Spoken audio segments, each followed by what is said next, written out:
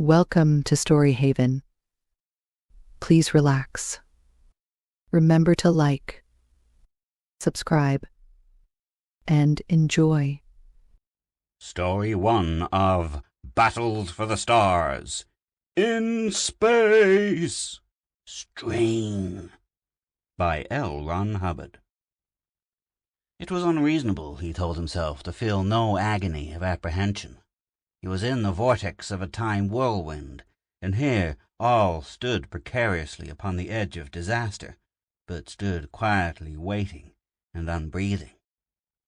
No man who had survived a crash, survived bullets, survived the paralyzing rays of the guards had a right to be calm, and it was not like him to be calm. His slender hands and even delicate features were those of an aristocrat, those of a sensitive thoroughbred, whose nerves coursed on the surface, whose health depended upon the quietness of those nerves. They threw him into the domed room, and his space boots rang upon the metal floor, and the glare of savage lights bit into his skull scarcely less than the impact from the eyes of the enemy intelligence officer. The identification papers were pushed across the desk by this guard, and the intelligence officer scanned them. The brutish, Saturnian countenance lighted and became interested. The slitted eyes flicked with satisfaction from one to the other of the two captured officers.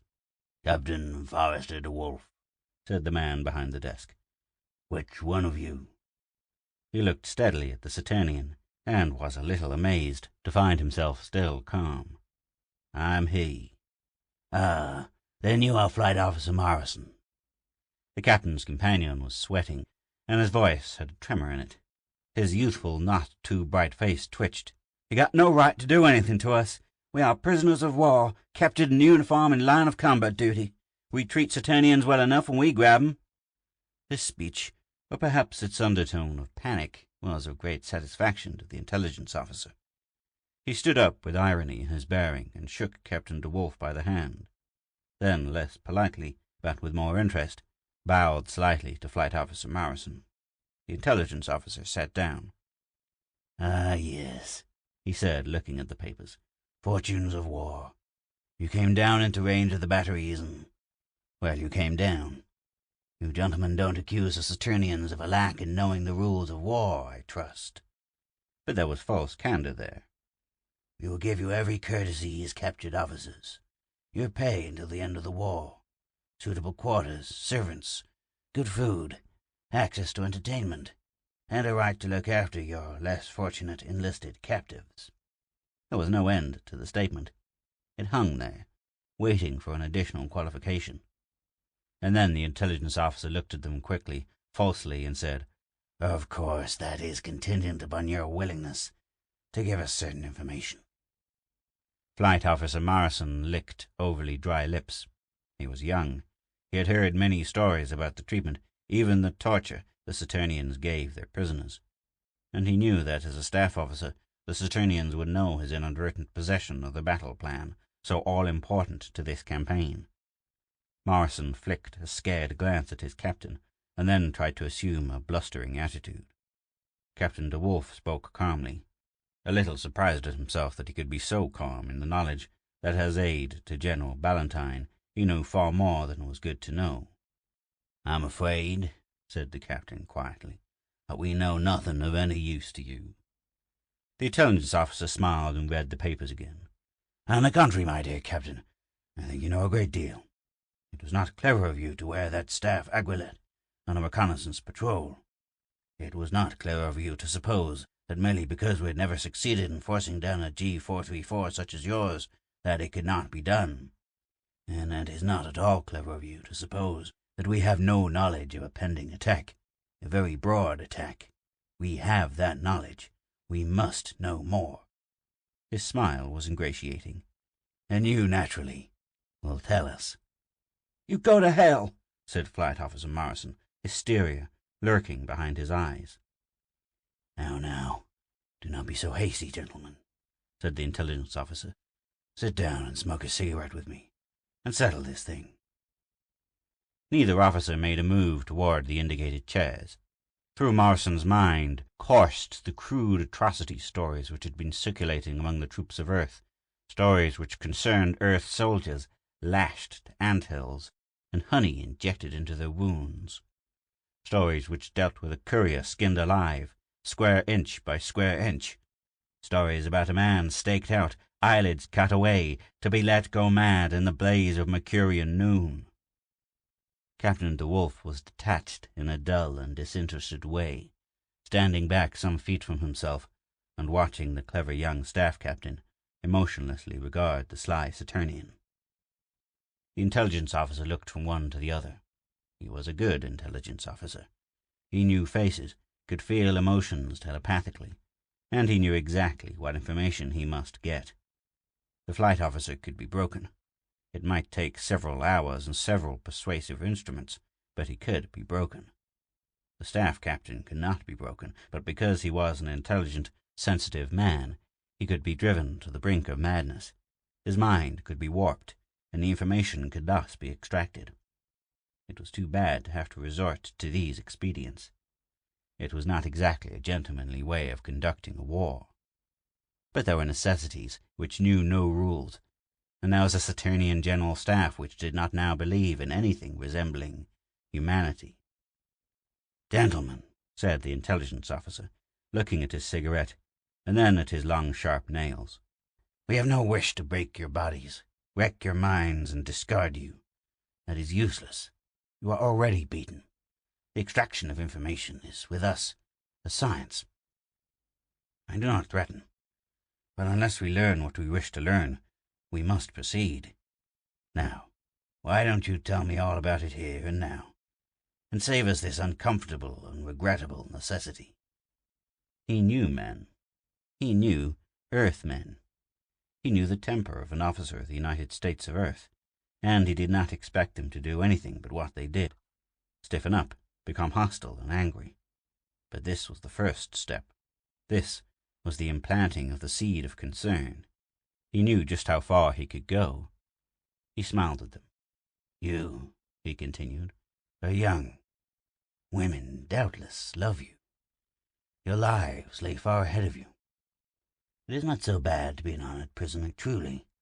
Why court the possibility of broken bodies, broken minds, warped and twisted spirits? There is nothing worth that. Your loyalty lies to yourselves, primarily. The state does not own a man. Now, what have you to say?" Flight Officer Morrison glanced at his captain. He looked back at the intelligence officer. "Go to hell," he said. There were no blankets or bunks in the cell, and there was no light save when the guard came, and then there was a blinding torrent of it. The walls sloped toward the center, and there was no flat floor but a rounded continuation of the walls. The entire place was built of especially heat-conductive metal, and the two prisoners had been stripped of all their clothes. Captain de Wolfe sat in the freezing ink and tried to keep as much of himself as possible from contacting the metal. For some hours a water drop had been falling somewhere on something tinny, and it did not fall with regularity. Sometimes there were 3 splashes in rapid succession, and then none for 10 seconds, 20 seconds, or even for a minute. The body would build itself up to the next drop, would relax only when it had fallen, would build up for the expected interval, and then wait, and finally slack down in the thought that it would come no longer. Suddenly the drop would fall, a very small sound to react so shatteringly upon the nerves. The captain was trying to keep his thoughts in a logical regulation pattern, despite the weariness which assailed him, despite the shock of chill which racked him every time he forgot and relaxed against the metal. How hot was this foul air! How cold was this wall! "Faster!" groped Morrison's voice. "Hello!" starting himself with the loudness of his tone. "Is it possible they'll keep us here forever?" "I don't think so," said the captain. "After all, our information won't be any good in any length of time. If you are hoping for action, I think you'll get it." Is this good sense to hold out?" "Listen to me," said the captain. "You've been in the service long enough to know that if one man fails, he is liable to take the regiment along with him. If we fail, we'll take the entire army. Remember that. We can't let General Ballantyne down. We can't let our brother officers down. We can't let the troops down. And we can't let ourselves down. Make up your mind to keep your mouth shut, and you'll feel better." It sounded, thought the captain, horribly melodramatic, but he continued, "You haven't had the grind of West Point. A company, a regiment, or an army has no thought of the individual. It cannot have any thought, and the individual, therefore, cannot fail, being a vital part of the larger body. If either of us break now, it will be like a man's heart stopping. We're unlucky enough to be that heart at the moment." "I've heard," said Morrison in a gruesome attempt at jocularity, "that getting gutted is comfortable compared to some of the things these Saturnians can think up." The captain wished he could believe fully the trite remark he must offer here. "Anything they can do to us won't be half of what we'd feel in ourselves if we did talk." "Sure," agreed Morrison. "Sure, I see that." But he had agreed too swiftly. The shock of the light was physical, and even the captain cowered away from it and threw a hand across his eyes. There was a clatter and a slither, and a tray lay in the middle of the cell, having come from an unseen hand at the bottom of the door. Morrison squinted at it with a glad grin. There were several little dishes sitting round a big metal cover of the type used to keep food warm. Morrison snatched at the cover and whipped it off, and then, cover still raised, he stared. On the platter, a cat was lying, agony and appeal in its eyes, crucified to a wooden slab, with forks through its paws, cockroaches crawling and eating at its skinned side. The cover dropped with a clatter and was then snatched up. The heavy edge of it came down on the skull of the cat, and with a sound between a sigh and a scream, it relaxed, dead. Grey-faced, Morrison put the cover back on the dish. The captain looked at the flight officer and tried to keep his attention upon Morrison's reaction, and thus avoid the illness which fought upward within him. The light went out, and they could feel each other staring into the dark, could feel each other's thoughts. From the captain came the compulsion to silence. Morrison, a struggling but unspoken panic. One sentence ran through Captain DeWolf's mind over and over. "He is going to break at the first chance he has. He is going to break at the first chance he has. He is going to break at the first chance he has. He is—" Angrily he broke the chain. How could he tell this man what it would mean? Himself a point officer, it was hard for him to reach out and understand the reaction of one who had been until recently a civilian pilot. How could he harden in an hour or a day the resolution to loyalty? It was a step ahead, a tribute to DeWolf's understanding, that he realized the difference between them. He knew how carefully belief in service had been built within himself, and he knew how vital was that belief. But how could he make Morrison know that 50,000 Earthmen, his friends, the hope of Earth, might die if the time and plan of the attack were disclosed? Futilely, he wished that they had not been at the council which had decided it. That knowledge of it had been necessary for them to do a complete scout of the situation for General Ballantyne. If no word of this came to the Saturnians, then this planet might be wholly cleared of the enemy with one lightning blow by space and land. Suddenly DeWolf discovered that he had been wondering for a long time about his daughter, who had been reported by his wife as having a case of measles. Angrily, he yanked his mind from such a fatal course. He could not allow himself to be human, to know that people would sorrow if he went. He was part of an army, and as part of that army, he had no right to personality or self. He was here. He could not fail. He could not let Morrison fail. If only that drop would stop falling. It was both relief and agony when the light went on once more. The captain had no conception of the amount of time which had passed, was only conscious of the misery of his body and the determination not to fail. The door swung open, and a dark-hooded Saturnian infantryman stood there. An officer behind him beckoned and said, "We want a word with Morrison, the flight officer, if you please." Not until Morrison had begun an hour or more did Captain DeWolf begin to crumble within. The irregular, loud drop the continued shocks of a body sweating in the hot air and then touching the icy metal, the fact that Morrison, the man, was not a regular. He was a civilian less than a year in the service. Unlike Captain DeWolf, who was not a personality molded into a military machine, and a civilian, having earned a personality of his own through the necessity to seek for self, could not be drawn too far down the road of agony without breaking.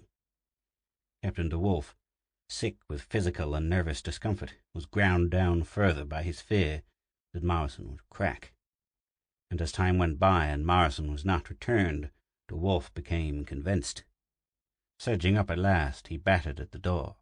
No answer came to him. The lock was steadfast. Wildly he turned and beat at the plates of the cell, and not until pain reached his consciousness from his bloodied fists did he realize the danger in which he stood. He himself was cracking. He stilled the will to scream at the dropping water. He carefully took himself in hand and felt the light die in his eyes. He had no hope of escape. The Saturnians would be too clever for that, but he could no longer trust himself to wait, and he used his time by examining the whole of this cell. The walls were huge, unyielding plates, and there was no window, but, passing back and forth, he repeatedly felt the roughness of a grate underfoot.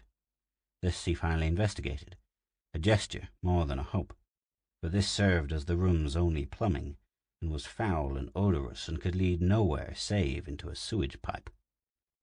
For the space of several loud and shattering drops, DeWolf stood crouched, loose grate in hand, filled with disbelief, for there was a faint ray of light reflected from somewhere below, and in that light it could be seen that there was room enough to pass through. Suddenly crafty, he listened at the door, then with quick, sure motions slid into the foul hole and pulled the grate into place over his head. The light, not yet seen, was beckoning to him at the end of a tunnel in which he could just crouch. He crawled in the muck for 200 feet before he came to the light, and here he stopped, staring upward. Hope in him flickered, waned, and nearly vanished in a tidal wave of despair, for the light came from an upper grate 14 feet above the floor of the tunnel, far out of reach upon a slimy, unfloored wall. He tried to leap for it and fell back, slipping and cruelly banging his head as he dropped. Again he took solid hold of himself. He forced his trained mind to think, forced his trained body to obey. He stood a long way back from himself and critically observed his actions and impulses, as though he was something besides a man, and the man was on parade. He looked farther along the tunnel and fumbled his way away from the light. He was sure it would have another outlet presented to him by fate. He could not be led this far without some recompense, and he felt in the top of the tunnel for a grate which might lead out through an empty cell. The tunnel curved, and then a new sound made him fumble before he took another step. There was a drop there, an emptiness which might extend 10 feet or 100. He had to return or chance it. The water, which sluggishly gurgled about his ankles, spilled over the soft lip of the hole and dropped soundlessly. Suddenly he was filled with sickness and panic and premonition. This foul trap into which he had ventured hemmed him close, imprisoned him, would embrace him for some awesome purpose and never give him up. He forced himself into line. He froze his terror. He dropped blindly over the lip of the hole. It was not shaken, for he had dropped less than 6 feet, and the bottom was soft. He crouched, his emotions clashing, disgust and relief. And then when he looked about him again, he felt the mad surge of hope, for there was light ahead. Floundering and splashing and steadying himself against the walls, he gained the bend and saw the blinding force of daylight. For some little while he could not look directly at it, nor could his wits embrace the whole of the promise that light offered. But at last, when his pupils were contracted to normal, and his realization distilled into reason, he went forward and looked down. Once more his hope died. Here was a sheer drop of nearly 100 feet, a cliff face which offered no slightest hold, greased by the sewage and worn smooth by the water. Clinging forlornly to the edge, he scanned the great dome of the military base a mile overhead, scanned the cluster of metal huts on the plain before him, watched far-off dots which were soldiers. There was a roar overhead, and he drew back lest he be seen by the small scout plane which cruised beneath the dome. When its sound had faded, he again ventured a glance out, looking up to make sure he was not seen from above, and once more hope flared. For the wall above this opening offered grips in the form of projecting stones, and the climb was less than 20 feet. It was difficult to swing out of the opening and grab the first rock. It took courage to so expose himself to the sentries who, though 2,000 yards away, could pick him off easily off the wall if they noticed him. The rock he grabbed came loose in his hand, and he nearly hurtled down the cliff. He crouched, panting, denied, wearied beyond endurance with the sudden shock of it, and then he stood off from himself again and snarled a command to go on and up. The next rock he trusted held, and in a moment he was glued to the face of the sheer wall, making weary muscles respond to orders. Why he was tired he did not understand, for he had done no great amount of physical exertion.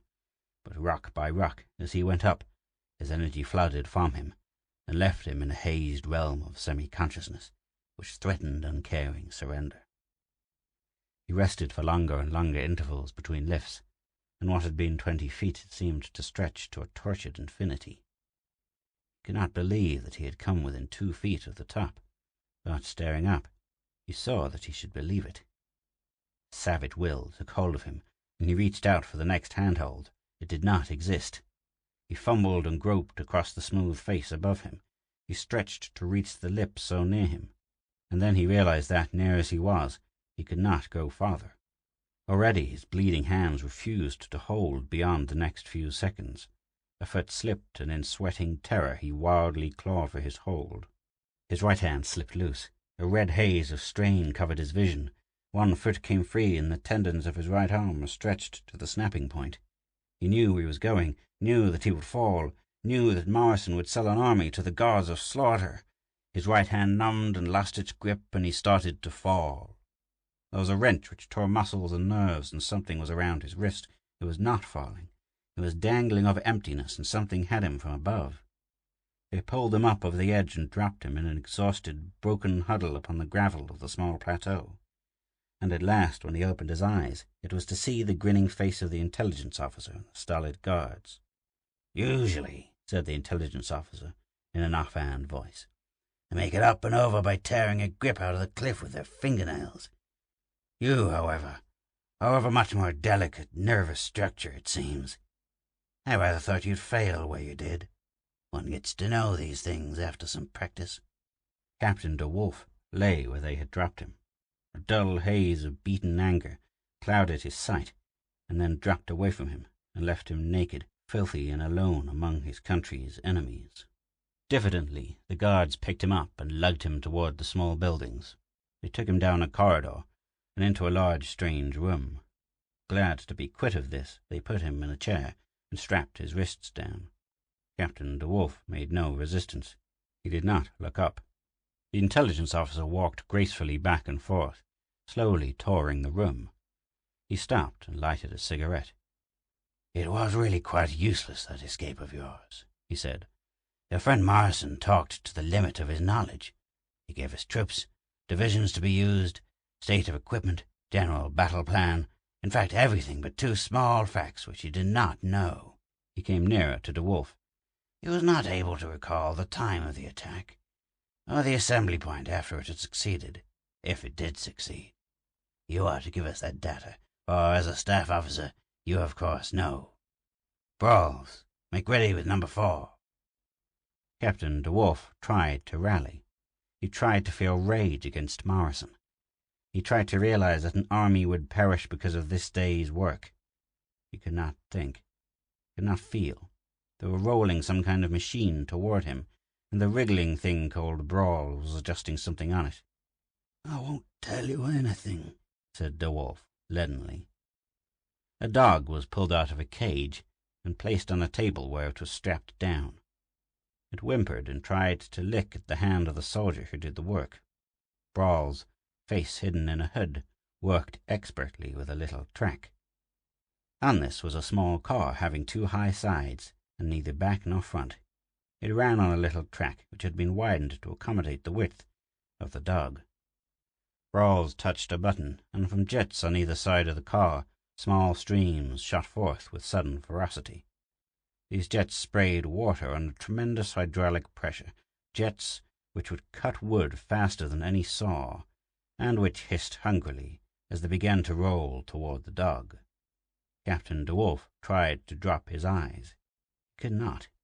The little car crept up on the dog, and then the jets began to carve away a fraction of an inch at a time.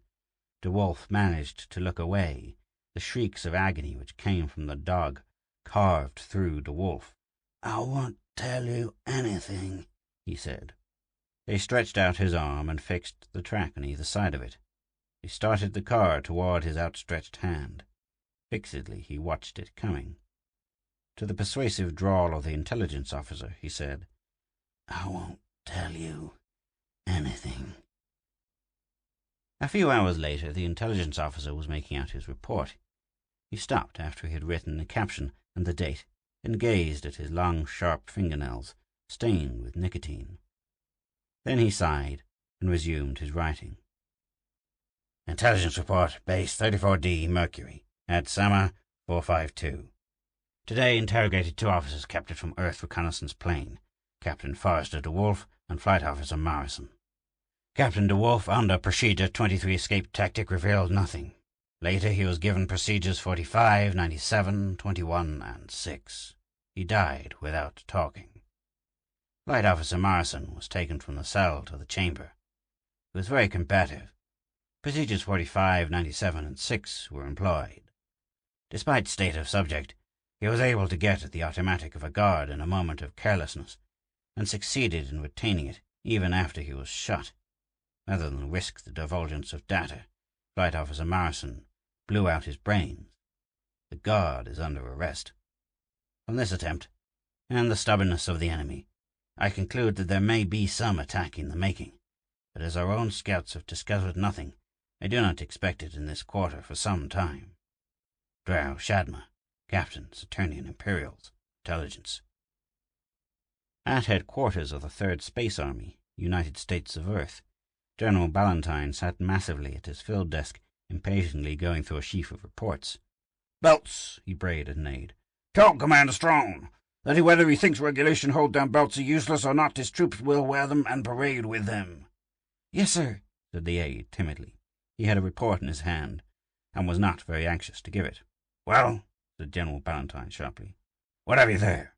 "It's a report, sir. Captain DeWolf and Flight Officer Morrison are missing on reconnaissance. They are unreported for a day and a half." "Morrison, DeWolf? Oh, yes, DeWolf." General Ballantyne was perfectly silent for a moment. Then, in an altered tone, "Morrison, I don't know the man. I don't know."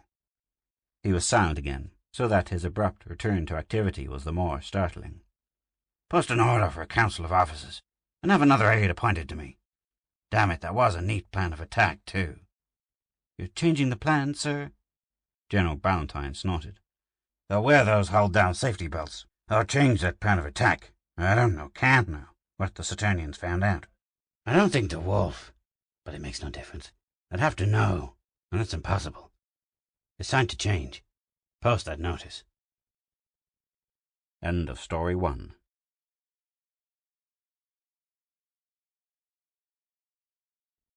Story 2. The Sling and the Stone, by Michael Shaara. On the morning of the first day, floating in the cold of space, they inflated the station. It puffed up tightly to a silvery donut, and 4 men, whose names were Krylov, Myrkov, Stolykin, and Davchenko, went to live inside. There was no ceremony. Out of a motionless rocket which hung in space nearby, other men came, trailing long wires. All the long black afternoon of that day, these men clustered on the skin of the donut, fixing curved weightless slabs of carbon-coated aluminum to the sides, and within the station, where there was air and therefore blessed noise, the 4 men worked with fluttery movements, attaching wires and steel ribs, adjusting, connecting. After a while, there was nothing more to do. The rocket pulled in its lines, gathered up its men.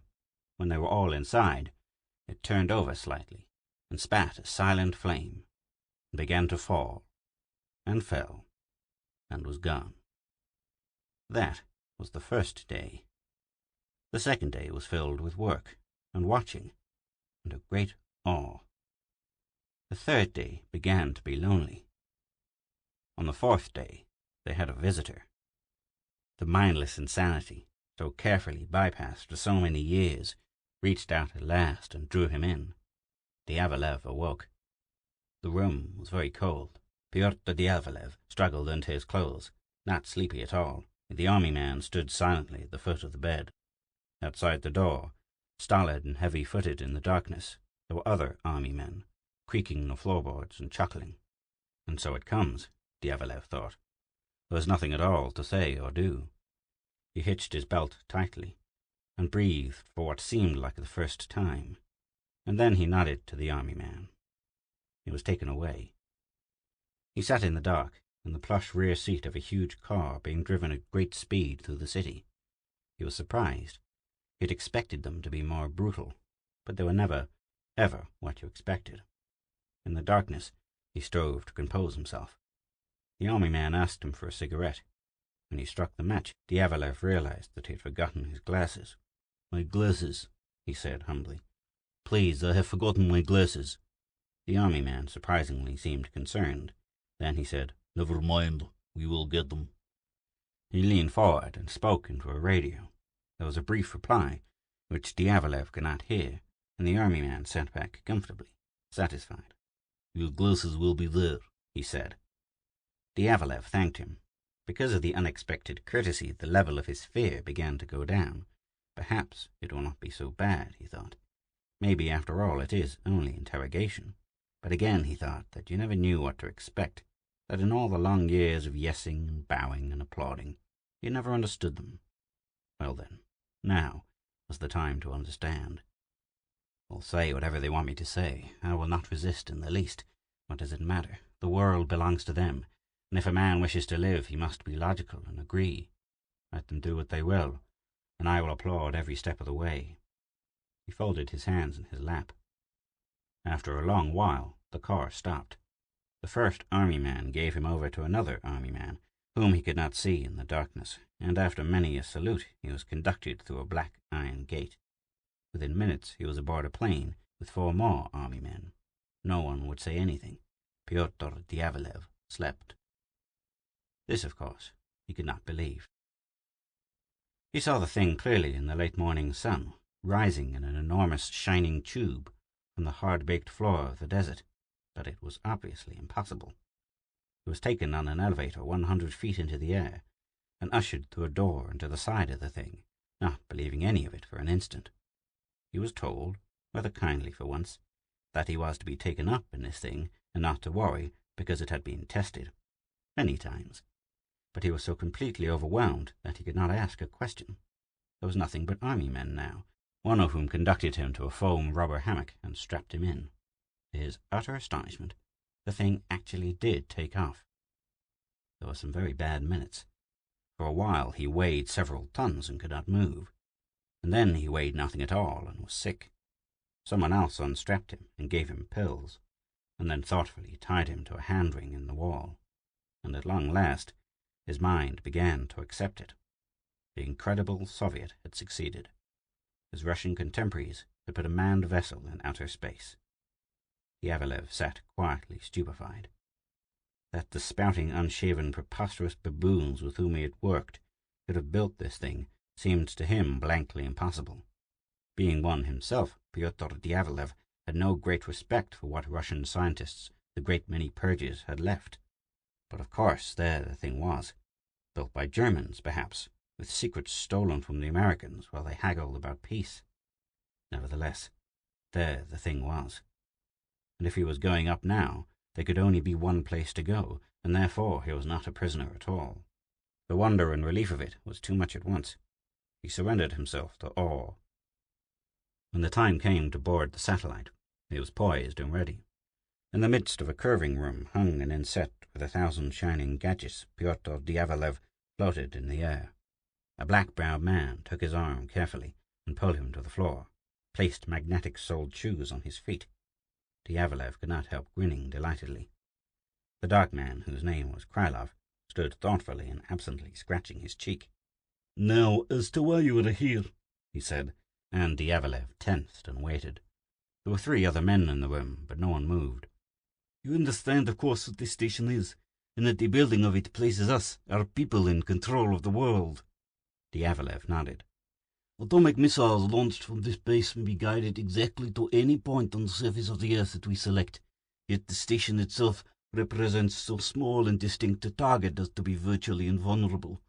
Russia, my friend, need fear no country on Earth. Not," he added quickly, "that she ever did, of course." Diaghilev, with the inbred habit of years, gave his congratulations. Krylov stood looking at him closely, half smiling, rubbing again at his cheek. There was something infinitely chilling in the moment, but Diaghilev was able to smile back. "The station has been in existence," said Krylov, "for slightly more than a week. There are not 50 people in the entire world who know of it. You have become one. You are therefore most important." Diaghilev was becoming nervous. "But you are important," Krylov went on slowly, "for other reasons. To be exact, you are perhaps as important at this moment as any man who ever lived." Diaghilev, dazed, struggled to digest that, while Krylov held him with his eyes, and the 3 other men spoke lowly among themselves. "I am saying all this to impress upon you the vastness of the work with which you have been entrusted. I want you to understand clearly that the accuracy of your work could mean the collapse of all our enemies, of the entire capitalistic empire. Therefore you will be accurate." There was a fixity to Krylov's face which was unsettling. Diaghilev waited, uneasy and bewildered. The dark man smiled. "You are a Russian," he stated powerfully. "We know that you will do your best." "Of course," Diaghilev said. Krylov turned and pulled open a drawer. Out of the drawer he drew a chart and handed it to Diaghilev. "Do you recognize that?" Diaghilev stared. "That is the plotted orbit," Krylov said carefully, "of a moon.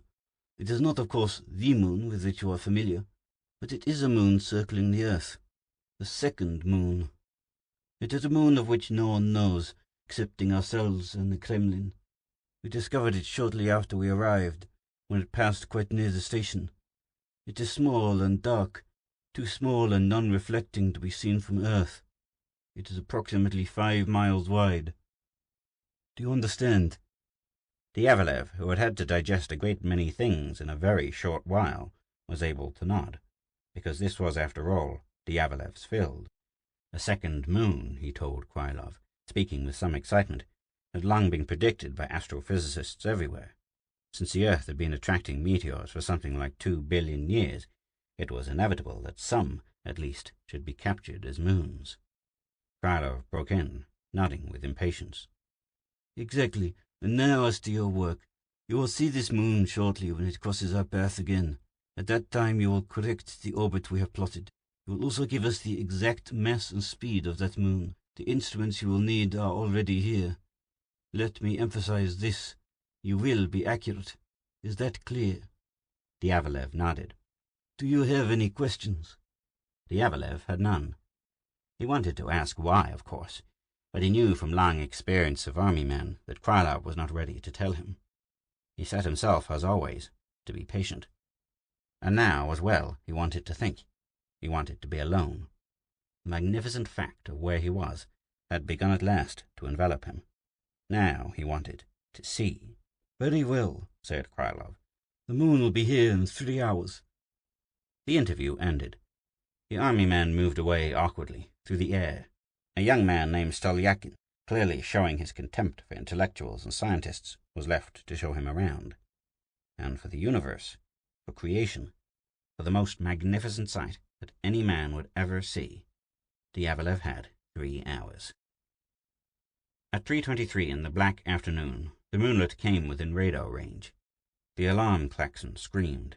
Pyotr Diaghilev sat poised and ready, holding himself tightly, while the thing came by with a great curving rush. There was very little time, but Diaghilev worked with care and precision. When he was done, he looked into the television screen and saw the moonlet go by. In that moment, he felt the presence of God. The thing was so huge, so incredibly immense, that Diaghilev was terrified. Jagged, pitted, revolving slowly like a great rolling stone, the ball rushed by in the awful silence, blotting out the stars. To Diaghilev there was never anything so cold or dark or ominous, never anything at all like it in all the history of man, all the world. Like a stone, Diaghilev thought, from the sling of God. It bore off into the west, reflecting dimly the cold yellow rays of the sun. It was gone in seconds. Diaghilev tried to relax. He put a cigarette in his mouth and lighted it. But as usual, the heated gases did not rise, and the cigarette put itself out. Diaghilev did not notice. Before he could think, before he could even begin to realize the thought that was forming in his mind, Krylov was beside him, speaking with restrained exultation. "Were you successful?" Diaghilev looked up shakily. "Yes." "You will check your figures, of course." "They are accurate." "Doubtless, but you will check them. When you are certain that there is no possibility of error, you will be given your final work. I will not tell you that until you are finished here, since what we plan may affect the clarity of your thinking. That must not happen." Diaghilev could not stop the question. "What are you going to do?" "You will know when there is a need. The figures must be accurate." Krylov was gone. Diaghilev sat for a long time without thinking. Then he reached up slowly and turned off the television, and the earth and the stars were gone. Now he must begin to think. Now, really, he must try to understand. 24 hours ago he had been in his bed, in his home, sleeping, and now he was in outer space. It was too much for him. He could not understand why they had brought him here, and before the stupendous fact of what was outside, he was helpless even to think. He had only a fear, a cold, growing fear deep inside, because the station was the most potent military weapon the world had ever known, and because there was no hope now for the rest of the world. Always before he had thought, as a matter of course, that the army men would never last, be swallowed eventually in the Russian soil, just as had all the other conquerors before them. But now he saw that there was no chance, and the power of these men, their overwhelming power, was a fact he could not deny. Yet the habit of obedience was great, and this thing too Diaghilev could forget, for in the end what mattered was only this: Diaghilev was outside. No more time to think. He reached back up, turned on the screen. He surrendered himself with awe to watch the shining movements, and the moonlit was forgotten. There were many, many things which the moonlit would end, and Pyotr Diaghilev was one of them. But of this, of course, he could not know, and so he continued to watch while the moonlit swung out over Russia, Denmark, and the northern tip of England, just as it had been passing, silently, for 100 million years, just as it would pass, still silently, for a few more days. The moonlit came round twice more, and each time Pyotr Diaghilev carefully checked his figures. They were true. The thing was roughly circular, something less than 5 miles in diameter, at an orbital speed approaching that of the station. Because of its weight, Diaghilev was certain that it was virtually solid nickel iron. A cold, whirling mass of iron, 5 miles thick, come out of eternity and the endless reaches of space. It occurred to Diaghilev, with fascination, that no one as yet had boarded the thing. He was about to ask when Krylov came up, but now the end came, and he had no time. Krylov wanted to know if he was now certain. Diaghilev said, "Yes." "Good. Now we may begin." Krylov looked into the television screen, again rubbing his face with thick, hairy hands. They were just passing over the northwestern coast of America. Diaghilev waited. "If we were to take a pail of water," Krylov said calmly, "and whirl it around over your head, what would happen to the water?" Diaghilev looked at him queerly. "It would remain in the pail," Krylov said, smiling. "If you were swinging it fast enough." "Exactly." Krylov turned back to stare at the screen. Below them was the pale, gleaming blue of the Pacific. "But if you were to slow it down, comrade," Krylov said gently, "what would happen then?" "It would fall." And then, all of a sudden, Diaghilev understood. Time stopped. Diaghilev began to feel sick. Krylov laughed at his amazement. "Now take the case of this moon. If we were to slow it down, would it not fall?" "But how? Would it not?" "Yes." Ha!" Krylov laughed delightedly. It was my own idea, you know. Although I am not a scientific man, this I could do myself. Are you amazed? I see that you are." He clapped a rough hand on Diavolev's knee. Diavolev strove to keep the horror from his face. "Now, one thing more. The moon, or moonlet, as you say, passes along a definite line over certain areas of the earth. If we were able to slow it down when and where we wanted, the moon could be made to fall at a predetermined point along that line. That is obvious. You have already computed that path, along with all the necessary data. We, my friend, have picked a target. Your further work, therefore, is this. You will determine the point and the time at which the moonlet must be slowed in order to fall upon the target. It is a simple question of trajectory. And this is your mission, your trust." Diavolev could not speak. This man was clearly mad. Krylov was laughing again. His teeth bared into Diavolev's eyes. "Can you conceive it, comrade? Can you conceive it? The hand of God. You call it the hand of God." He leaned back and roared, almost upsetting himself in the weightless air. The other crewmen heard him laugh and turned to look. They were all grinning. Diavolev felt his clothes becoming sodden. Krylov was serious. More than that, they were all serious. The leader himself must know of all this, and must have approved, or Diavolev would not be here. And they cannot have fallen this far, Diavolev told himself, not in so little a time. But they would do it. Observing Krylov, Diavolev understood at last that they would, and a great wave of despair cut through him. "How will you slow it down?" Krylov waved a fat hand smoothly. "By a series of hydrogen bomb explosions placed at intervals along the leading face. We have already begun. The bombs are here, comrade. The thrust of each bomb is known. Each will slow the moonlet to a certain extent. The last one, which you will time, will slow it too much, and it will begin to fall. And then," Krylov grinned, "the hand of God." Diavolev removed his glasses, wiped them slowly. Futile to fight, futile to oppose. The thing would work, he thought, and this hairy, itching maniac knew it. Futile to tell him anything, but he had to say something. "Have you any idea of the explosive power the moonlet will have?" "Some," Krylov said calmly, turning to watch him now with rock-like eyes. "At the speed with which it will hit, it can have no tensile strength. Therefore the kinetic energy will be transformed into an explosive energy. The thing will blow up. It will devastate an area several 100 miles wide. It will kill quite a few million people." Krylov chuckled. "And it can never be traced to us. It will be an act of providence." Krylov roared again, waving his arms. "Think of the reaction. Consider the necessary psychology. At this most crucial point in the history of the world, at this time when the enemy is preparing for a holy war, suddenly a meteor will fall in the center of their land, a meteor like none that has ever been dreamed of, and it will be so great a coincidence that it should fall at this time in this place that they will be forced to their knees. The fools, the fat, weak, superstitious fools will say that it is God's will." Krylov roared again, and then he reminded Diavolev that it was his own idea. There was more. Krylov even suggested that the moonlet would be humane. It was, after all, only a bomb, and if there was a war, there would be many bombs. But now the Americans would not dream of bombs. There need not be a war at all. Diavolev sat very still, yesing the rain of incredible logic. It was clear to him only that this man was not human at all, that none of them were, and that the destruction of civilization was the most inevitable thing that ever was. Krylov said that he knew Diavolev was overwhelmed, that he should rest before he completed the final figures. He clapped Diavolev on the shoulder, and before leaving gave him the name of the target area.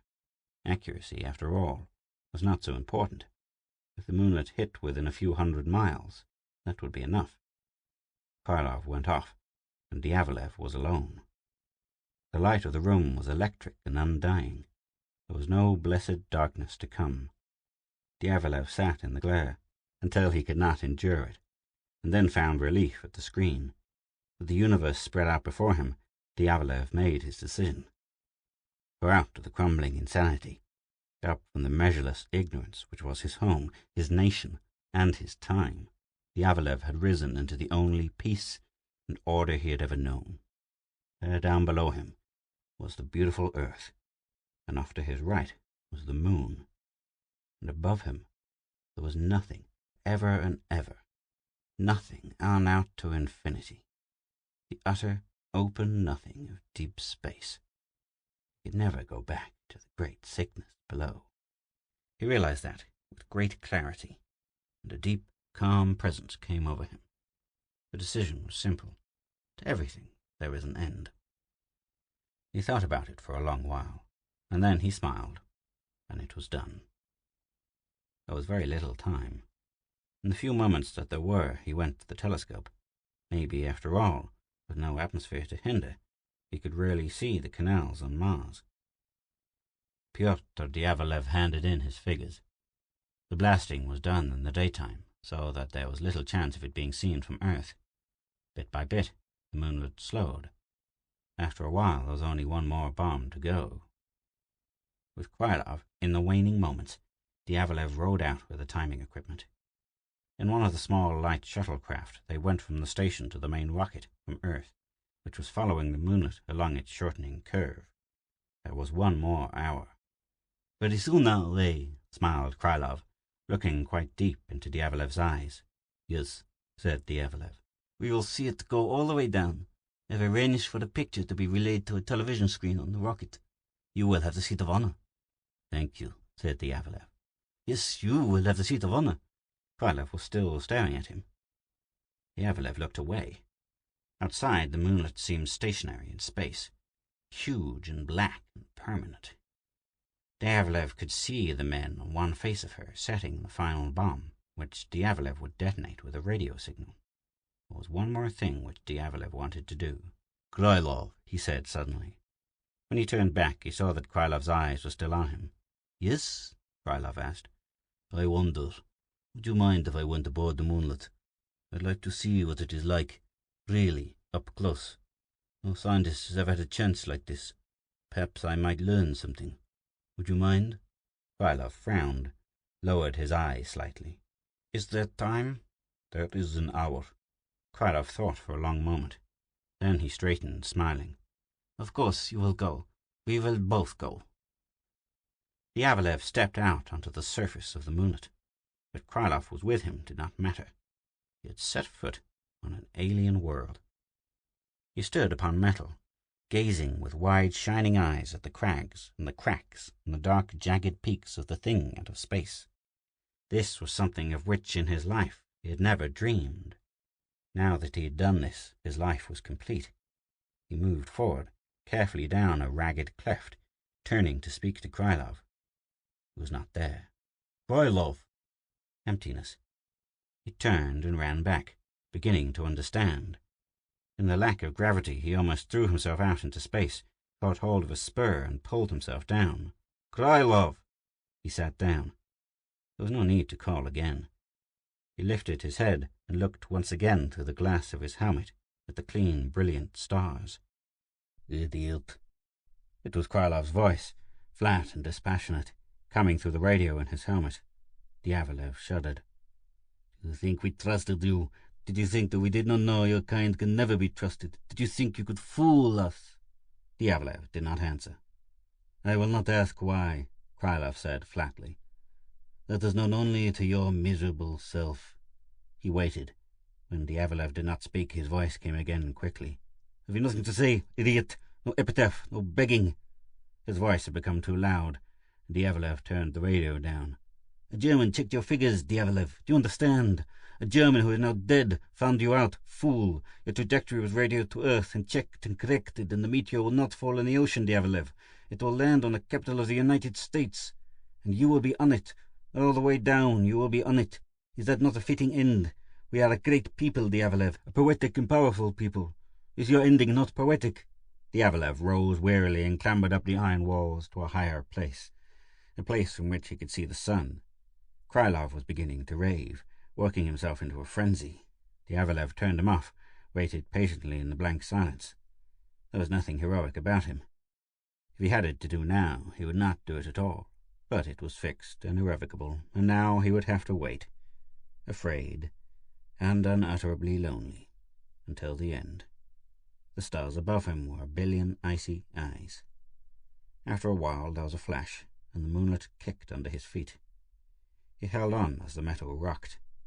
He waited, waited, waited, until he could feel it beginning to fall. Then he took a deep breath and spoke. "Krylov, goodbye." "Krylov," Diavolo said quietly. "Listen, my army friend. You gave me a problem. The problem had two parts. 2 parts, army man. And if the first part is wrong, the other does not matter." At the other end of the radio, borne through space and the rushing emptiness, Diavolo sensed the beginning of fear. He was about to smile. "What?" came faintly. "When you checked the trajectory, did you also bring some German up to compute the size of the moonlight all over again?" "Nothing." Diavolo chuckled. "You didn't, did you, Krylov?" There was nothing on the radio but an aching, brittle static. "You used the speed I gave you. You used the mass I gave you. The moon will not fall on America, Krylov." Gradually, now, over the weakening radio, came back the sounds which were to be the last pleasure of Pyotr Diavolov's life. Rage first, and a vast incoherence. And then Krylov began to change in an ugly, despairing, dirty way, whimpering, and all Diavolov could understand was, "My idea! It was my idea!" But now Diavolov could not listen, because the moon was falling, and there was very little time. An end in fire, the little man thought. A blessed, quick end as I hit the air. He shouted, trying to make himself heard. "We are both dying, army man. Soldier boy, my captain, do you know where the moon will fall?" Krylov knew. He went mad. "Watch me go." And now Diavolov was laughing. "Take your seat of honor and watch me all the way. Here I go, Krylov. Watch me. Watch your world." He stopped, out of breath, to hang on, while the moon fell away beneath him, faster, faster, and the stars began to whirl. And a poetic end, he thought. A lovely end. Let there be an end. And eventually the end came, and Diavolov was dust, and his dust mingled evenly with the fire-blasted soil of Russia. End of story 2.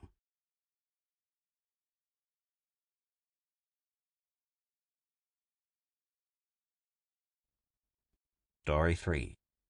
Slaughter on Dornell 4 by Ivar Jorgensen. Larry Fillmore stared at his beer and mentally roasted his fight manager for the 50th time. Human beings were supposed to be the toughest race that the galaxy had ever spawned, but as a fighter, Larry didn't put too much faith in the theory. He had fought a good many races throughout the galaxy, and although he had always come out the winner, he had plenty of scars to show for it. He looked around the bar. It was full of various beings, none of them human except himself. "What am I doing here?" he asked himself. "I'm sitting in a cheap little bar on Dornell 4, waiting for a Dornellian fighter to kill me tomorrow." But there was no way out of it, Fillmore thought bitterly. Blackmer, his manager, had the whole thing sewed up. Larry had found out, 3 months before, that Blackmer was cheating him, but that had been too late. According to the contract, Larry had to finish the season or go to prison. If he quit, he would, according to the law, be cheating his manager. On the other hand, if he got killed during the battle, his entire check would go to Blackmer. So Blackmer had done a smart thing. For him, he had lined up Larry with Fornax Kedron, the champion of Dornell. The Dornellians were big, 8 feet high, with fingers that ended in razor-sharp claws. Of course, Larry would be provided with steel extensions on his fingers, but they wouldn't help much. Larry had never learned to use them. Fornax Kedron would kill him in the first round. Larry took another sip of his beer and stared forlornly at the bar. With his fingers, he traced meaningless designs in the moisture left by the cold glass. Maybe he was taking a coward's way out, but it was the only way he could see. Better a live coward, he thought, than a dead hero. "Another bar, bartender," he called, finishing the one he held. "Coming up, Earthman." The beer arrived, and he took a sip. Training? The hell with it, he thought happily. He was going to get himself completely stewed tonight. Live high, die young, and have a good-looking corpse. Or maybe it would be better simply to get aboard a spaceship and try to get away. Maybe the interstellar police would never find him. He shook his head dismally. That wouldn't work either. Nothing would work. If only he'd had some practice fighting a Dornellian. He reached out for his beer, not noticing that someone had taken the vacant seat next to him. His elbow collided with a glass. The glass tipped, pouring a green, bubbling liquor all over the Dornellian sitting next to him. "Stupid Earthman!" snapped the Dornellian contemptuously. "A clumsy beast like you shouldn't be allowed to enter a public place." With one hairy paw, the Dornellian shoved against Larry's shoulder, intending to push him off the bar stool. Larry moved back, more in astonishment than anything else. He hadn't known that Dornellians had any particular prejudice against Earthmen. There was unmistakable racial hatred in the alien's voice.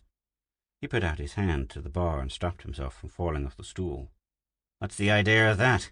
Larry growled. "That was an accident, and—" "You're trying to argue with me. Here is the rest of the drink."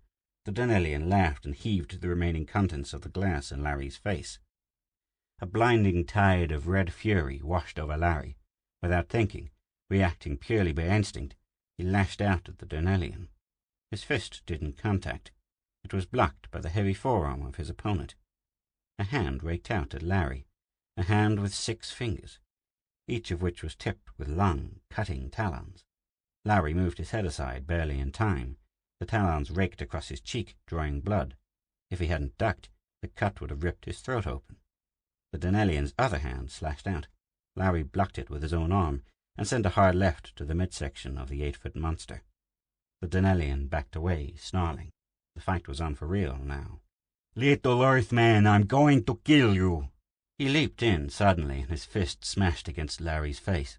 Larry rolled with the blow, but it brought the taste of blood to his mouth. His feet moving fast, the Earthman bobbed back away from the giant. He felt a glow of pleasure within himself. Here was the chance to practice a little with the Dornellian. What better training was there for a championship bout than a barroom brawl? He had to watch out for those claws, though, those deadly razors that sprouted from the Dornellian's fingertips. 2 other Dornellians started to move in, but an Aldebaranian, a huge reptilian beast, slow-moving but powerful, stepped in front of them. "Speck!" he hissed in his snake-like voice. Larry heard an Arcturian spider-man click his mandibles together and whisper, "Yes, let the Earthman fight it out by himself." Larry wasn't too worried. He had fought to the death on 100 planets, and hadn't been killed yet. An ordinary Dornellian didn't bother him much. He moved in confidently for the knockout. His fist lashed out, but his opponent was even faster. Larry connected with nothing but empty air, and the Dornellian's claws raked down his side as the other hand slammed against the side of his head. Dazed, Larry danced back. His arm was dripping blood, and his head felt groggy and heavy. The Dornellian threw a left jab, and Larry blocked it with his own left arm. But the giant had done something unexpected. Instead of striking with his closed fist, he had suddenly extended his fingers. The sharp claws stabbed deep into the muscle of the Earthman's forearm, sending a wave of pain to his shoulder. Again Larry backed away, his arm aching from the wounds. Quickly he reversed his direction and stepped back in. This time he used a kick, but the Dornellian sidestepped. The toe of Larry's boot caught his hip. Cursing, the Dornellian closed in. He punched a hand forward, claws extended. Larry stepped to one side and grabbed the hairy wrist. Using the giant's strength and weight to his own advantage, he propelled the monster across the room, slamming him up against the bar. Then he leaped forward to smash in the Dornellian's ribcage with his heavy boots. He was not quick enough. The giant rolled aside and sprang to his feet. Snarling viciously, he advanced toward the Earthman. One hand came down in a hard, chopping blow. Larry managed to fend it off, but the Dornellian's other hand slugged into the pit of his stomach. Weak with pain, Larry staggered back. He aimed a kick at the alien's shin, and it connected hard. Taking advantage of his opportunity, Larry stepped in. His heel came down on the Dornellian's toes at the same time that his fist slammed into the bristly jaw. The giant reeled backwards, his taloned hands slashing through the air. He regained his balance and came forward again, but this time Larry was ready for him. The Dornellian stepped square into a blow to the stomach. Oddly enough, it didn't seem to bother him much. Then Larry remembered that the Dornellian nervous system wasn't much like an Earthman's. The nerves just weren't in the same places. But where were they? Again he cursed Blackmer. The manager hadn't told him anything about Dornellians. to let him sign for the fight with Fornax Kedron, even though it would be sheer murder. Well, Larry thought somberly, I'll learn tonight, if we ever get out of this bar alive. He took a deep breath and glanced at the giant, who had recovered from Larry's onslaught. The Dornellian stepped in with a fast 1-2, a rake across the face with his left, and a smash to the heart with his right. The claws to his face alerted Larry for the blow to the heart. He stepped back just enough to avoid being really hurt, but the Dornellian's talons had raked his forehead, cutting in deeply. Blood was pouring down over his eyes. He took a quick look around the bar. The customers were gathered in a ring and were watching the contest wide-eyed, as if they were in 50-credit ringside seats. The Dornellian still looked relatively unscratched, while Larry knew he looked as though he'd rolled over a barbed wire fence. But in spite of the blood, Larry had finally gotten the measure of his opponent. The 8-foot giant weighed close to 500 pounds. His mass was too great for him to be able to handle his body rapidly, no matter how fast his reflexes were. Larry moved in again. He planted a hard right directly in the giant's throat. There had to be nerves there. The Dornellian gagged and dropped his head. Larry smiled and slammed his fist into the giant's ribcage, doubling him up even more. He could almost hear the crowd cheering now as he moved in for the kill. He sucked in his breath and lifted 1 foot from the floor. His right fist came up from his knees, gaining speed as it rose. Like a hammer, it crashed into the hairy jaw of the Dornellian, and Larry could feel bones splintering against his knuckles. Like an oak with rotten roots, the great Dornellian toppled to the floor. He landed with a crash that seemed to shake the building. Larry stood over the fallen giant for a moment, catching his breath, wondering when the referee was going to start to count. Then he realized there wasn't going to be any count. There wasn't any referee. His arms were quivering, and his face was dripping with blood. He turned away, mopping his face clean, and started to pick up his unfinished beer when the wailing of sirens echoed through the bar. Police! Someone had called the Dornellian police. The Arcturian Spider-Man sidled up to him. Well done, Earthman, he said in his whispering voice. Come with me, I have a car outside. Without another word, the Arcturian scuttled toward the door. Larry paused for a fraction of a second before making up his mind. As well trust the Arcturian as anyone. If the police caught him, his life wouldn't be worth a counterfeit credit. No one tried to stop him as he ran out the door. The Arcturian's car was waiting just outside. Larry climbed in, and the Spider-Man slammed one of his many feet down on the accelerator. The car shot off into the night, its turbo-electric engine humming smoothly. Well, Earthman, said the grating, whispering voice. You made hash out of the Dornellian. Frankly, I was surprised. So was I, Larry said. I don't know why I'm bothering to run away. All you have to do is pick me up in my hotel. The Arcturian chuckled dryly. No, I don't think anyone recognized you. Don't forget that all Earthmen look alike to other beings. The only reason I knew who you were is that I'm a fan of yours. I was glad to see you beat that Dornellian, believe me. Thanks, Larry said. It is not going to do me any good when I get into the ring against Fornax Kedron. If an ordinary Dornellian citizen puts up a fight like that, what am I going to do against a professional boxer? The Arcturian laughed again. Just get in there and fight, Fillmore. You can handle him, I'm sure you can.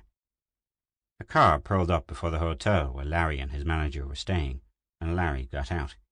The Arcturian waved to him and drove off. Wearily, Larry dragged himself inside and into the elevator. 17, please. Yes, sir, Mr. Fillmore, said the Dornellian elevator boy. He pushed open the door to his room and dropped on the bed, dead tired. He didn't dare look in the mirror. He was afraid to see what a mess the Dornellian had made out of his face, which hadn't been any too neat before. Blackmer, he called. There was no answer. The manager was not around. Larry got up, looked bleary-eyed into the other room, and seeing no one, dropped off into a deep sleep. His last thought, before he blacked out, was that he'd get into the ring and do his best. He'd already beaten one Dornellian. How tough could Fornax Kedron be? And what did it matter anyway? He was bound to get killed sooner or later anyway. That was the unspoken assumption every fighter operated under. When he awoke the following morning, he didn't feel quite so certain about things. The brawl the night before had taken a terrific toll on his nervous system, and he knew that he'd be butchered if he stepped into the ring with a Dornellian champ. He was in no condition to fight. Blackmer, you're here. The manager's bed had been slept in, but there was no sign of him. Larry groped for the house phone, grabbed it, spoke into it. "Do you know where Mr. Blackmore is?" "He's in the bar, sir," said the switchboard boy. "Do you want me to call him for you?" "Yes, please." A moment later, Larry heard the manager's harsh voice. "Blackmore, eh? Who's calling?" "This is Larry. I'm ready for that fight, Blackmore," he said, hoping he'd have the strength to go through with it. "And after I get through with the Dornellian, I'm going to knock your teeth in. This is my last fight for you." "Now, Larry," Blackmore said. "don't be hasty. Shut up, we're quits. I may get killed in that ring, but I'll fight just this once and—" "What, haven't you heard? The fight's off." Larry blinked in astonishment. How would I have heard? "I thought the news was all over, so I didn't bother to wake you. Fornax Kedron is in the hospital. He got his jaw broken in a bar brawl last night. Nobody knows who did it, but I've got another bout lined up and don't rank 6 with..." "Skip it," Larry said. "I'll discuss it with you some other time." Larry slowly dropped the receiver back on the hook. He grinned, and then he began to laugh.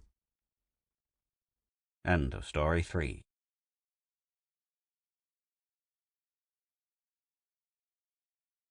Story 4. The Hour of Battle by Robert Sheckley. "That hand didn't move, did it?"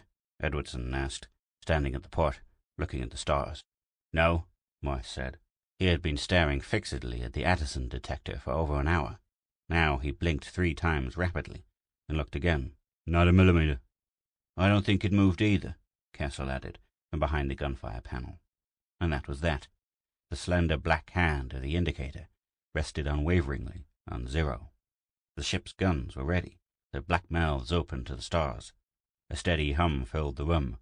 It came from the Addison detector, and the sound was reassuring. It reinforced the fact that the detector was attached to all the other detectors, forming a gigantic network around Earth. "Why in the hell don't they come?" Edwardson asked, still looking at the stars. "Why don't they hit?" Shut up," Morse said. He had a tired, glum look. High on his right temple was an old radiation burn, a sunburst of pink scar tissue. From a distance, it looked like a decoration. "I just wish they'd come," Edwardson said. He returned from the port to his chair, bending to clear the low metal ceiling. "Don't you wish they'd come?" Edwardson had the narrow, timid face of a mouse, but a highly intelligent mouse, one that cats did well to avoid. "Don't you?" he repeated. The other men didn't answer. They had settled back to their dreams, staring hypnotically at the detector face. "They've had enough time," Edwardson said, half to himself. Castle yawned and licked his lips. "Anyone want to play some gin?" he asked, stroking his beard. The beard was a memento of his undergraduate days. Castle maintained he could store almost 15 minutes' worth of oxygen in its follicles. He had never stepped into space unhelmeted to prove it. Morse looked away, and Edwardson automatically watched the indicator. This routine had been drilled into them, branded into their subconscious. They would as soon have cut their throats as leave the indicator unguarded. "Do you think they'll come soon?" Edwardson asked, his brown rodent's eyes on the indicator. The men didn't answer him. After 2 months together in space, their conversational powers were exhausted. They weren't interested in Castle's undergraduate days, or in Morse's conquests. They were bored to death, even with their own thoughts and dreams, bored with the attack they expected momentarily. "Just one thing I'd like to know," Edwardson said, slipping with ease into an old conversational gambit. "How far can they do it?" They had talked for weeks about the enemy's telepathic range, but they always returned to it. As professional soldiers, they couldn't help but speculate on the enemy and his weapons. It was their shop talk.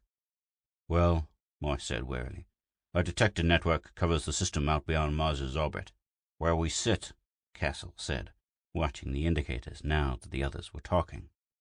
"They might not even know we have a detection unit working," Morse said, as he had said 1,000 times. "Oh, stop," Edwardson said, his thin face twisted in scorn. "They're telepathic. They must have read every bit of stuff in Everset's mind." "Everset didn't know we had a detection unit," Morse said, his eyes returning to the dial. "It was captured before we had it." "Look," Edwardson said. "They ask him, 'Boy, what would you do if you knew a telepathic race was coming to take over Earth? How would you guard the planet?'" "Idle speculation," Castle said. "Maybe Everset didn't think of this." "He thinks like a man, doesn't he? Everyone agreed on this defense. Everset would too.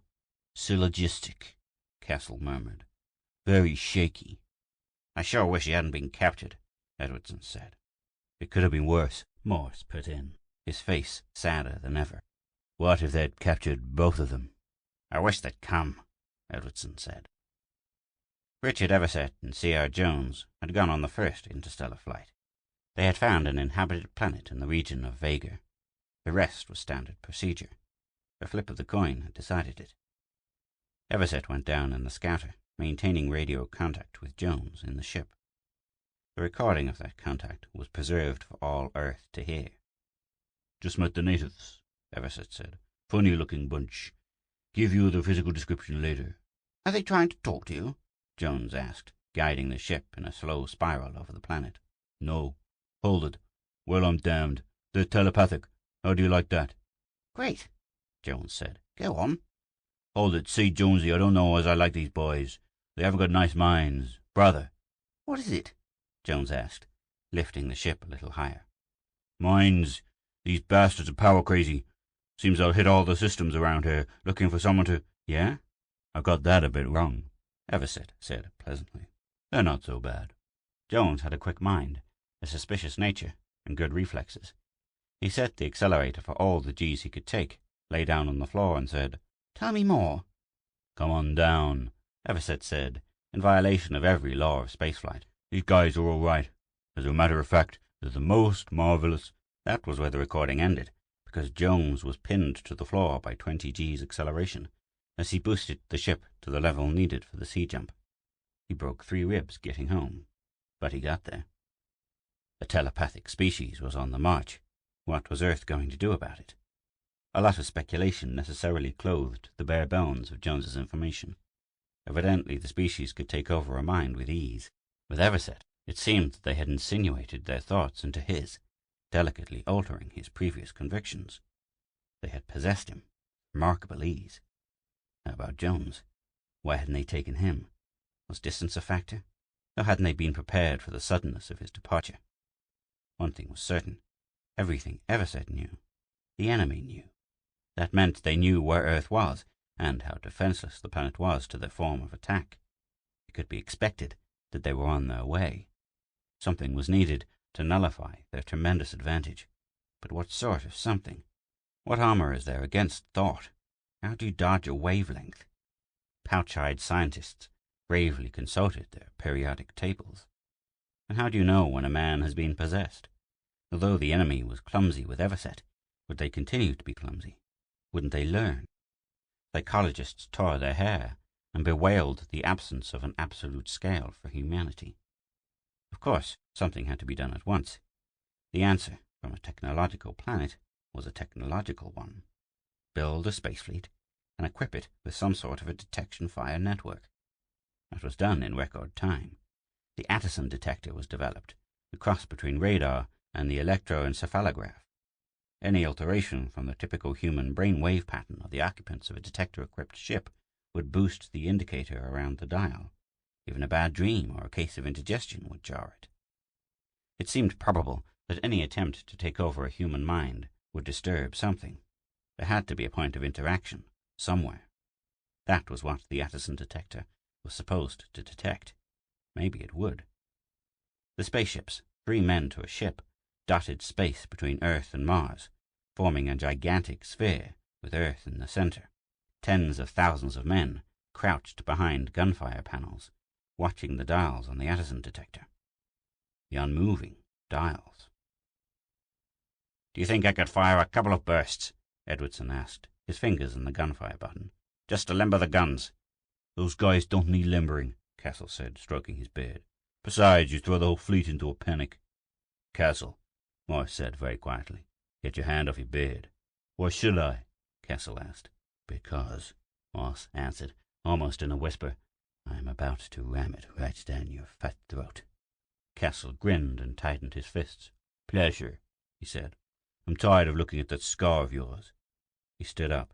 Cut it, Edwardson said wearily. Watch the birdie. No reason to, really, Morse said, leaning back. There's an alarm bell attached. But he looked at the dial. What if the bell doesn't work? Edwardson asked. What if the dial is jammed? How would you like something cold slithering into your mind? The dial will work, Castle said. His eyes shifted from Edwardson's face to the motionless indicator. I think I'll sack in, Edwardson said. Stick around, Castle said. Play you some gin. All right. Edwardson found and shuffled the greasy cards, while Morse took a turn glaring at the dial. I sure wish they'd come, he said. Cut, Edwardson said, handing the pack to Castle. I wonder what our friends look like, Morse said, watching the dial. Probably remarkably like us, Edwardson said, dealing the cards.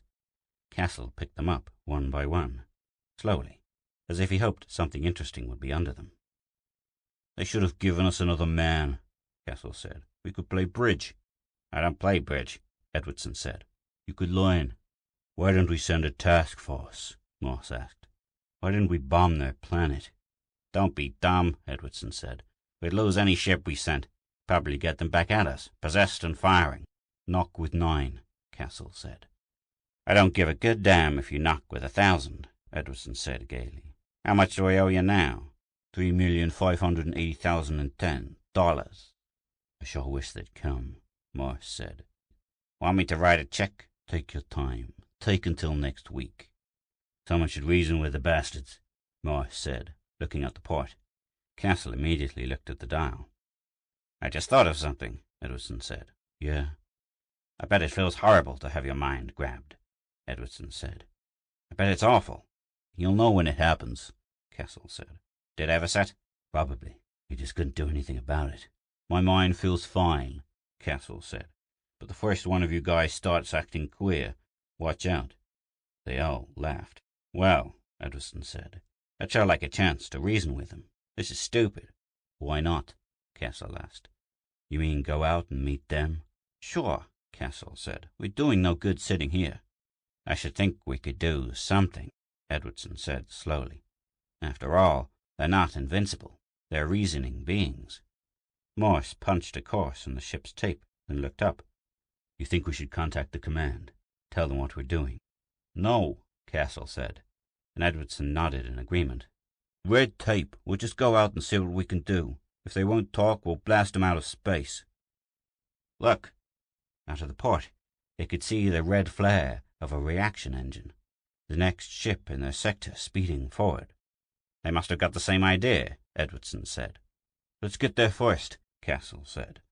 Morse shoved the accelerator in, and were thrown back in their seats. That dial hasn't moved yet, has it? Edwardson asked, over the clamour of the detector alarm bell. Not a move out of it, Castle said, looking at the dial, with its indicator slammed all the way over to the highest notch. End of story 4.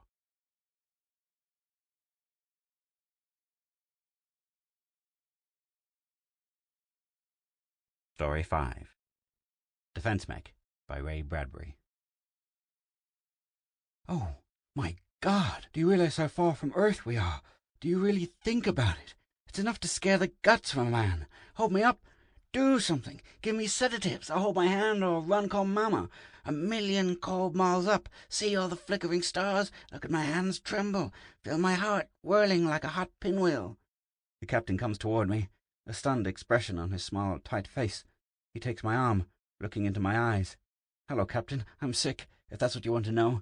I have a right to be scared. Just look at all that space. Standing here a moment ago, I stared down at Earth, so round and cloud-covered and asleep on a mat of stars, and my brain tore loose and screamed, Man, how'd you get in a mess like this, in a rocket 1,000,000 miles past the moon, shooting for Mars, with a crew of 14 others? I can hardly stand up. My knees, my hands, my heart is shaking apart. Hold me up, sir. What are hysterics like? The captain unpungs the interdeck audio and speaks swiftly, scowling into it. I hope he's phoning the psychiatrist. I need something. Oh, damn it. The psychiatrist descends the ladder in immaculate salt-white uniform and walks toward me in a dream. Hello, doctor. You're the one for me. Please, sir, turn this damn rocket around and fly back to New York. I'll go crazy with all this space and distance.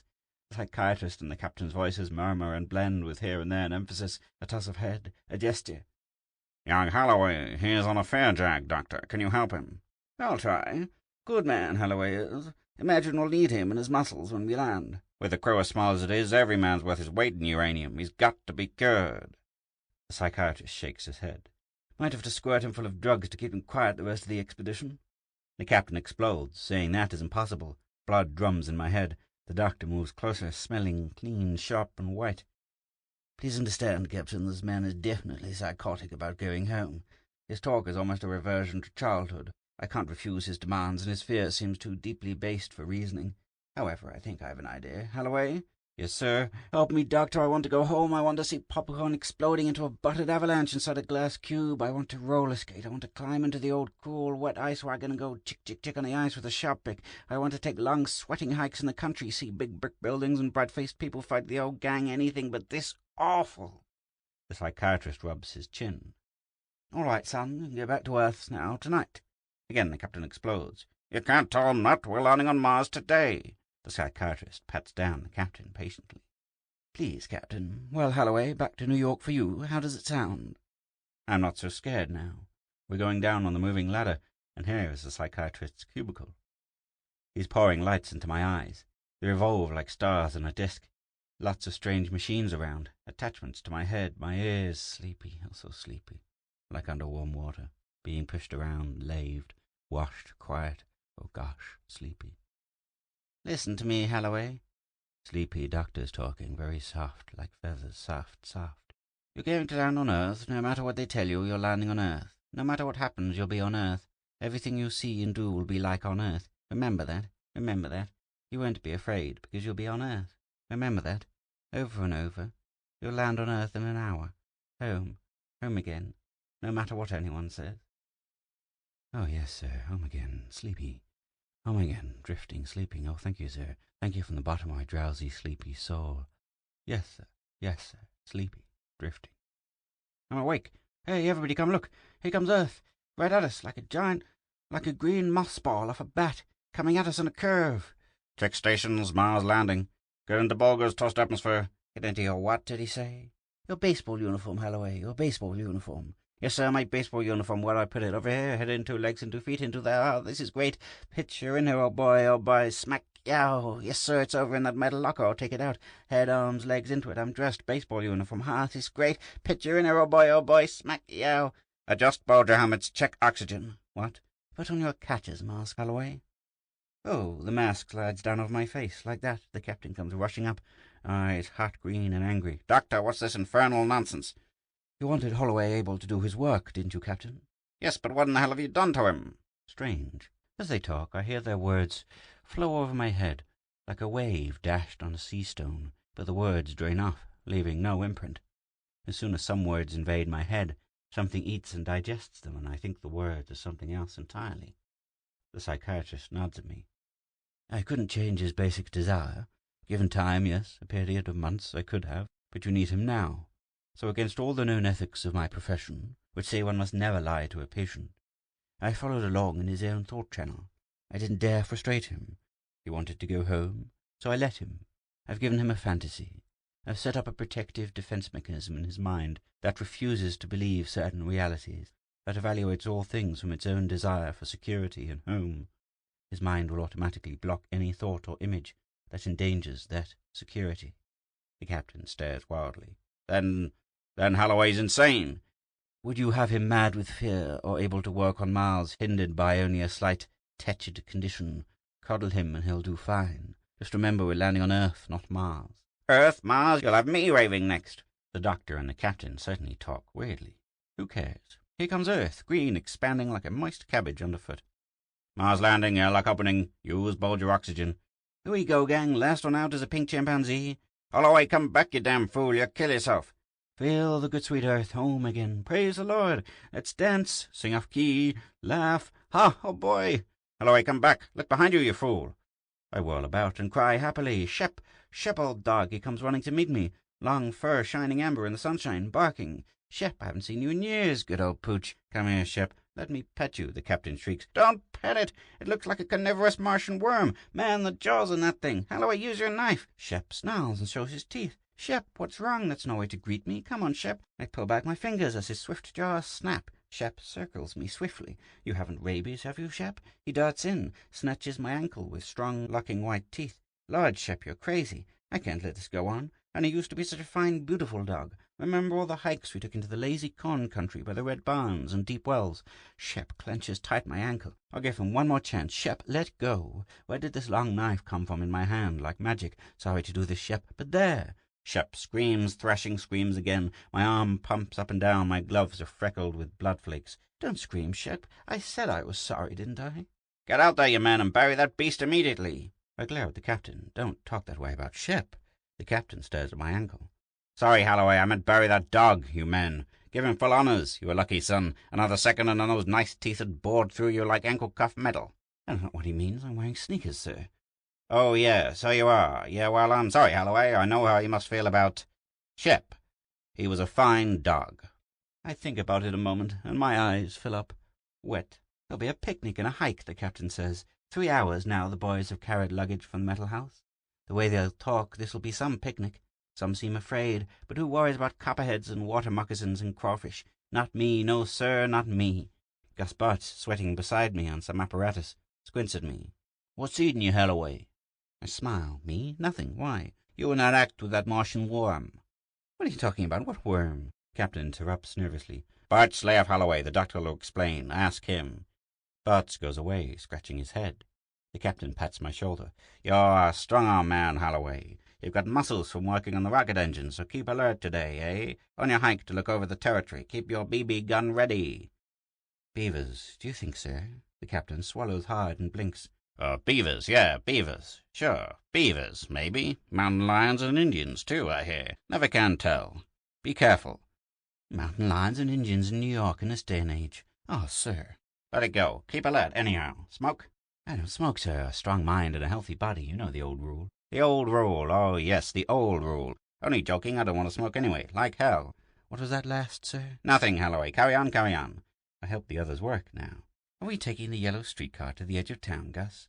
We're using propulsion belts, skimming low over the Dead Sea. How's that again, Gus? I said we're taking a yellow streetcar to the end of the line, yeah. We're ready. Everyone's packed, spreading out.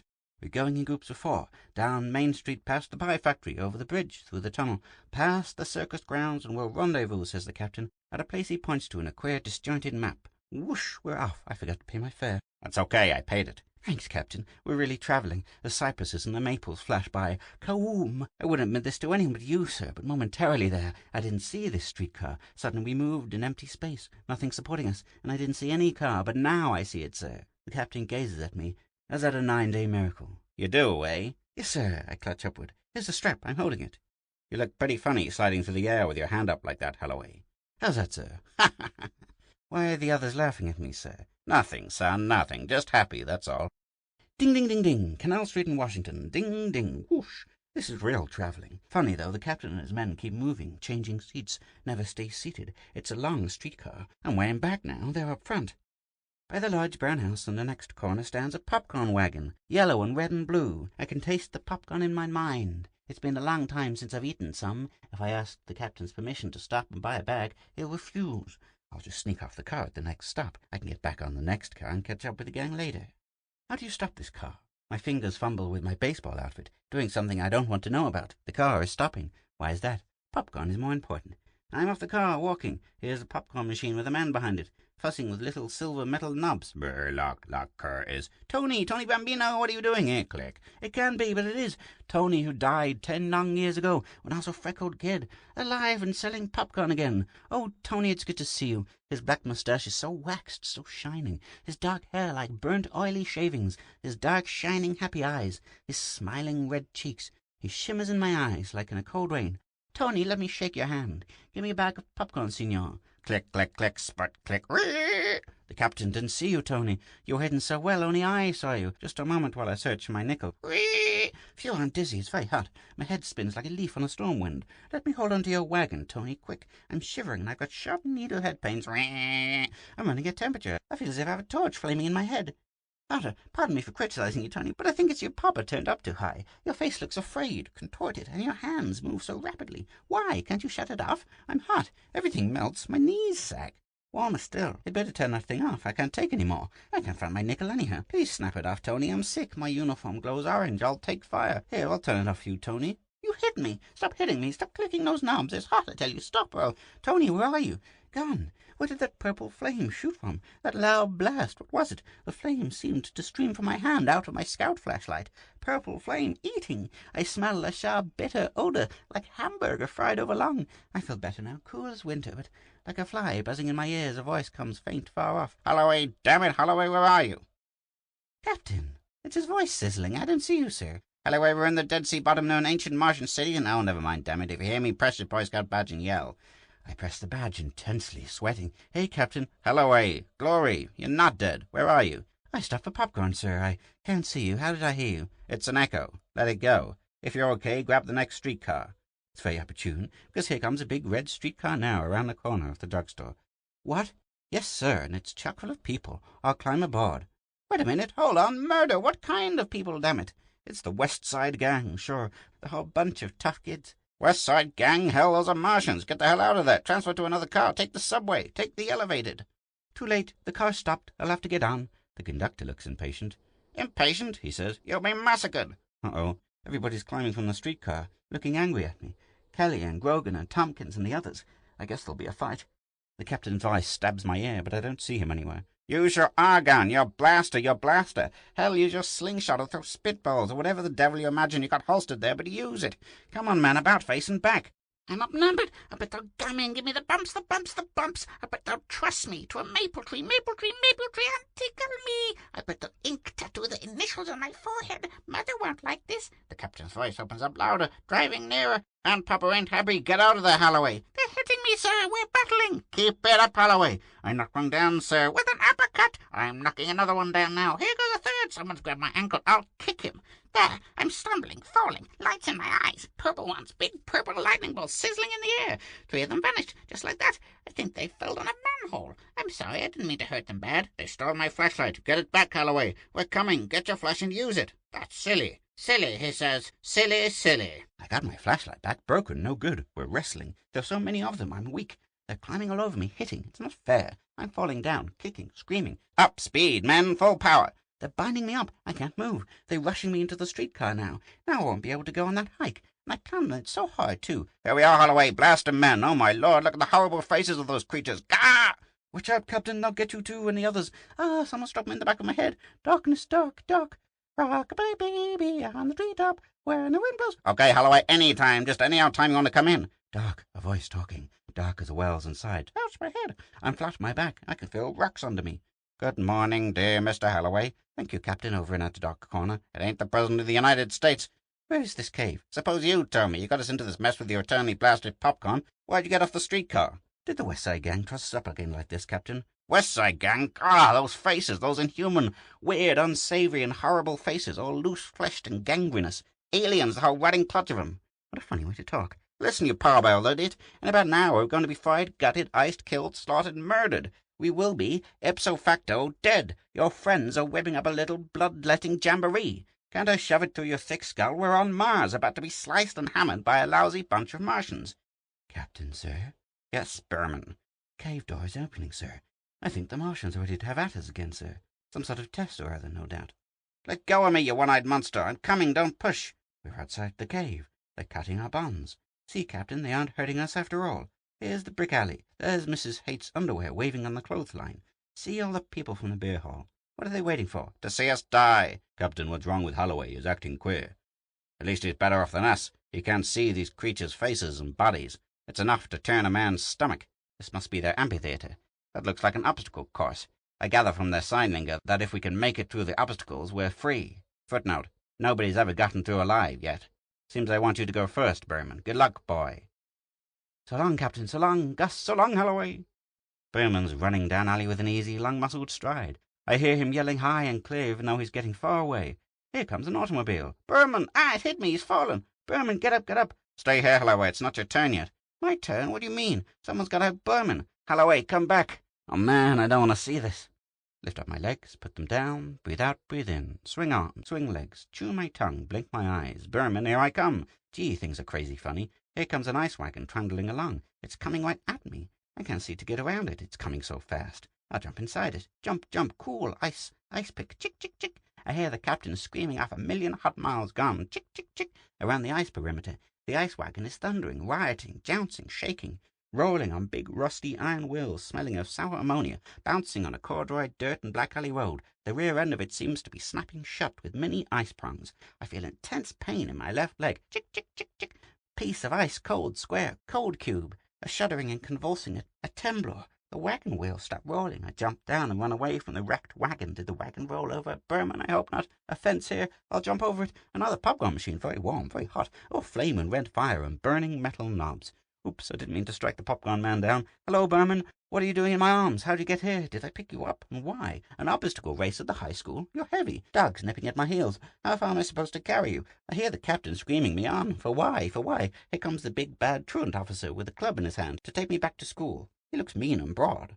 I kicked the truant officer's shins and kicked him in the face. Mamma won't like that. Yes, Mummy. No, Mummy, that's unfair. That's not ethical fighting. Something went squish. Let's forget about it, shall we? Breathing hard. Here comes the gang after me, all the rough, bustly Irishmen, the scarred Norwegians and stubborn Italians. Hit, kick, wrestle. Here comes a swift car. Fast, fast. I hope I can duck with you, Berman. Here comes another car from the opposite way. If I work things right. Oh, stop screaming, Berman. The cars crashed into each other. The cars still roll, tumbling like two animals tearing at each other's throats. Not far to go now, Berman, to the end of the alley. Just ahead. I'll sleep for 40 years when this is over. But I get this flashlight in my hand. For one of those guys I knocked down from the popcorn man. Oh, poke it in front of me. People run away. Maybe they don't like it to light. No, it's the end of the alley. There's the Green Valley and my house. And there's Mum and Pop waiting. Hey, let's sing, let's dance. We're going home.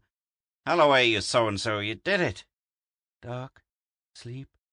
Wake up slow. Listen.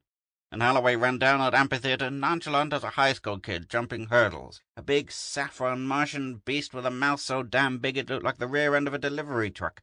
Lunged forward square at Holloway. What did Holloway do? Holloway jumped right inside the monster's mouth. Right inside. What happened then?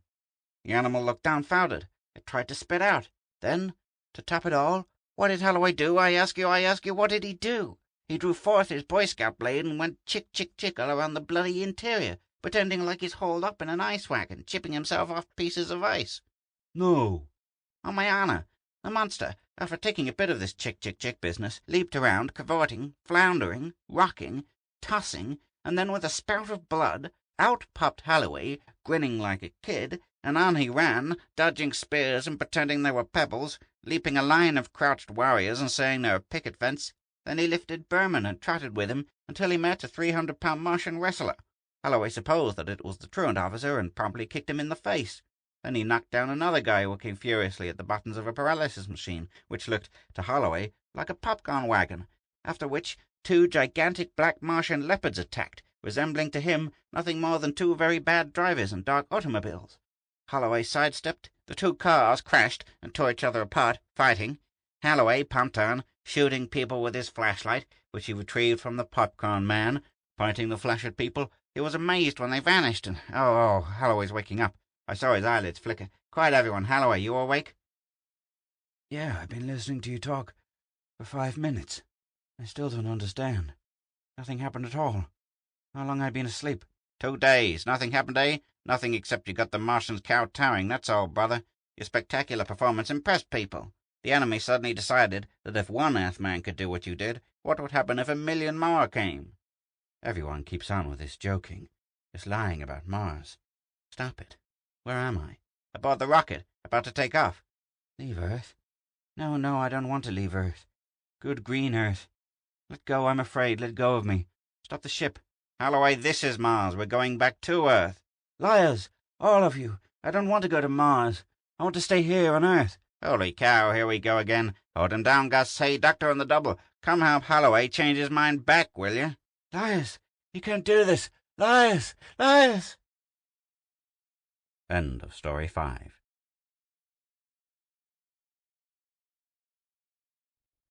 Story 6. The Invisible Enemy by Arnold Castle. It was the day. The automobile, with its 3 passengers, moved slowly along the quiet morning street. There was no need for hurry. The boy's father was soberly recalling his own war experiences, wondering how similar Tom's would be. The mother was remembering vividly fragments of films, of facsimile reports, of forgotten conversations, envisioning her son, cringing pathetically in a shallow foxhole, as the penultimate weapon burst into grisly glory in the dark dawn sky. Tom's own thoughts were tense, but he managed to conceal his nervousness from his parents. "We're here, son," his father announced calmly, pulling the car up to the curb. "Dear, can't we drive around the block just once?" his mother asked, her voice almost a whisper. "We're early." "No, Mum," Tom said crisply. He opened the door and stepped out onto the sidewalk. "Want us to go in, son?" "No thanks, Dad." "But we want to, Tom," his mother said. "Of course we'll go in." "There's no need for you to. I'm already registered," he told her. He reached out to grip his father's hand. "Tom," his mother protested. "Don't worry about me." He kissed her hurriedly, and was relieved when his father drove away, without waiting for him to start up the steps. He knew that they would worry, and he turned abruptly, forcing his attention away. The day was bright, and a chill breeze swept in from the Pacific. Atop a distant hill, eucalyptus glimmered in the white sunlight. Inscribed over the portal of the modest building which he now faced were the words, "Department of Peace, that the age of violence may forever remain history." Bullets splattered into the mound in front of the foxhole, sending a dense spray of dust and gravel into the pit.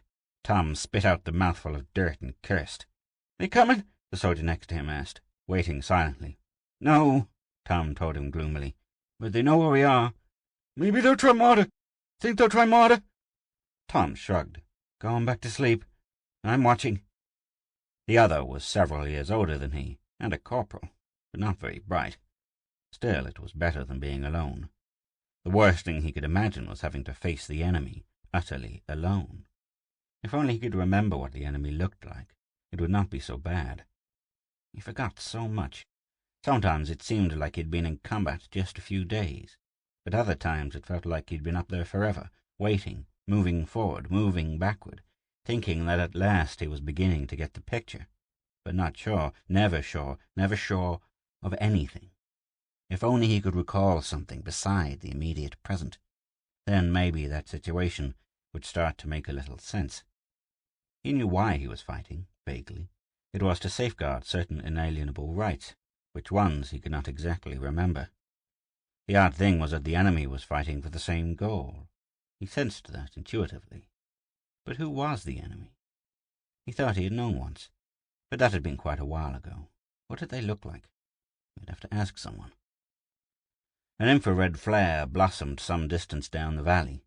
Tom adjusted his binoculars and scanned the slope. Nothing. Remotely, the monotonous rumble of atomic artillery began pounding through the night. From far away echoed the transient whisper of a jet. Now his legs were beginning to get cramped. That happened every night, and he knew that no matter which way he bent them, the pain would continue to grow.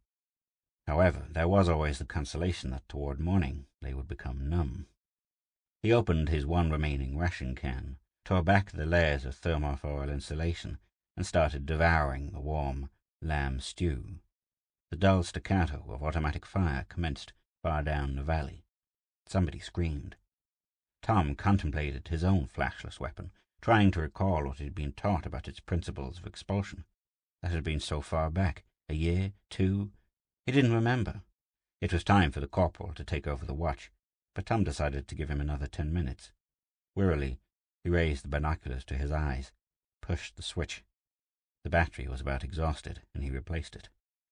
Overhead, a flare was drifting downward, and he watched as it illuminated the murky battleground.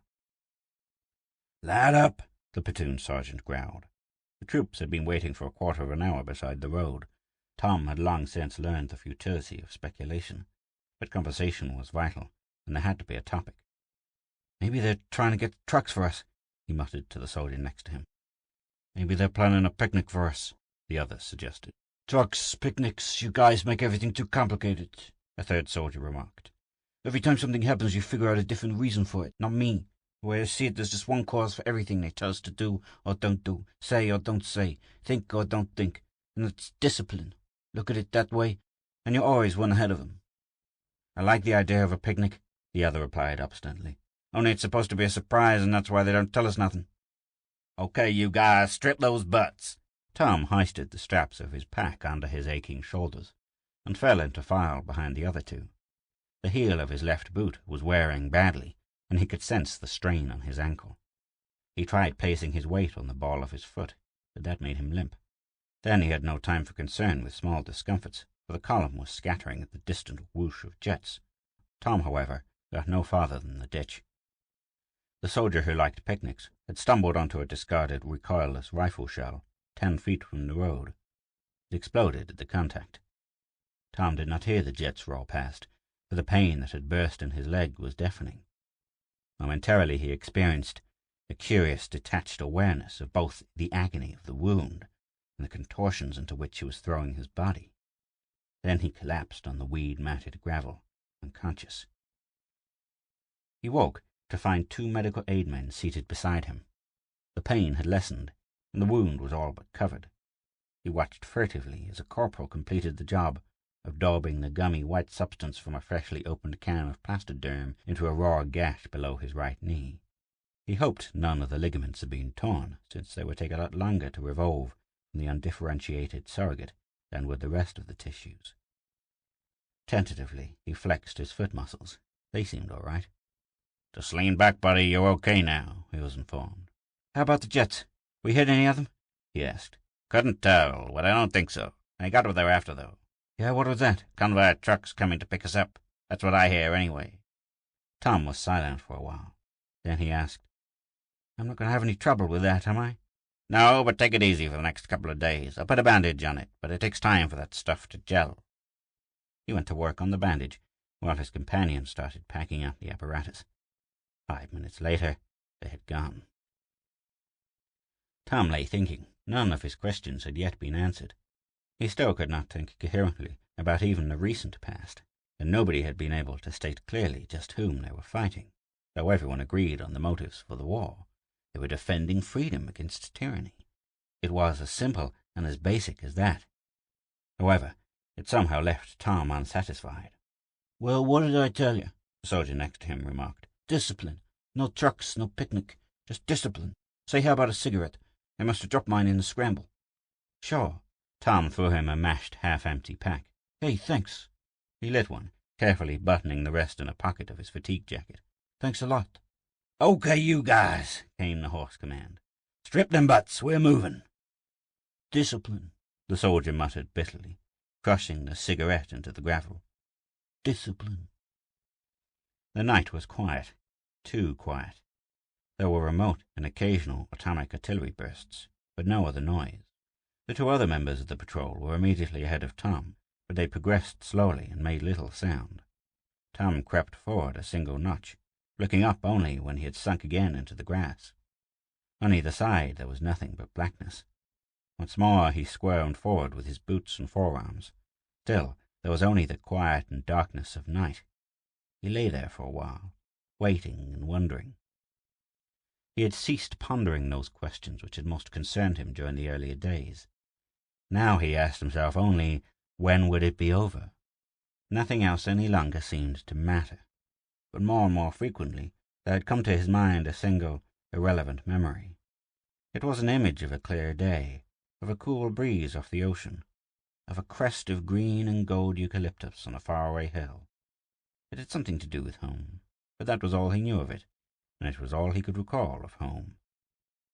A burst of flashless automatic fire from somewhere up the ridge brought a scream from the soldier in front of him and sent him riding down the slope. Tom lowered himself till he was on a level with the sight of his carbine, then started scanning the rise. A moment later he spotted the greenish glow of the sniper's infrared beam, and, flipping the safety into automatic, he squeezed the trigger. Rapidly he replaced the clip and waited. After several moments, he uncautiously flooded the terrain with his own light. A mere 100 feet away was a sprawling greenish form, one of the enemy, a good and dead one. It was 10 minutes before he heard the remaining member of the patrol working his way back.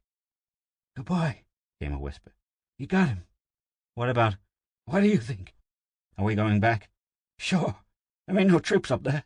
That's what we came to find out. Maybe a few snipers is all. He started crawling the way they had come, but this time it was more tedious because of the abrasions and bruises that had been incurred. Dawn was a pasty grey in the sky behind them when he at last neared the lines. "Something funny," the sergeant muttered suspiciously, rising to his knees. "What's wrong?" Tom asked wearily. "I don't know. Wait here." Tom waited till the sky threatened to become light, then began following. He continued along the route which he felt must lead to the lines, then after some minutes began to feel a sense of panic. The landmarks were all wrong, and the cloud-strewn sky gave no indication of direction. Then from the other side of a low, rocky hillock came the unmistakable sound of approaching troops. Running forward to the edge, he stopped abruptly as he found himself face to face with the enemy. Suddenly all the hate and guilt he had ever known exploded into his awareness. The face before him was a meaningless blur, but he did not need to know the enemy to loathe him. His carbine was in his hands, the safety off, the barrel lowered, the trigger squeezed, but the rifle failed to fire. The cry of the enemy was a wordless oath of anger, the bayonet a glinting sliver of death, the pain in his side the ultimate peak of agony. But as he fell back onto the rocks, he sensed something beyond rage in the bright young eyes of his destroyer.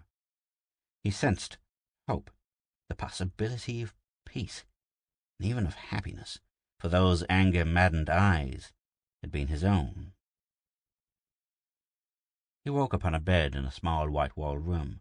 It was too soon yet to think things over, so he consciously relaxed and contemplated such immediate and basic pleasures as breathing, and observing the distant sun-gilt eucalyptus through the single broad window. For the present, the experience of life itself was sufficient.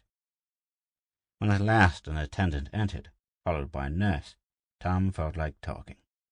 He was frustrated in this by a thermometer, which the woman allowed to remain in his mouth throughout the entire checkup. When she had finally concluded her routine, Tom said, "I'm feeling pretty good, Doctor. Is it all right if I leave?" "I'm just a mere psychotechnician," the man smiled. "You'll have to check with Miss Lawton." "Fit as a fiddle," the nurse responded, gathering up her equipment. "My bayonet wound okay?" Tom asked anxiously, and was immediately startled to find he could refer to the incident with amusement. "It is if you can talk about it," she replied with a flicker of sympathy on her dry, expressionless face. "So it was a bayonet," the man commented after the nurse had left. "That's quite rare, you know. Usually it's a bullet or a shell fragment." "Don't you decide, don't you set it all up beforehand?" "Oh, no. Electrohypnosis merely instigates certain motivational and situational patterns. The instrumentation and environment is entirely the product of your own personality. The more feasible, consistent, and coherent the subjective aspects, the more adaptable, rational, and stable must be the subject." "What about the bayonet?" "You chose that, I would suppose, because you not only weren't afraid of meeting the enemy, but actually wanted to. We'll go into that later. Now I want you to relate everything you can remember." Tom waited while the other set up a recorder. It took less than 20 minutes to narrate every detail he could recall. "Well, that'll be enough for today. We do want you to report back in a week or so, just to find out how this affects your normal activities. The receptionist will make an appointment for you. Your clothes are in the closet." Tom dressed and started along the corridor, stopping only once for a brief glimpse of the machine which had been his battleground. A boy he had seen occasionally at school was approaching, and they nodded at one another. "You been through it?" the boy asked. "Yeah," Tom told him a little uneasily.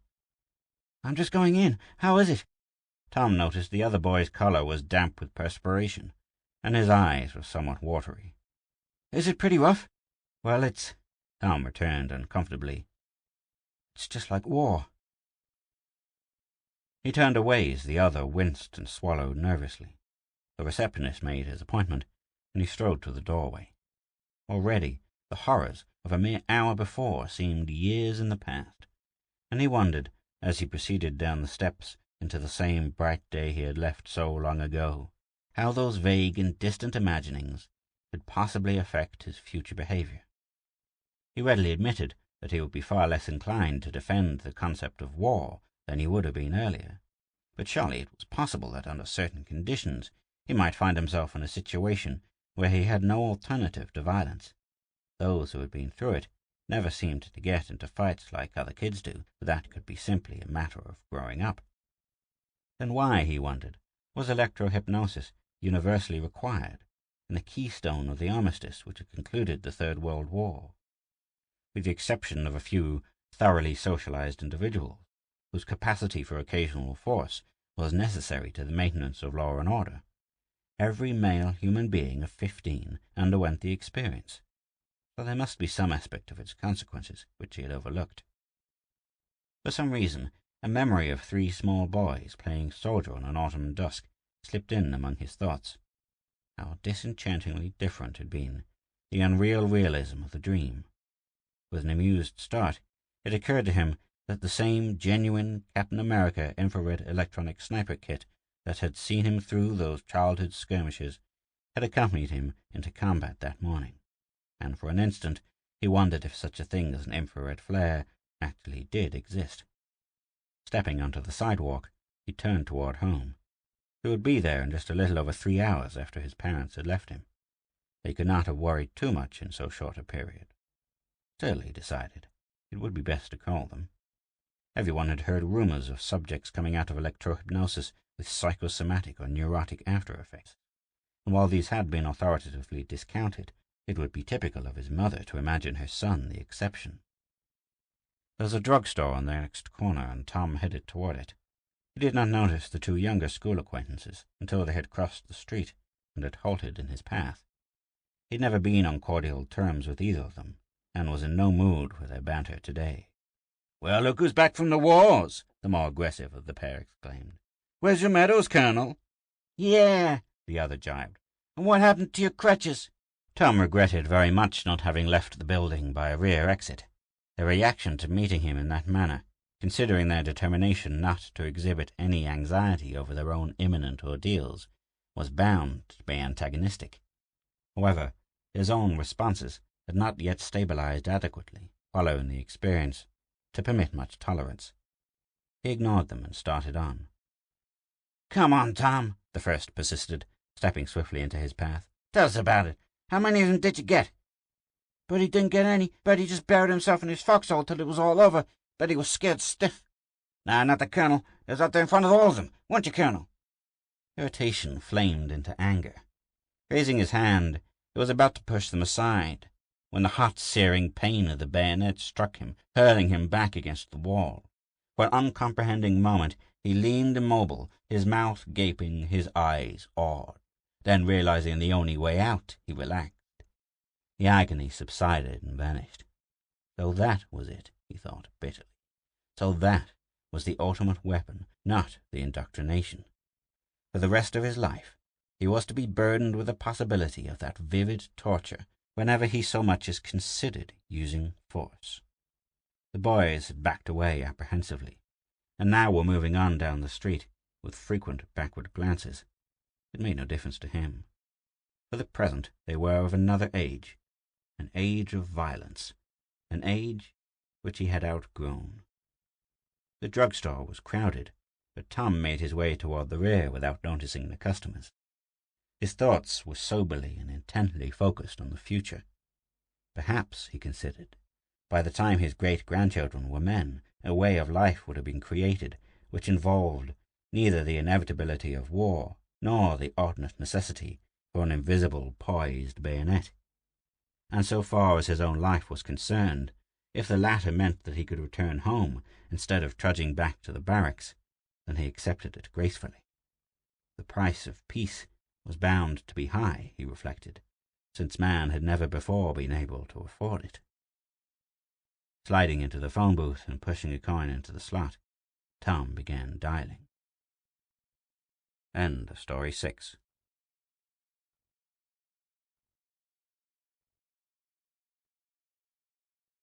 Story 7. Navy Day by Harry Harrison. General Wingrove looked at the rows of faces without seeing them. His vision went beyond the Congress of the United States, past the balmy June day, to another day that was coming, a day when the Army would have its destined place of authority. He drew a deep breath and delivered what was perhaps the shortest speech ever heard in the hallowed halls of Congress. The General Staff of the U.S. Army requests Congress to abolish the archaic branch of the armed forces known as the U.S. Navy. The aging senator from Georgia checked his hearing aid to see if it was in operating order, while the press box emptied itself in one concerted rush and a clatter of running feet that died off in the direction of the telephone room. A buzz of excited comment ran through the giant chamber. One by one the heads turned to face the naval section, where rows of blue figures stirred and buzzed like smoked-out bees. The knot of men around a paunchy figure heavy with gold braid spoke up, and Admiral Fitzjames climbed slowly to his feet. Lesser men have quailed before that piercing stare, but General Wingrove was never the lesser man. The Admiral tossed his head with disgust, every line of his body denoting outraged dignity. He turned to his audience, a small pulse beating in his forehead. I cannot comprehend the General's attitude, nor can I understand why he has attacked the Navy in this unwarranted fashion. The Navy has existed and will always exist as the first barrier of American defense. I ask you, gentlemen, to ignore this request as you would ignore the statements of any person, slightly demented. I should like to offer a recommendation that the General's sanity be investigated and an inquiry be made as to the mental health of anyone else connected with this preposterous proposal. The General smiled calmly.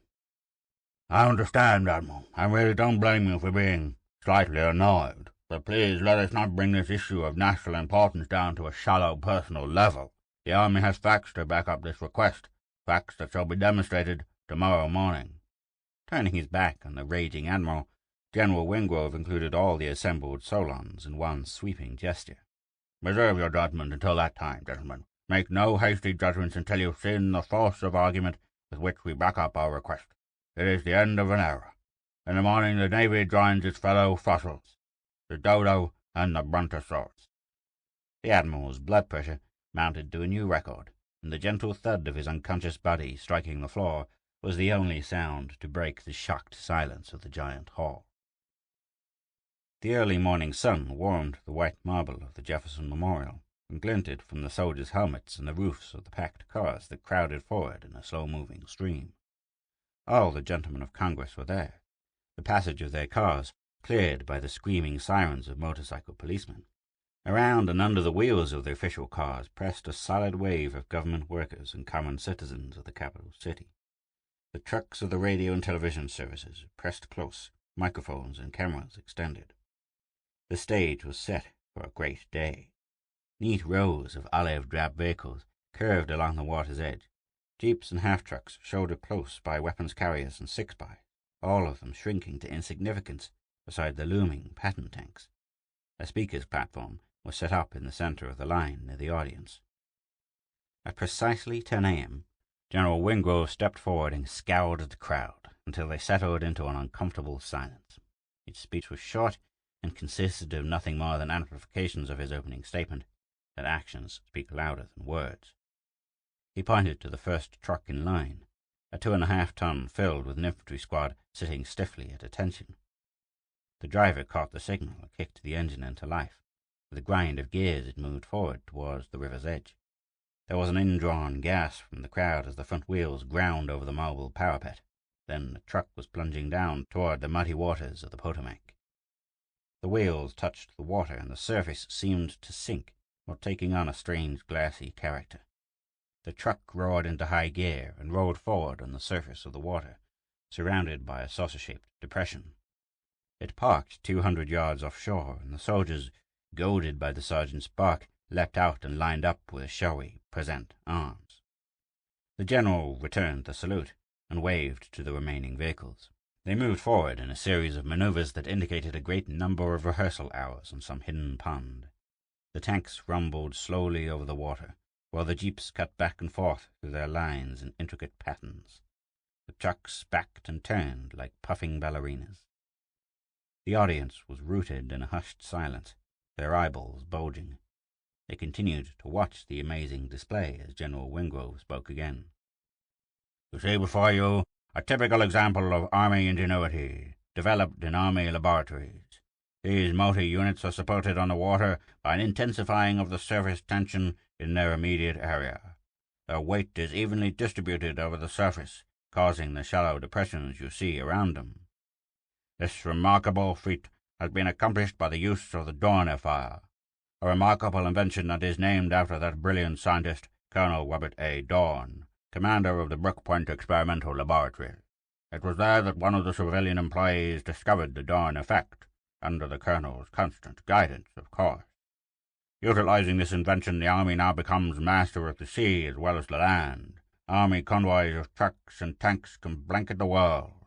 The surface of the water is our highway, our motor park, our battleground, the airfield and runway for our planes. Mechanics were pushing a shooting star onto the water. They stepped clear as flame gushed from the tailpipe. With a familiar whooshing rumble it sped down the Potomac and hurled itself into the air. When this cheap and simple method of crossing oceans is adopted, it will of course mean the end of that fantastic medieval anachronism, the Navy. No need for billion-dollar aircraft carriers, battleships, dry docks, and all the other cumbersome junk that keeps those boats and things afloat. Give the taxpayer back his hard-earned dollar. Teeth grated in the naval section as carriers and battleships were called boats, and the rest of America's sea might lumped under the casual heading of things. Lips were curled at the transparent appeal to the taxpayer's pocketbook, but with leaden hearts they knew that all this justified wrath and contempt would avail them nothing. This was Army Day with a vengeance, and the doom of the Navy seemed inescapable. The Army had made elaborate plans for what they called Operation Sinker. Even as the General spoke, the publicity mills ground into high gear. From coast to coast, the citizens absorbed the news with their morning nourishment. Agnes, you hear what the radio said? The Army's going to give a trip around the world in a B-36 as first prize in this limerick contest. All you have to do is fill in the last line and mail one copy to the Pentagon and the other to the Navy. The naval mailroom had standing orders to burn all the limericks when they came in, but some of the newer men seemed to think the entire thing was a big joke. Commander Bullman found one in the mess hall. The Army will always be there, on the land, on the sea, in the air. So why should the Navy take all of the gravy? To which a seagoing scribe had added, and not give us ensigns our share. The newspapers were filled daily with photographs of mighty B-36s landing on Lake Erie, and grinning soldiers making mock beachhead attacks on Coney Island. Each man wore a buzzing black box at his waist, and walked on the bosom of the now quiet Atlantic like a biblical prophet. Radio and television also carried the thousands of news releases that poured in an unending flow from the Pentagon building. Cards, letters, telegrams, and packages descended on Washington in an overwhelming torrent.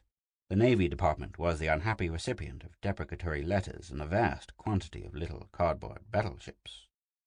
The people spoke, and their representatives listened closely. This was an election year. There didn't seem to be much doubt as to the decision, particularly when the reduction in the budget was considered. It took Congress only 2 months to make up its collective mind. The people were all pro-Army. The novelty of the idea had fired their imaginations. They were about to take the final vote in the lower house. If the amendment passed, it would go to the states for ratification, and their votes were certain to follow that of Congress. The Navy had fought a last-ditch battle to no avail. The balloting was going to be pretty much of a sure thing. The wet-water Navy would soon become ancient history. For some reason the admirals didn't look as unhappy as they should. The Naval Department had requested one last opportunity to address the Congress. Congress had patronizingly granted permission, for even the doomed man is allowed one last speech. Admiral Fitzjames, who had recovered from his choleric attack with the appointed speaker. Gentlemen of the Congress of the United States, we in the Navy have a fighting tradition. We dam the torpedoes and sail straight ahead into the enemy's fire, if that was necessary. We have been stabbed in the back. We have suffered the second Pearl Harbor sneak attack. The Army relinquished its rights to fair treatment with this attack. Therefore, we are counter-attacking. Worn out by his attacking and mixed metaphors, the Admiral mopped his brow. Our laboratories have been working night and day on the perfection of a device we hoped we would never be forced to use. It is now in operation, having passed the final trials a few days ago. The significance of this device cannot be underestimated. We are so positive of its importance that we are demanding that the army be abolished." He waved his hand toward the window and bellowed one word. "Look!" Everyone looked. They blinked and looked again. They rubbed their eyes and kept looking. Sailing majestically up the middle of Constitution Avenue was the battleship Missouri.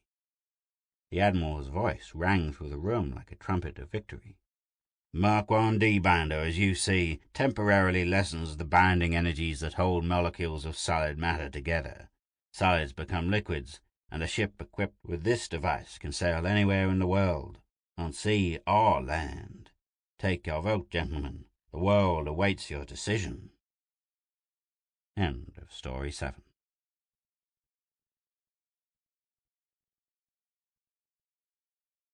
Story 8. Belly Laugh by Ivar Jorgensen. "Me, I'm looking for my outfit. Got cut off in that Holland tunnel attack. Mind if I sit down with you guys a while? Thanks. Coffee. Damn, this is heaven. Ain't seen a cup of coffee in a year." "What? You said it. It sure is a hell of a war. Tough on a guy's feet. Yeah, that's right, Holland tunnel skirmish. Where the Ruskies used that new gun. God, it was awful. Guys popping off all around the guy and him not knowing why. No sense to it. No noise. No wound. Just popping off. That's the trouble with this war. It won't settle down to a routine. Always something new. What the hell chance has a guy got to figure things out? And I tell you, them Ruskies are coming up with new weapons just as fast as we are. Enough to make your hair stand on end. Sugar? Christ, yes, ain't seen sugar for a year. You see, it's like this. We were bottled up in the pits around the tunnel for 7 damn days. It was like nothing you ever saw before. Oops, sorry, didn't mean to splash you. I was laughing about something that happened there, to a guy. Maybe you guys would get a kick out of it. After all, we got to keep our sense of humor. You see, there was me and a Kentucky kid named Stillwell in this pit. A pretty big pit with lots of room, and we were all alone. This Stillwell was a nice kid. Green and lonesome, and it was pretty sad, really, but there's a yak in it, and as I say, we got to keep a sense of humor. Well, this Stillwell, a really green kid, is unhappy, and just plain drooling for his gal back home. He talks about his mother, of course, and his old man, but it's the girl that's really on his mind, as you guys can plainly understand. He's seeing her every place like spots in front of his eyes, nice spots doing things to him, when this Rusky babe shows up. My gun came up without any orders from me, just as she poked her puss over the edge of the pit, and, oh, thank you kindly, it sure tastes good, but I don't want to short you guys, thank you kindly. Well, as I was saying, this Rusky babe pokes her nose over the edge of the pit, and Stillwell dives and knocks down my gun. He says, "You son of a bitch," just like that, wild and desperate like you'd see to a guy if the guy was just kicking off the last jug of water on a desert island. It would have been long enough for her to kill us if I hadn't had good reflexes. Even then, all I had time to do was knock the pistol out of her hand and drag her into the pit. With her play bollocksed, she was confused and bewildered. She ain't a fighter, and she sits back against the wall, staring at us deadpan with big, expressionless eyes. She was a plenty pretty babe, and I could see exactly what had happened as far as Stillwell was concerned. His spots had come to life in very adequate form, so to speak. Stillwell goes over and sits down beside her, and I'm very much on the alert, because I know where his courage comes from, but I decide it's all right, because I see the babe is not belligerent, just confused, kind of, and friendly, and willing. Kind of a whipped little dog willing, and man, oh man, she was sure what Stillwell needed. They kind of went together like a hand and a glove, natural-like, and it followed pretty natural that when Stillwell got up and led her around a wing of the pit, out of sight, she went willing, like that same little dog. Oh, no, you guys, two's enough, I wouldn't rob you. Well, okay, and thanks kindly. Well, there I was, all alone, but happy for Stillwell, because I know it's what the kid needs, and in spots like that, what difference does it make? Yank, Rusky, Mongolian, as long as she's willing. Then you guys, Stillwell comes back out, wall-eyed, real wall-eyed, like being hit but not knocked out and still walking. I know what it is, some kind of shock. I get up and walk over and take a look at the babe where I'd left her, and I burst out laughing. I told you guys there was a yak in this. I laughed like a fool. It was that funny, as much as I had time to before Stillwell cracked. It was enough to crack him, the little thing that pushes a guy over the edge. He lets out a yell and screams, for Christ's sake, nothing but a bucket of bolts, nothing but a couple of plastic lumps. That was when I hit him. I had to. He was for the birds, Stillwell was. An hour later we got relieved, and a couple of medicos carried him away, strapped to a stretcher, gone like a kite. They took the robot, too, and its clothes, but they forgot the brassiere, so I took it, and I've been carrying it ever since. But I'll leave it with you guys if you want, for the coffee. Might make you think about home. After all, like the man says, we gotta keep our sense of humor. Well, so long, you guys, and thanks. End of Story 8.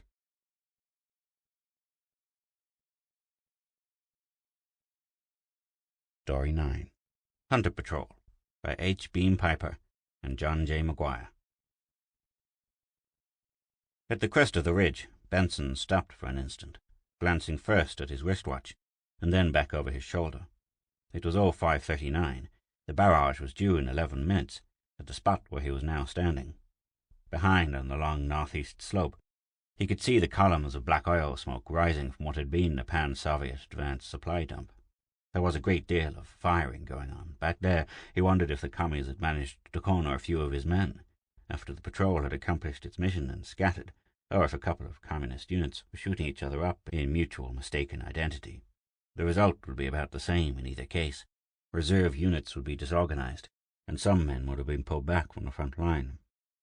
His dozen-odd UN regulars and Turkish partisans had done their best to simulate a paratroop attack in force. At least his job was done, now to execute that classic infantry maneuver described as, "Let's get the hell out of here." This was his last patrol before rotation home. He didn't want anything unfortunate to happen. There was a little ravine to the left. The stream which had cut it in the steep southern slope of the ridge would be dry at this time of year, and he could make better time and find protection in it from any chance shots when the interdictory barrage started. He hurried toward it and followed it down to the valley that would lead toward the front, the thinly held section of the communist lines, and the UN lines beyond, where fresh troops were waiting to jump from their holes and begin the attack. There was something wrong about this ravine, though. At first it was only a vague presentiment, growing stronger as he followed the dry gully down to the valley below. Something he had smelled or heard or seen without conscious recognition. Then, in the dry sand where the ravine debouched into the valley, he saw faint tank tracks, only one pair. There was something wrong about the vines that mantled one side of the ravine, too. An instant later he was diving to the right, breaking his fall with the butt of his auto carbine, rolling rapidly toward the cover of a rock, and as he did so, the thinking part of his mind recognized what was wrong. The tank tracks had ended against the vine-grown side of the ravine. What he had smelled had been lubricating oil and petrol, and the leaves on some of the vines hung upside down. Almost at once from behind the vines a tank's machine gun snarled at him, clipping the place where he had been standing, then shifting to rage against the sheltering rock. With a sudden motor roar, the muzzle of a long tank gun pushed out through the vines, and then the low body of a tank with a red star on the turret came rumbling out of the camouflaged bay. The machine guns kept him pinned behind the rock. The tank swerved ever so slightly, so that its wide left tread was aimed directly at him, then picked up speed. "Not even going to waste a shell on me," he thought. Futilely, he let go a clip from his carbine, trying to hit one of the vision slits, then rolled to one side, dropped out the clip, slapped in another. There was a shimmering blue mist around him. If he only hadn't used his last grenade back there at the supply dump. The strange blue mist became a flickering radiance that ran through all the colors of the spectrum and became an utter, impenetrable blackness. There were voices in the blackness, and a softness under him, but under his back, when he had been lying on his stomach, as though he were now in a comfortable bed. "They got me alive," he thought. "Now comes the brainwashing." He cracked one eye open imperceptibly. Lights, white and glaring, from a ceiling far above, walls as white as the lights. Without moving his head, he opened both eyes and shifted them from right to left. Vaguely, he could see people, and behind them machines, so simply designed that their functions were unguessable. He sat up and looked around groggily. The people, their costumes, definitely not pan-Soviet uniforms, and the room and its machines told him nothing. The hardness under his right hip was a welcome surprise. They hadn't taken his pistol from him. Feigning even more puzzlement and weakness, he clutched his knees with his elbows and leaned his head forward on them, trying to collect his thoughts. "We shall have to give up, Gregory." A voice trembled with disappointment. "Why, Anthony?" The new voice was deeper, more aggressive. "Look, another typical reaction. Retreat to the fetus." Footsteps approached. Another voice, discouragement heavily weighting each syllable. "Right. He's like all the others. We'll have to send him back." "And look for no more?" The voice he recognized as Anthony. faltered between question and statement.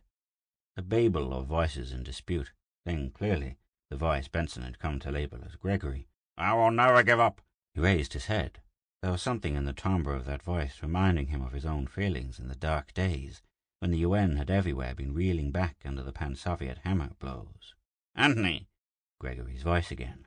Benson saw the speaker, short, stocky, grey-haired, stubborn lines about the mouth, the face of a man, chasing an elusive but not uncapturable dream. "That means nothing." A tall, thin man, too lean for the tunic-like garment he wore, was shaking his head. Deliberately trying to remember his college courses in psychology, he forced himself to accept and to assess what he saw as reality. He was on a small table, like an operating table. The whole place looked like a medical lab or a clinic. He was still in uniform. His boots had soiled the white sheets with the dust of Armenia. He had all his equipment, including his pistol and combat knife. His carbine was gone, however. He could feel the weight of his helmet on his head. The room still rocked and swayed a little, but the faces of the people were coming into focus. He counted them, saying each number to himself. 1, 2, 3, 4, 5 men, 1 woman. He swung his feet over the edge of the table, being careful that it would be between him and the others when he rose, and began inching his right hand towards his right hip, using his left hand on his brow to misdirect attention. "I would classify his actions as arising from conscious effort at corticothalamic integration," the woman said, like an archaeologist who had just found a K-ration tin at the bottom of a Neolithic kitchen midden. She had the peculiarly young, old look of the spinster teachers with whom Benson had worked before going to the war.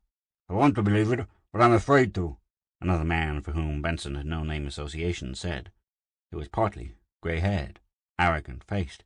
He wore a short black jacket with a jewelled zipper pull and striped trousers. Benson cleared his throat. "Just who are you people?" he inquired. "And just where am I?"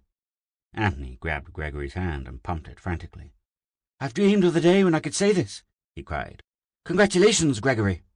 That touched off another bedlam, of joy this time instead of despair.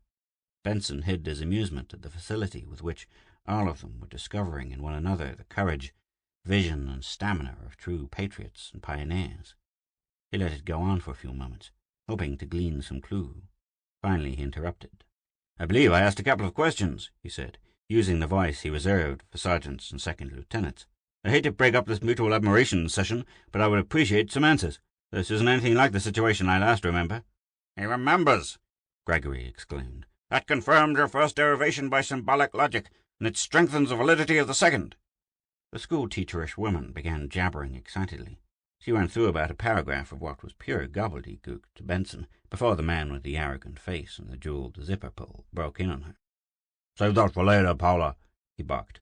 "I'd be very much interested in your theories about why memories are unimpaired when you time jump forward and lost when you reverse the process, but let's stick to business. We have what we wanted. Now let's use what we have." "I never liked the way you made your money," the dark-faced, cadaverous man said. "But when you talk, it makes sense. Let's get on with it." Benson used the brief silence which followed to study the 6.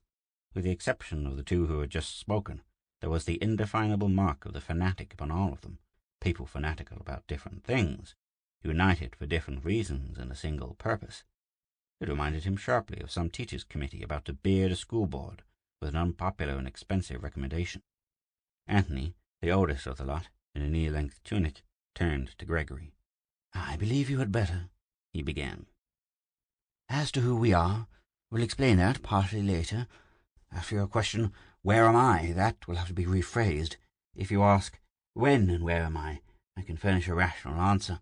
In the temporal dimension you are 50 years futureward of the day of your death. Spatially you are about 8,000 miles from the place of your death, in what is now the world capital, St. Louis.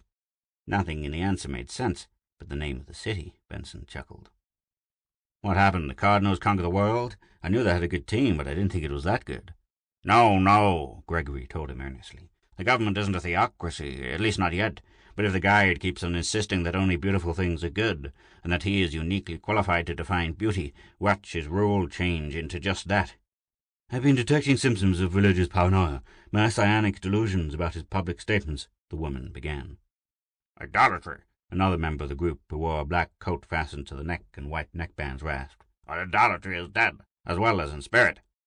The sense of unreality, partially dispelled, began to return. Benson dropped to the floor and stood beside the table, getting a cigarette out of his pocket and lighting it. "I made a joke," he said, putting his lighter away. "The fact that none of you got it has done more to prove that I'm 50 years in the future than anything any of you could say." He went on to explain who the St. Louis Cardinals were. "Yes, I remember. Baseball," Anthony exclaimed. "There is no baseball now. The guide will not allow competitive sports. He says they foster the spirit of violence." The cadaverous man in the blue jacket turned to the man in the black garment of similar cut. "You'll be no more history than any of us," he said, getting a cigar out of his pocket and lighting it. He lighted it by rubbing the end on the sole of his shoe. "Suppose you tell him what the score is." He turned to Benson. "You can rely on his dates and happenings. His interpretation is strictly capitalist, of course," he said.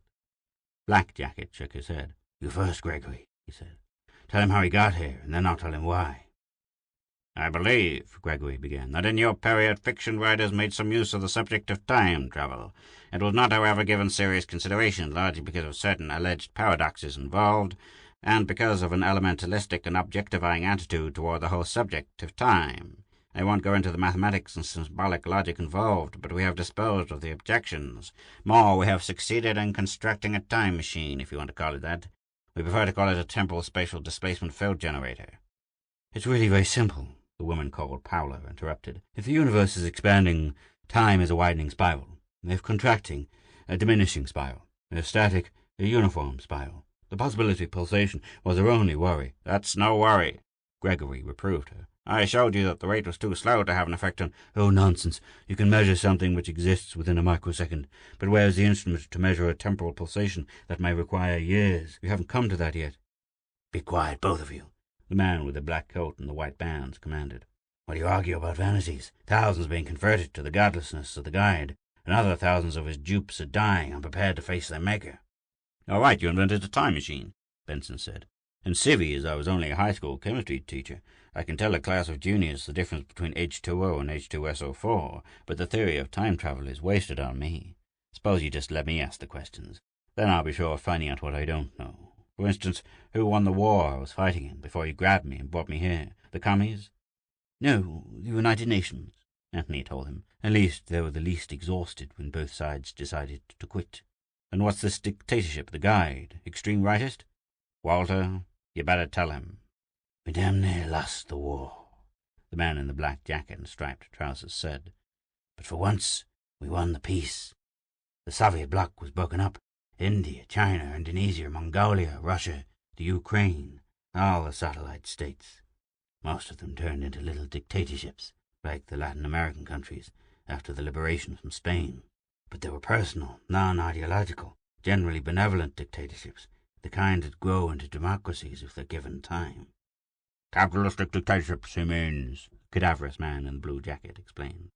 "Be quiet, Carl," Anthony told him. "Let's not confuse this with any class struggle stuff." "Actually, the United Nations rules the world," Walter continued. "What goes on in the Ukraine or Latvia or Manchuria is about analogous to what went on under the old United States government in, let's say, Tammany-ruled New York. But here's the catch. The UN is ruled absolutely by one man." "How could that happen? The UN had its functions so subdivided and compartmented that it couldn't even run a war properly. Our army commanders were making war by systematic disobedience." "The charter was changed shortly after. That is, after—" Walter was fumbling for words. "After my death," Benson finished politely. "Go on. Even with a changed charter, how did one man get all the powers into his hands?" "By sorcery," Black Coat and White Bands fairly shouted. "By the help of his master, Satan." "You know there are times when such theory tempts me," Paula said. "He was a big moneybags," Carl said. "He bribed his way in. See, New York was bombed flat, but the old UN buildings were. It's still hot. So the guide donated a big tract of land outside St. Louis, built these buildings. We're in the basement of one of them right now, if you want a good laugh, and before long he had the whole organization eating out of his hand. They just voted him into power, and the world into slavery." Benson looked around at the others, who were nodding in varying degrees of agreement. Substantially, that's it. He managed to convince everybody of his altruism, integrity, and wisdom, Walther said. It was almost blasphemous to say anything against him. I really don't understand how it happened. Well, what's he been doing with his power? Benson asked. Wise things or stupid ones? I could be general and say that he has deprived all of us of our political and other liberties. It is best to be specific, Anthony said. Gregory? My own field, dimensional physics, hasn't been interfered with much yet. It's different in other fields. For instance, all research in sonics has been arbitrarily stopped. So has a great deal of work in organic and synthetic chemistry. Psychology is a madhouse of, what was the old word, licentiousness? No, lysenkoism. Medicine and surgery, well, there's a huge program of compulsory sterilization, another one of eugenic marriage control, and infants who don't conform to certain physical standards don't survive, neither do people who have disfiguring accidents beyond the power of plastic surgery. Powler spoke next. My field is child welfare. Well, I'm going to show you an audio-visual of an interesting ceremony in a Hindu village, derived from the ancient custom of the suttee. It is the Hindu method of conforming to the guide's demand that only beautiful children be allowed to grow to maturity. The film was mercifully brief. Even in spite of the drums and gongs and the chanting of the crowd, Benson found out how loudly a newborn infant can scream in a fire. The others looked as though they were going to be sick. He doubted if he looked much better. Of course, we are more practical and mechanical-minded people here, and in Europe, Paula said, holding down her gorge by main strength. We have lethal gas chambers that even Hitler would have envied. I am a musician, Anthony said. A composer. If Gregory thinks that the sciences are controlled, he should try to write even the simplest piece of music. The extent of censorship and control of all the arts, and especially music, is incredible. He coughed slightly. And I have another motive, a more selfish one. I am approaching the compulsory retirement age. I will soon be invited to go to one of the havens. Even though these havens are located in the most barren places, they are beauty spots, verdant beyond belief. It is of only passing interest that, while large numbers of the aged go there yearly, their populations remain consistent, and to judge from the quantities of supplies shipped to them, extremely small. They call me Samuel in this organization, the man in the long black coat said.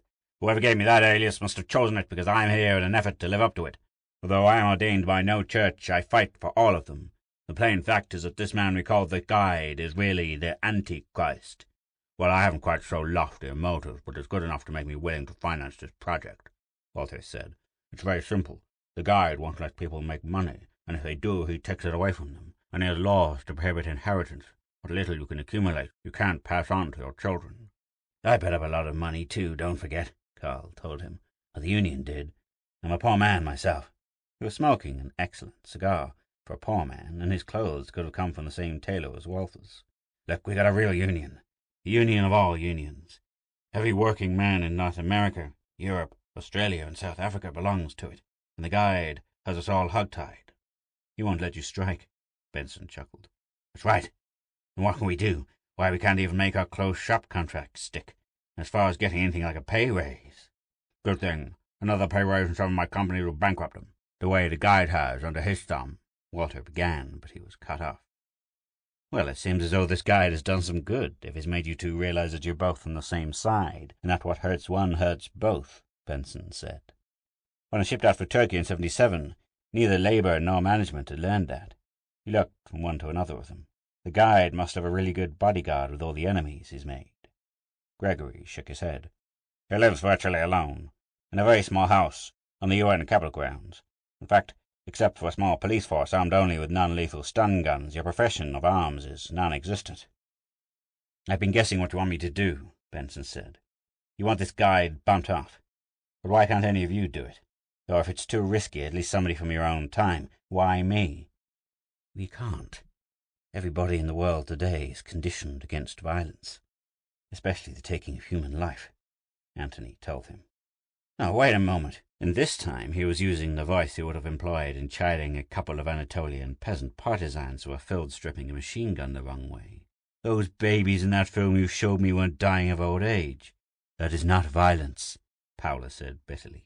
That is human beneficence. Ugly people would be unhappy, and would make others unhappy in a world where everybody else is beautiful. And all these oppressive and tyrannical laws, Benson continued. How does he enforce them without violence, actual or threatened? Samuel started to say something about the power of the evil one. Paolo ignored him, said, I really don't know, he just does it. Mass hypnotism of some sort. I know music has something to do with it, because there is always music, everywhere. This laboratory, for instance, we secretly soundproofed. We couldn't have worked here otherwise. All right, I can see that you need somebody from the past, preferably a soldier, whose conditioning has been in favor rather than against violence. But I'm not the only one you snatched, I take it. No, we've been using that machine to pick up men from battlefields all over the world and all over history, Gregory said. Until now, none of them could adjust. Ah, he shuddered, looking even sicker when the film was being shown.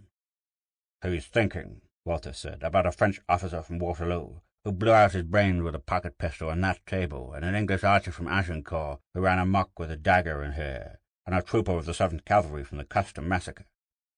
Gregory managed to overcome his revulsion. You see, we were forced to take our subjects largely at random with regard to individual characteristics, mental attitudes, adaptability, etc. As long as he stuck to high-order abstraction, he could control himself.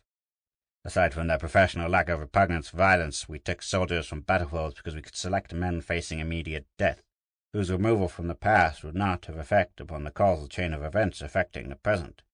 The warning buzzer rasped in Benson's brain. He nodded, poker-faced. I can see that, he agreed. You wouldn't dare do anything to change the past.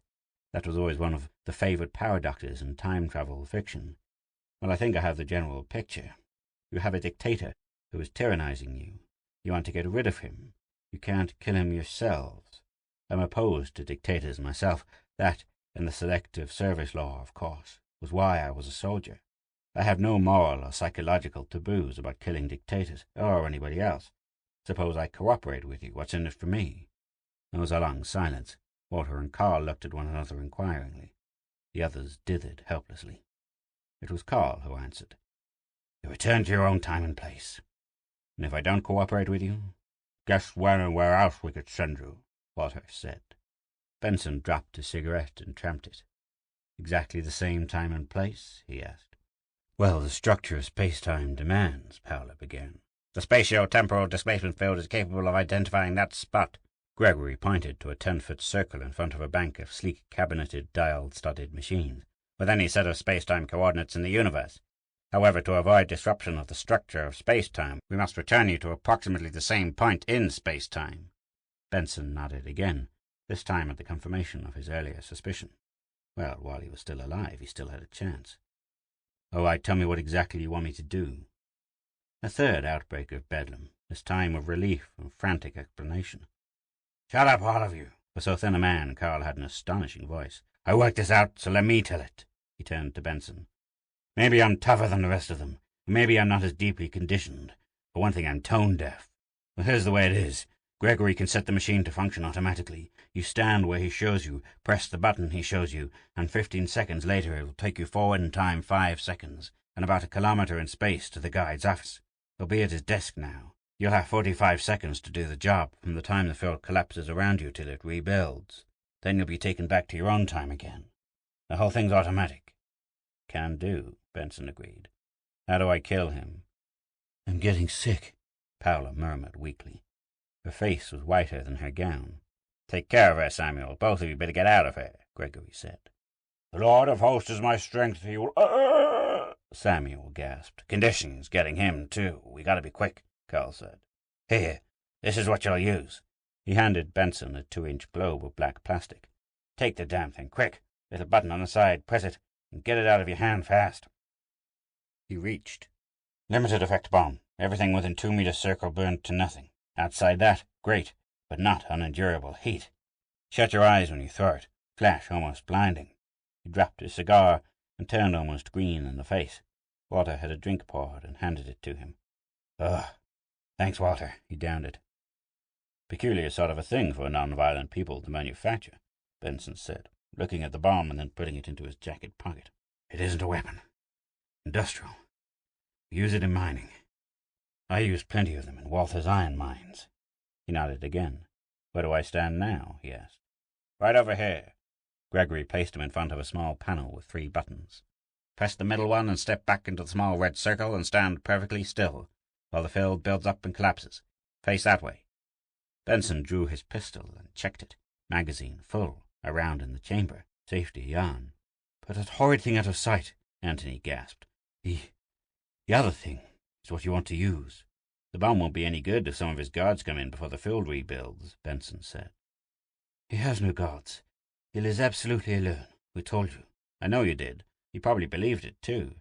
I don't. And by the way, you're sending me forward. What do you want to do about the fact that a time jump seems to make me pass out?" "Here, before you press the button, swallow it." Gregory gave him a small blue pill. "Well, I guess that's all there is," Gregory continued. "I hope." His face twitched, and he dropped to the floor with a thud. Carl and Walter came forward, dragged him away from the machine. "Conditioning got him. Getting me, too," Walter said. "Hurry up, man." Benson swallowed the pill, pressed the button, and stepped back into the red circle, drawing his pistol and snapping off the safety. The blue mist closed in on him. This time, however, it did not thicken into blackness. It became luminous, brightening to a dazzle and dimming again to a colored mist, and then it cleared, while Benson stood at Ray's pistol, as though on a target range. He was facing a big desk at 20 feet, across a thick-piled blue rug. There was a man seated at the desk, a white-haired man with a moustache and a small beard, who wore a loose coat of some glossy plum-brown fabric and a vividly blue neck-scarf. The pistol centered on the V-shaped blue under his chin. Deliberately, Benson squeezed, recovered from the recoil, aimed, fired, recovered, aimed, fired. 5 seconds, gone. The old man slumped across the desk, his arms extended. Better make a good job of it. 6, 7, 8 seconds. He stepped forward to the edge of the desk, called out 15 seconds, and put the muzzle to the top of the man's head, firing again and snapping on the safety. There had been something familiar about the guide's face, but it was too late to check on that now. There wasn't any face left, not even much head. A box on the desk caught Benson's eye. A cardboard box with an envelope stamped "Top Secret, for the guide only," taped to it. He hoisted his pistol and caught that up, stuffing it into his pocket, in obedience to an instinct to grab anything that looked like intelligent matter while in the enemy's country. Then he stepped back to the spot where the field had deposited him. He had 10 seconds to spare. Somebody was banging on a door when the blue mist began to gather around him. He was crouching, the spherical plastic object in his right hand, his thumb over the button, when the field collapsed. Sure enough, right in front of him, so close that he could smell the very heat of it, was the big tank with a red star on its turret. Cursed the sextet of sanctimonious double-crosses, 8,000 miles and 50 years away in space-time. The machine guns had stopped, probably because they couldn't be depressed far enough to aim at him now. That was a notorious fault of some of the newer pan-Soviet tanks, and he rocked back on his heels, pressed the button, and heaved, closing his eyes. As the thing left his fingers, he knew that he had thrown too hard. His muscles, accustomed to the heavier cast-iron grenades of his experience, betrayed him. For a moment, it was closer to despair than at any other time in the whole phantasmagoric adventure. Then he was hit, with physical violence, by a wave of almost solid heat. It didn't smell like the heat of the tank's engines. It smelled like molten metal, with undertones of burned flesh. Immediately there was a multiple explosion that threw him flat. As the tank's ammunition went up, there were no screams. It was too fast for that. He opened his eyes. The turret and top armor of the tank had vanished. The 2 massive treads had been toppled over, one to either side. The body had collapsed between them, and it was running sticky trickles of molten metal. He blinked, rubbed his eyes on the back of his hand, and looked again.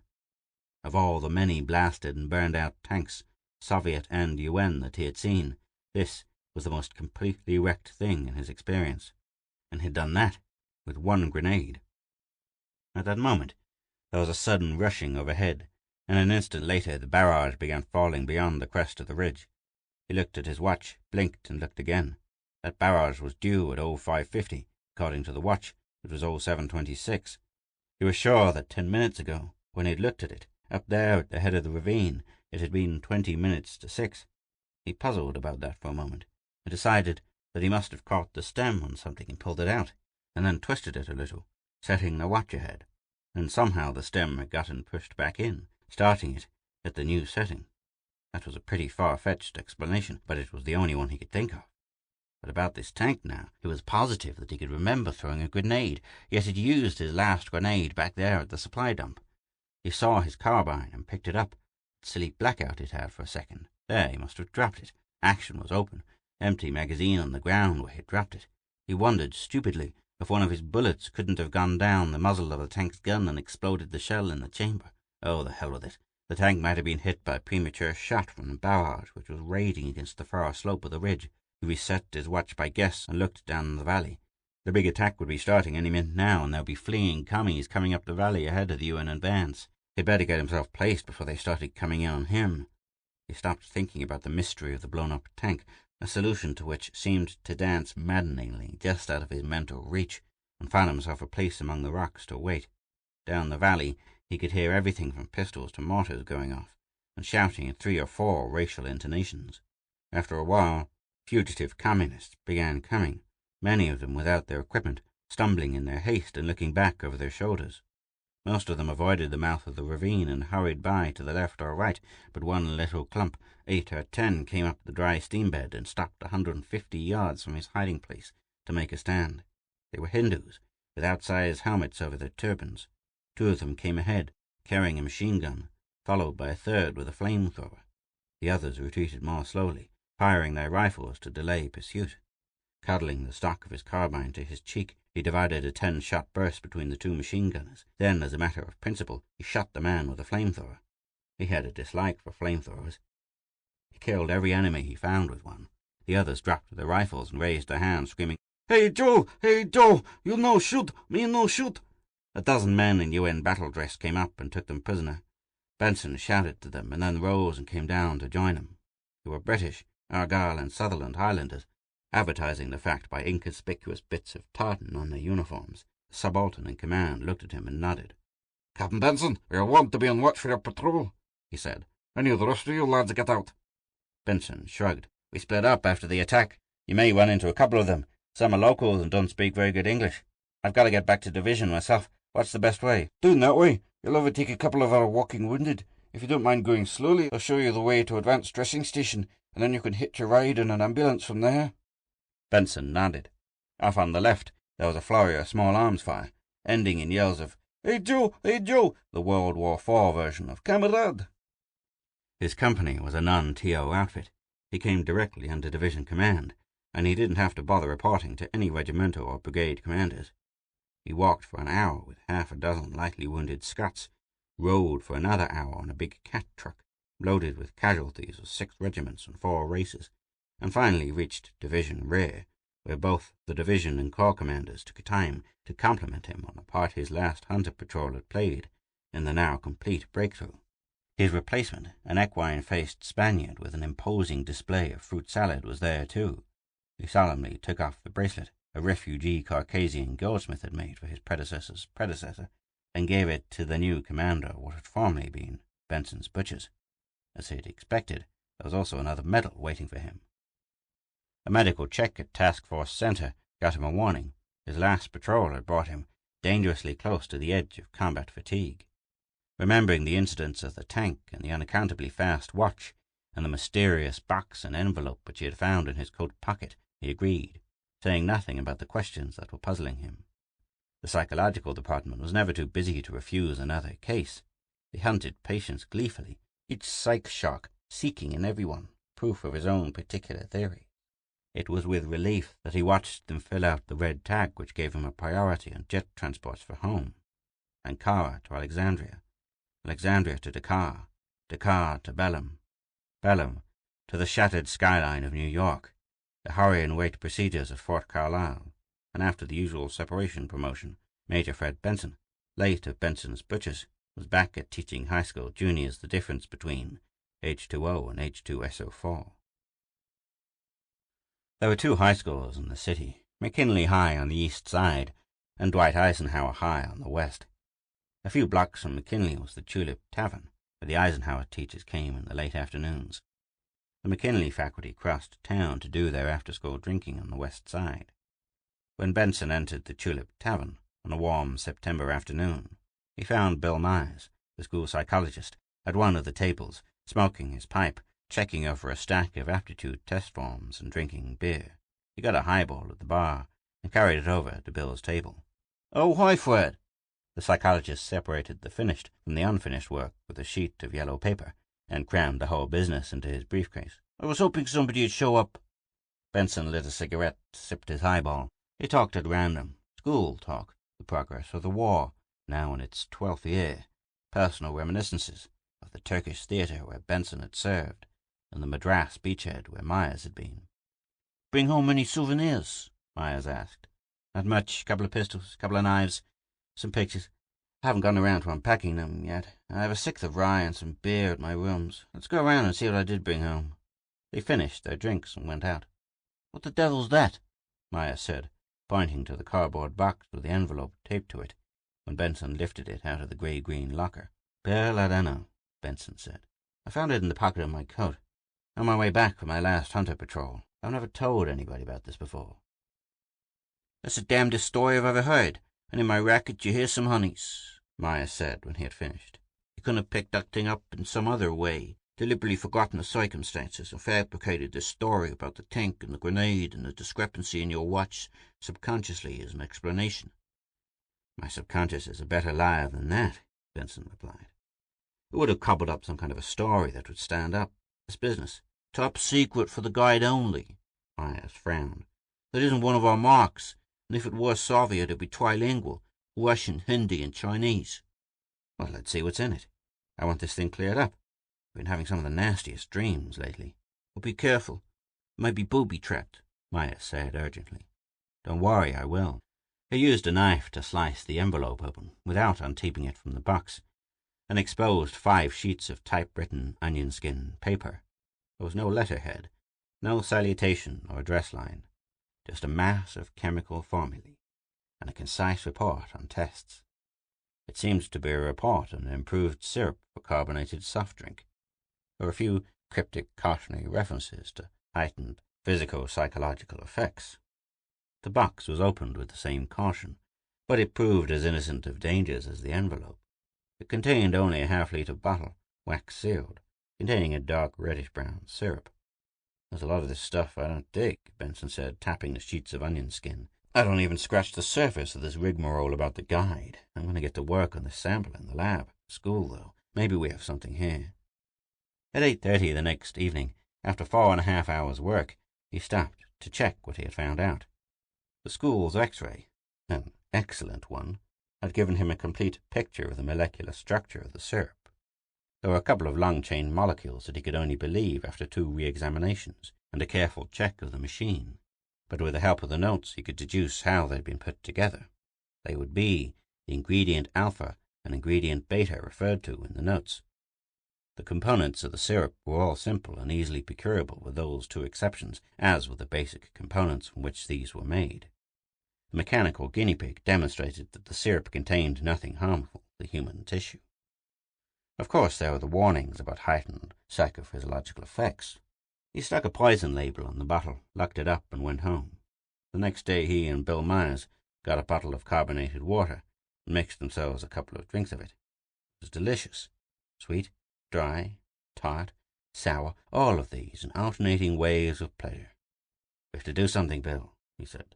"We have something that's going to give our income tax experts headaches." "You have," Myers corrected. "Where do you start fitting me into it?"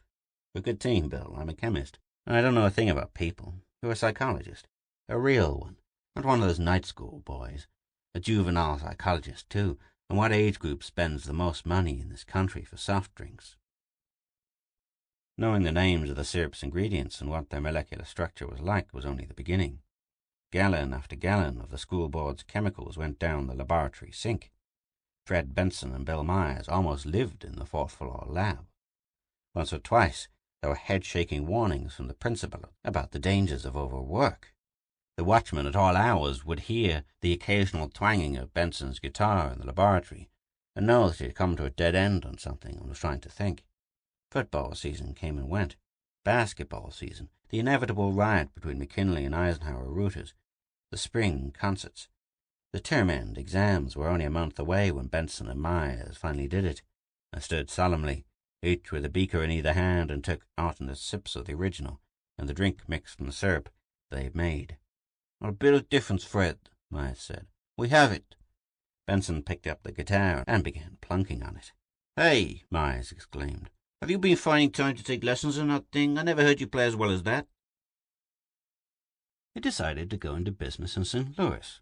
It was centrally located, and being behind more concentric circles of radar and counter-rocket defenses, it was in better shape than any other city in the country, and most likely to stay that way. Getting started wasn't hard. The first banker who tasted the new drink named Every Flav, at Myers' suggestion, couldn't dig up the necessary money fast enough. Every Flav hit the market with a bang, and became an instant success. Soon the rainbow-tinted vending machines were everywhere, dispensing the slender, slightly flattened bottles and devouring quarters voraciously. In spite of high taxes and the difficulties of doing business in a consumer's economy upon which a wartime economy had been superimposed, both Myers and Benson were rapidly becoming wealthy. The gregarious Myers installed himself in a luxurious apartment in the city. Benson bought a large tract of land down the river toward Carondelet, and started building a home and landscaping the grounds. The dreams began bothering him again, now that the urgency of getting Every Flav Inc. started had eased. They were not dreams of the men he had killed in battle, or except the one about a huge hot-smelling tank with a red star on the turret, about the war. Generally, they were about a strange, beautiful office room, in which a young man in uniform killed an older man in a plum-brown coat and a vivid blue neck-scarf. Sometimes Benson identified himself with the killer, sometimes with the old man who was killed. He talked to Myers about these dreams, but beyond generalities about delayed effects of combat fatigue and vague advice to relax, the psychologist, now head of sales and promotion of Every Flav Inc., could give him no help. The war ended 3 years after the new company was launched. There was a momentary faltering of the economy, and then the work of reconstruction was crying hungrily for all the labor and capital that had been idled by the end of destruction and more. There was a new flood tide of prosperity, and Every Flav rode the crest. The estate at Carondelet was finished, a beautiful place, surrounded with gardens, fragrant with flowers, full of the songs of birds and soft music from concealed record players. It made him forget the ugliness of the war, and kept the dreams from returning so frequently. All the world ought to be like that, he thought, beautiful and quiet and peaceful. People surrounded with such beauty couldn't think about war. All the world could be like that. If only. The UN chose St. Louis for its new headquarters. Many of its offices had been moved there after the second and most destructive bombing of New York, and when the city by the Mississippi began growing into a real-world capital, the flow of money into it almost squared overnight. Benson began to take an active part in politics in the New World Sovereignty Party. He did not, however, allow his political activities to distract him from the work of expanding the company to which he owed his wealth and position. There were always things to worry about. "I don't know," Myers said to him one evening, as they sat over a bottle of rye in the psychologist's apartment. "I could make almost as much money practicing as a psychiatrist these days. The whole world seems to be going pure, unadulterated nuts. At a fair in Munich, for instance." Yes, Benson grimaced as he thought of the affair in Munich, a Wagnerian concert which had terminated in an insane orgy of mass suicide. Just a week after we started our free sample campaign in South Germany, too. He stopped short, downing his drink and coughing over it. "Bill, you remember those sheets of onion skin in that envelope? Foundation of our fortunes. I wonder where you really did get that, Fred." His eyes widened in horror. "That caution about heightened psychophysiological effects that we were never able to understand." Benson nodded grimly. "And think of all the crazy cases of mass hysteria. That baseball game riot in Baltimore. The time everybody started tearing off each other's clothes in Milwaukee. The sex orgy in New Orleans. And the sharp uptrend in individual psychoneurotic and psychotic behavior, all in connection with music, too, and all after Every Flav got on the market." "We'll have to stop it. Pull Every Flav off the market," Myers said. "We can't be responsible for letting this go on." "We can't stop, either. There's at least a 2-month supply out in the hands of jobbers and distributors over whom we have no control. and we have all these contractual obligations to buy the entire output of the companies that make the syrup for us. If we stop buying, they can sell it in competition with us, as long as they don't infringe our trade name, and we can't prevent pirating. You know how easily we were able to duplicate that sample I brought back from Turkey. Why, our legal department's kept busy all the time, prosecuting unlicensed manufacturers as it is. We've got to do something, Fred. There's almost a whiff of hysteria in Maya's voice.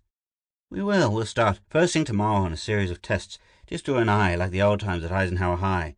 First, we want to be sure that every Flav really is responsible. It'd be a hell of a thing if we started a public panic against our own product for nothing, and then... It took just 2 weeks, in a soundproof and guarded laboratory on Benson's Carondelet estate, to convict their delicious drink of responsibility for that Munich State Opera House horror, and everything else. Reports from confidential investigators in Munich confirmed this. It had, of course, been impossible to interview the 2,000 men and women who had turned the opera house into a pyre for their own immolation, but none of the tiny minority who had kept their sanity and saved their lives had tasted every Flav. It took another month to find out exactly how the stuff affected the human nervous system, and they almost wrecked their own nervous systems in the process. The real villain, they discovered, was the incredible-looking lung-chain compound alluded to in the original notes as ingredient beta. Its principal physiological effect was to greatly increase the sensitivity of the oral nerves. Not only was the hearing range widened. After consuming 30 cc of beta, they could hear the sound of an ultrasonic dog whistle quite plainly, but the very quality of all audible sounds was curiously enhanced and altered. Myers, the psychologist, who was also well-grounded in neurology, explained how the chemical produced this effect. It meant about as much to Benson as some of the chemistry did to Bill Myers. There was also a secondary, purely psychological effect. Certain musical chords had definite effects on the emotions of the hearer, and the subject, beside being directly influenced by the music, was rendered extremely open to verbal suggestions accompanied by a suitable musical background. Benson transferred the final results of this stage of the research to the black notebook and burned the scratch sheets. That's how it happened, then, he said. The Munich thing was the result of all that Götterdämmerung music. There was a band at the baseball park in Baltimore. The New Orleans orgy started while a local radio station was broadcasting some of this new dance music. Look, these tone clusters here have a definite sex excitation effect. The series of 6 chords which occur in some of the Wagnerian stuff effect a combined feeling of godlike isolation and despair, and these consecutive fifths, a sense of danger, anger, combativeness. You know, we could work out a whole range of emotional stimuli to fit the effects of ingredient beta. We don't want to, Myers said. We want to work out a substitute for beta that will keep the flavor of the drink without the psychophysiological effects. Yeah, sure. I have some of the boys at the plant lab working on that. Gave them a lot of syrup without beta and told them to work out cheap additives to restore the regular, every Flav taste. Told them it was an effort to find a cheap substitute for an expensive ingredient. But look, Bill, you and I both see, for instance, that a powerful worldwide supranational sovereignty is the only guarantee of world peace. If we could use something like this to help overcome antiquated verbal prejudices and nationalistic emotional attachments. No, Myers said. I won't ever consent to anything like that, Fred. Not even in a cause like world peace.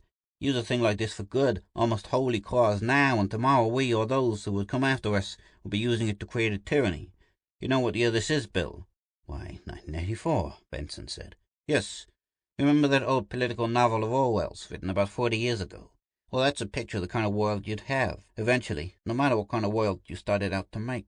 Fred, don't ever think of using this stuff for a purpose like that. If you try it, I'll fight you with every resource I have. There was a fanatical, almost murderous look in Bill Myers' eyes. Benson put the notebook in his pocket, then laughed and threw up his hands. Hey, Joe, he cried. You're right, of course, Bill. We can't even trust the UN with a thing like this. It makes the H-bomb look like a stone hatchet. Well, I'll call Grant at the plant lab and see how his boys are coming along with a substitute. As soon as we get it, we can put out a confidential letter to all our distributors and syrup manufacturers. He walked alone in the garden at Carondelet, watching the colour fade out of the sky and the twilight seep in among the clipped yews. All the world could be like this garden, a place of peace and beauty and quiet. If only. All the world would be a beautiful and peaceful garden in his own lifetime. He had the means of making it so. 3 weeks later, he murdered his friend and partner Bill Myers. It was a suicide. Nobody but Fred Benson knew that he had taken 50 cc of pure ingredient beta in a couple of cocktails while listening to the queer phonograph record that he had played half an hour before blowing his brains out. The decision had cost Benson a battle with his conscience, from which he had emerged the sole survivor. The conscience was buried, along with Bill Myers, and all that remained was a purpose. Every Flav stayed in the market unaltered. The night before the national election, the World Sovereignty Party distributed thousands of gallons of every Flav. Their speakers on every radio and television network were backgrounded by soft music. The next day, when the vote was counted, it was found that the American nationalists had carried a few backwoods precincts in the Rockies and the Southern Appalachians and one county in Alaska where there had been no distribution of every Flav. The dreams came back more often, now that Bill Myers was gone. Benson was only beginning to realize what a large fact in his life the companionship of the young psychologist had been. While a world of peace and beauty was an omelette worth the breaking of many eggs. He purchased another great tract of land near the city and donated it to the UN for their new headquarters buildings. The same architects and landscapists who had created the estate of Carondelet were put to work on it. In the middle of what was to become World City, they erected a small home for Fred Benson. Benson was often invited to address the delegates to the UN.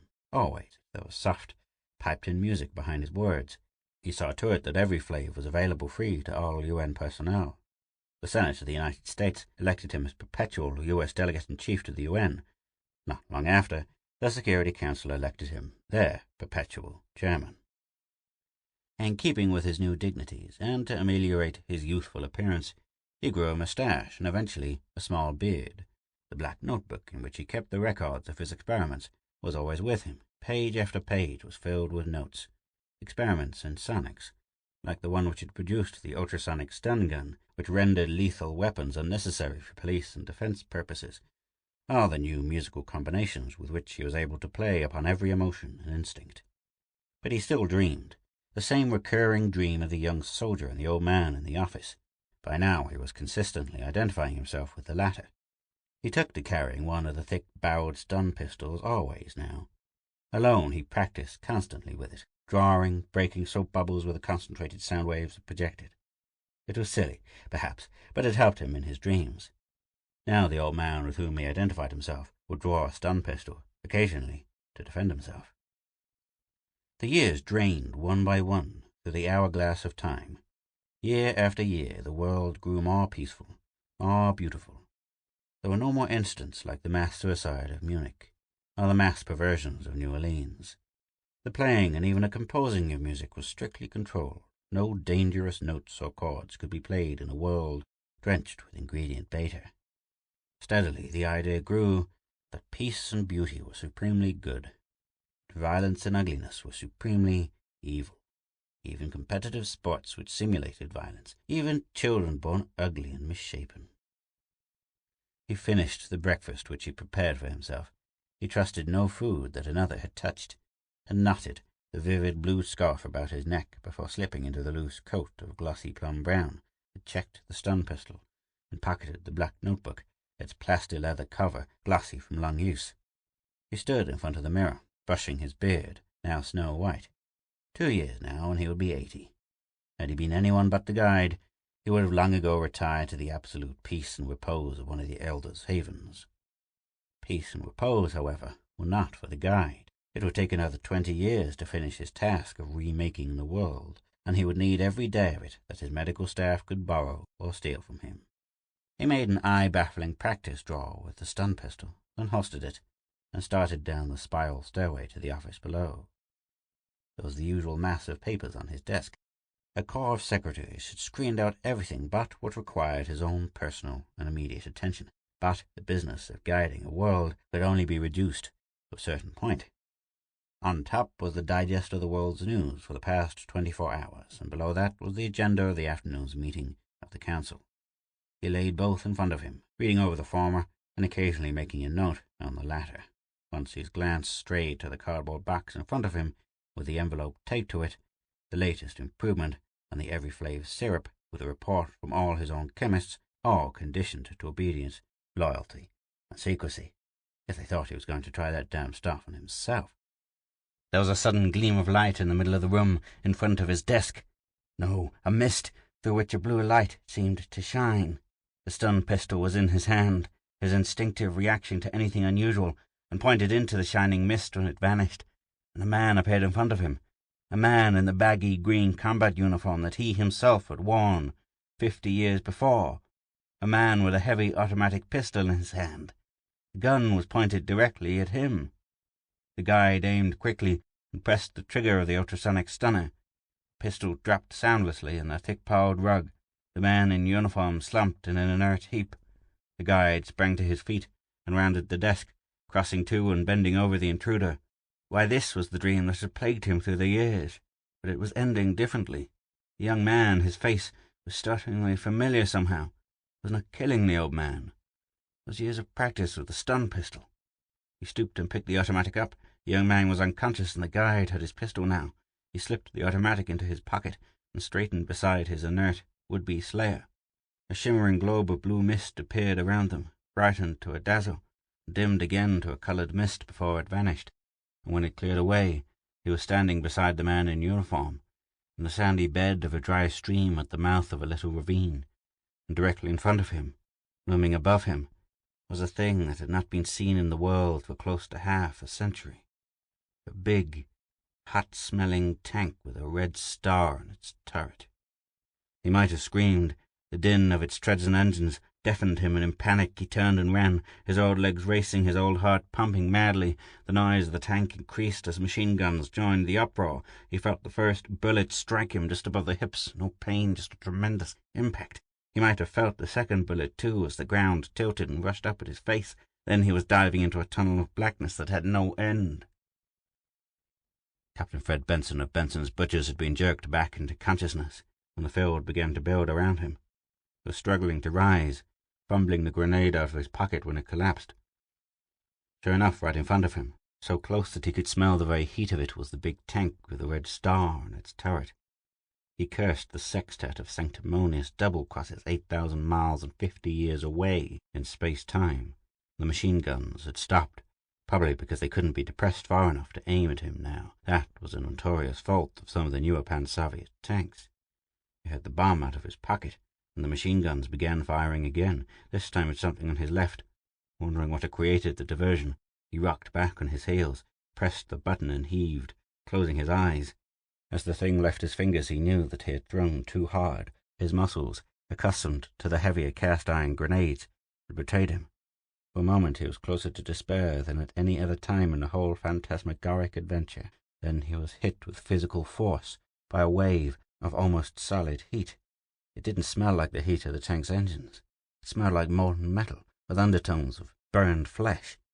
Immediately there was a multiple explosion that threw him flat as the tank's ammunition went up. There were no screams. It was too fast for that. He opened his eyes. The turret and top armor of the tank had vanished. The two massive treads had been toppled over, one to either side. The body had collapsed between them. It was running sticky trickles of molten metal. He blinked, rubbed his eyes on the back of his hand, and looked again. Of all the many blasted and burned-out tanks, Soviet and UN, that he had seen, this was the most completely wrecked thing in his experience. They'd done that with one grenade. Remembering the curious manner in which, at the last, the tank had begun firing at something to the side, he looked around to see the crumpled body in the pale violet-grey trousers and the plum-brown coat. Finding his carbine and reloading it, he went over to the dead man, turning the body over. It was an old man with a white moustache and a small white beard. Why, if the moustache was smaller and there were no beard, it would pass for Benson's own father, who had died in 1962. The clothes weren't Turkish or Armenian or Persian or anything one would expect in this country. The old man had a pistol in his coat pocket, and Benson pulled it out and looked at it, then did a double-take and grabbed for his own holster to find it empty. The pistol was his own 9.5 Colt automatic. He looked at the dead man, with the white beard and the vivid blue neckscarf, and he was sure that he had never seen him before. It had that pistol when he'd come down the ravine.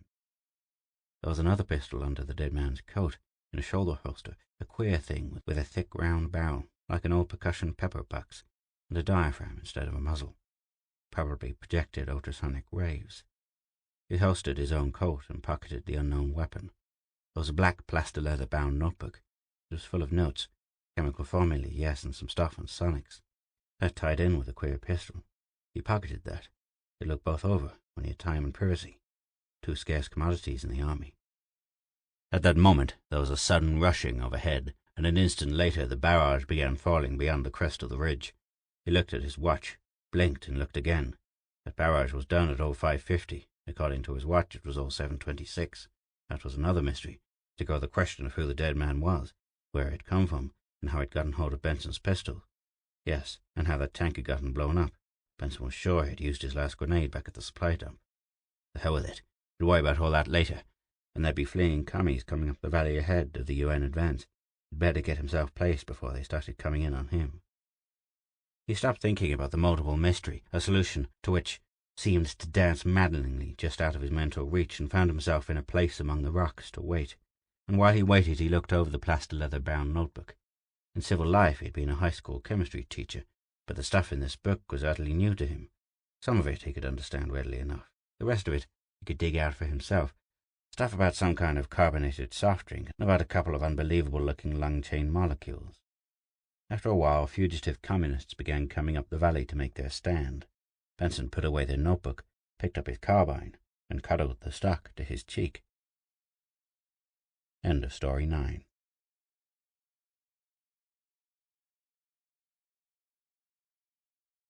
Story 10. Bridge Crossing by Dave Dryfoos. In 1849, the mist that sometimes rolled through the Golden Gate was known as fog. In 2149, it became far more frequent and was known as smog. By 2349, it was fog again. But tonight there was smoke mixed with the fog. Roddy could smell it. Somewhere in the forested ruins, fire was burning. He wasn't worried. The small blaze that smoldered behind him on the cracked concrete floor had consumed everything burnable within blocks. What remained of the gutted concrete office building from which he peered was fireproof. But Roddy was himself aflame with anger. As always, when invaders broke in from the north, he had been left behind with his nurse, Molly, while the soldiers went out to fight. And nowadays, Molly's presence wasn't the comfort it used to be. He felt almost ready to jump out of his skin, the way she rocked and knitted in that grating ruined chair, saying over and over again, "The soldiers don't want little boys. The soldiers don't want little boys. The soldiers don't—" "I'm not a little boy," Roddy suddenly shouted. "I'm full grown, and I've never even seen an invader. Why won't you let me go and fight?" Fiercely he crossed the bare, gritty floor and shook Molly's shoulder. She rattled under his jarring hand and abruptly changed the subject. "A is for atom, B is for bomb, C is for corpse," she chanted. Roddy reached into her shapeless dress and pinched. Lately that had helped her over these spells. But this time, though it stopped the kindergarten song, the treatment only started something worse. "Wasn't hungry," Molly cooed, still rocking. Utterly disgusted, Roddy ripped her head off her neck. It was a completely futile gesture. A complicated mind that had cared for him and taught him speech and the alphabet hadn't made him a mechanic, and his only tool was a broken-handled screwdriver. He was still tinkering when the soldiers came in. When they lined up along the wall, he put Molly's head back on her neck.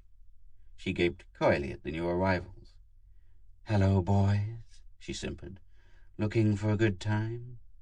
Roddy slapped her to silence, reflecting briefly that there were many things he didn't know about Molly. But there was work to be done. Carefully he framed the ritual words she taught him. "Soldiers come to attention and report." There were 11 of them, 6 feet tall, with 4 limbs and 8 extremities. They stood uniformly, the thumbs on each pair of hands touching along the center line of the legs, front feet turned out at an angle of 45 degrees, rear feet turned inward at 30 degrees. "Sir," they chorused, "we've met the enemy and he is ours." He inspected them. All were scratched and dented, but one in particular seemed badly damaged. His left arm was almost severed at the shoulder. "Come here, fellow," Roddy said. "Let's see if I can fix that." The soldier took a step forward, lurched suddenly, stopped, and whipped out a bayonet. "Death to invaders!" he yelled, and charged crazily. Molly stepped in front of him. "You aren't being very nice to my baby," she murmured, and thrust her knitting needles into his eyes. Roddy jumped behind him, knocked off his helmet, and pressed a soft spot on his conical skull. The soldier collapsed to the floor. Roddy salvaged and returned Molly's needles. Then he examined the patient, tearing him apart as a boy dismembers an alarm clock. It was lucky he did. The left arm's pair of hands suddenly writhed off the floor in an effort to choke him. Because the arm was detached at the shoulder, and therefore blind, he escaped the clutching onslaught and could goad the reflexing hands into assaulting one another harmlessly. Meanwhile, the other soldiers left, except for one, apparently another casualty, who stumbled on his way and fell into the fire. By the time Roddy had hauled him clear, damage was beyond repair. Roddy swore, then decided to try combining parts of this casualty with pieces of the other to make a whole one. To get more light for the operation, he poked up the fire. Roddy was new at his work and took it seriously. It alarmed him to watch the soldiers melt away, gradually succumbing to battle damage. Shamed him to see the empty ruins burn section by section as the invaders repeatedly broke through and had to be burned out. Soon there would be nothing left of the private property keep-out that, according to Molly's bedtime story, the owners had entrusted to them when driven away by radioactivity. Soon the soldiers themselves would be gone. None would remain to guard the city, but a few strayed servants like Molly and an occasional civil defender. And himself, Roddy reflected, spitting savagely into the fire. He might remain, but how he fitted into the picture he didn't know. And Molly, who claimed to have found him in the ruins after a fight with invaders 20 years before, couldn't or wouldn't say. Well, for as long as possible, Roddy decided, he'd do his duty as the others did theirs, single-mindedly. Eventually the soldiers might accept him as one of themselves. Meanwhile, his newly attempted first aid was useful to them. He gave the fire a final poke and then paused, wondering if, when heated, his screwdriver could make an unfastened end of wire stick on the greyish spot where it seemed to belong. Stretching prone to blow the embers hot so he could try out his new idea, Roddy got too close to the flames. Instantly the room filled with the stench of singed hair. Roddy drew angrily back, beating out the sparks in his uncut blonde mane. As he stood slapping his head and muttering, a deranged civil defense firefighter popped into the doorway and covered him with carbon dioxide foam. Roddy fled. His lifelong friends were not merely wearing out, they were unbearably wearing. In the street, even before he'd wiped off the foam, he regretted his flight. Fire was back home, and here in the cold of this fog-shrouded canyon, a mere trail between heaped-up walls of rubble, the diaper he wore felt inadequate against the pre-dawn cold. His cherished weapon, a magnetic tack hammer, was chill beneath the diaper's top, and the broken radium-dialed wristwatch, suspended from a string around his neck, hung clammy against his chest. He stood irresolute on numbing bare feet, and considered returning to the more familiar bedlam. But colder than cold was his shame at being cold. Molly never was, though she knew how to keep him warm. Nor were the others. Hunger, thirst, pain, and coldness were sensations never experienced by his friends. Like the growth he'd been undergoing till recently, these were things of ignominy, to be hidden as far as possible from inquiring eyes. Cold as it was, he'd have to hide. Temporarily the darkness concealed him, though it was not quite complete. From above the fog, the moon played vaguely deceptive light on the splinters of architecture looming toward it. Some distance off, an owl hooted, but here nocturnal rodents felt free to squeak and rustle as they scampered. The world seemed ghostly, yet it wasn't dead, it merely lurked. And as an irrepressible yawn reminded Roddy of his absurd need for sleep, even in the midst of danger, he concluded for the 1000th time that the one who'd built him must have been an apprentice. For just such reasons had developed the hideout toward which he now walked. It had been the haven of his adolescence, when the discovery of how much he differed from his friends had been a shock, and the shock itself a difference to be hidden. His hiding place was a manhole, dead center in the dead street. A weathered bronze bar, carefully placed in the cover's slotted rim, was the levering key that opened its door. Everything was wrong tonight. He couldn't even find the bar. Of course that spoiled things, because the bar was a roller on which to move the heavy cover from below, and a support that held it ajar for ventilation. But the example of his friends had taught him above all else to carry out every purpose. Molly was a nurse. She had raised him despite all obstacles. The soldiers were guards. They protected the ruins against everything larger than a rat.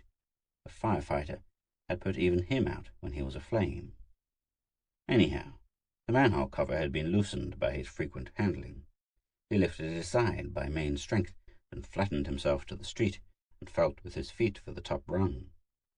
Halfway down the iron ladder, something made him pause. He looked, but saw only blackness. He listened, sniffed, found nothing. What could have entered through the iron cover? He sneered at his own timidity and jumped to the bottom. It was warm. The dry bottom of the hole had the temperature of body heat, as if a large animal had recently rested there. Quickly Roddy drew the hammer from his waist. Then, with weapon ready for an instantaneous blow, he stretched his left hand through the darkness. He touched something warm, softish. Gingerly he felt over that curving surface for identifying features. While Roddy investigated by touch, his long fingers were suddenly seized and bitten. At the same time, his right shin received a savage kick, and his own retaliatory blow was checked in mid-swing by an unexpected voice. "Get your filthy hands off me!" it whispered angrily. "Who do you think you are?" Startled, he dropped his hammer. "I'm Roddy," he said, squatting to fumble for it. "Who do you think you are?" "I'm Ida, naturally. Just how many girls are there in this raiding party?" His first invader, and he had dropped his weapon. Scrabbling fearfully in the dust for his hammer, Roddy paused suddenly. This girl, whatever that was, seemed to think of him as one of her own kind. There was a chance, not much, but worth taking, to turn delay to advantage. Maybe he could learn something of value before he killed her. That would make the soldiers accept him. He stalled, seeking a gambit. "How would I know how many girls there are?" Half expecting a blow, he got instead an apology. "I'm sorry," the girl said. "I should have known. Never even heard your name before, either. Roddy. Whose boats did you come in, Roddy?" Boat? What was a boat? "How would I know?" he repeated, voice tight with fear of discovery. If she noticed the tension, she didn't show it. Certainly her whisper was friendly enough. "Oh, you're one of the fellows from Bodega, then. They shoved a boy into our boat at the last minute, too. Tough, wasn't it, getting separated in the fog and tired like that? If only we didn't have to use boats. But say, how are we going to get away from here?" "I wouldn't know," Roddy said, closing his fingers on the hammer and rising. "How did you get in?" "Followed your footprints. It was sundown, and I saw human tracks in the dust, and they led me here." "Where were you?" "Scouting around," Roddy said vaguely. "How did you know I was a man when I came back?" "Because you couldn't see me, silly. You know perfectly well these androids are heat-sensitive and can locate us in the dark." Indeed, he did know. Many times he'd felt ashamed that Molly could find him whenever she wanted to, even here in the manhole. But perhaps the manhole would help him now to redeem himself. "I'd like to get a look at you," he said. The girl laughed self-consciously. "It's getting grey out. You'll see me soon enough." And she'd see him, Roddy realized. He had to talk fast. "What'll we do when it's light?" he asked. "Well, I guess the boats have gone," Ida said. "You could swim the gate. I guess you could seem tall and strong enough, but I couldn't. You'll think it's crazy, but I've given this some thought, and even looked at it from the other side. I expect to try the Golden Gate Bridge." Now he was getting somewhere. The bridge was ruined, impassable. Even her own people had crossed the strait by other means. But if there were a way over the bridge... "It's broken," he said. "How in the world can we cross it?" "Oh, you'll find out. If you take me up there, I don't want to be alone, Roddy. Will you go with me? Now?" Well, she could be made to point out the route before he killed her, if nothing happened when she saw him. Uneasy, Roddy hefted the hammer in his hand. A giggle broke the pause. "It's nice of you to wait and let me go first up the ladder," the girl said. "But where the heck is the rusty old thing?" "I'll go first," said Roddy. He might need the advantage. "The ladder's right behind me." He climbed with hammer in teeth and stretched his left hand from street level to grasp and neutralize the girl's right. Then, nervously fingering his weapon, he stared at her in the thin grey dawn. She was short and lean, except for roundnesses here and there. From her shapeless doe-skin dress stretched slender legs that tapered to feet that were bare, tiny, and, like her hands, only 2 in number. Roddy was pleased. They were evenly matched as to members, and that would make things easy when the time came. He looked into her face. It smiled at him. tanned and ruddy, with a full mouth and bright dark eyes that hid under long lashes when he looked too long, startling those wary eyes, concealing. For a moment he felt a rush of fear, but she gave his hand a squeeze before twisting loose and burst into sudden laughter. "Diapers," she chortled, struggling to keep her voice low. "My big, strong, blonde and blue-eyed hero goes into battle wearing diapers and carrying only a hammer to fight with. You're the most unforgettable character I've ever known." It passed inspection then, so far. He expelled his withheld breath and said, "I think you'll find me a little odd in some ways." "Oh, not at all," Ida replied quickly. "Different, yes, but I wouldn't say odd." When he started down the street, she was nervous, despite Roddy's assertion that he knew where the soldiers were posted. He wondered if she felt some of the doubt it tried to conceal, shared his visions of what the soldiers might do if they found him brazenly strolling with an invader. They might not believe he was only questioning a prisoner. Every day, his friends were becoming more unpredictable. For that very reason, because he didn't know what precautions would do any good, he took a chance and walked openly to the bridge by the most direct route. In time, this apparent assurance stilled Ida's fears, and she began to talk. Many of the things she said were beyond his experience and meaningless to him, but he did note with interest how effective the soldiers had been. "It's awful," Ida said. "So few young men are left, so many casualties." "But why do we keep up the fight?" Roddy asked. "I mean, the soldiers will never leave the city. Their purpose is to guard it, and they can't leave, so they won't attack. Let them alone, and there'll be plenty of young men." "Well," said Ida sharply, "you need indoctrination. Didn't they ever tell you that the city is our home, even if the stupid androids do keep us out? Don't you know how dependent we are on these raids for all our tools and things?" She sounded suspicious. Roddy shot her a furtive, startled glance, but she wasn't standing off to fight him. On the contrary, she was too close for both comfort and combat. She bumped his hip and shoulder every few steps, and if he edged away, she followed. He went on with his questioning. "Why are you here? I mean, sure, the others are after tools and things, but what's your purpose?" Ida shrugged. "I'll admit no girl has ever done it before," she said, "but I thought I could help with the wounded. That's why I have no weapon." She hesitated, glanced covertly up at him, and went on with a rush of words. "It's the lack of men, I guess. All the girls are kind of bored and hopeless. So I got this bright idea and stowed away in one of the boats when it was dark and the fog had settled down. Do you think I was being silly?" "No, but you do seem a little purposeless." In silence they trudged through a vast area of charred wood and concrete foundations on the northern end of the city. Thick fog over the water hid Alcatraz, but inshore visibility was better, and they could see the beginning of the bridge approach. A stone rattled nearby. There was a clink of metal. Ida gasped and clung to Roddy's arm. "Behind me," he whispered urgently. "Get behind me and hold on." He felt Ida's arms encircling his waist, her chin digging into his back below the left shoulder. Facing them, 100 feet away, stood a soldier. He looked contemptuous, hostile. "It's all right," Roddy said, his voice breaking. There was a long, solemn, heart-stopping stare. Then the soldier turned and walked away. Ida's grip loosened, and he could feel her sag behind him. Roddy turned and held her. With eyes closed, she pressed cold blue lips to his. He grimaced and turned away his head. Ida's response was quick. "Forgive me," she breathed, and slipped from his arms, but she held herself erect. "I was so scared. And then we've had no sleep, no food or water." Roddy was familiar with these signs of weakness, proud of appearing to deny his own humiliating needs. "I guess you're not as strong as me," he said smugly. "I'll take care of you. Of course we can't sleep now, but I'll get food and water." Leaving her to follow, he turned left to the ruins of a supermarket he had previously visited, demonstrating his superior strength by setting a pace Ida couldn't match. By the time she caught up with him, he had grubbed out a few cans of the special size that Molly always chose. Picking two that were neither dented, swollen, nor rusted, he smashed an end of each with his hammer and gave Ida her choice of strained spinach or squash. "Baby food," she muttered. "Maybe it's just what we need, but to eat baby food with a man wearing a diaper. Tell me, Roddy, how did you happen to know where to find it?" "Well, this is the northern end of the city," he answered, shrugging. "I've been here before. Why did the soldier let us go?" "This watch," he said, touching the radium dial. "It's a talisman." But Ida's eyes had widened, and the color was gone from her face.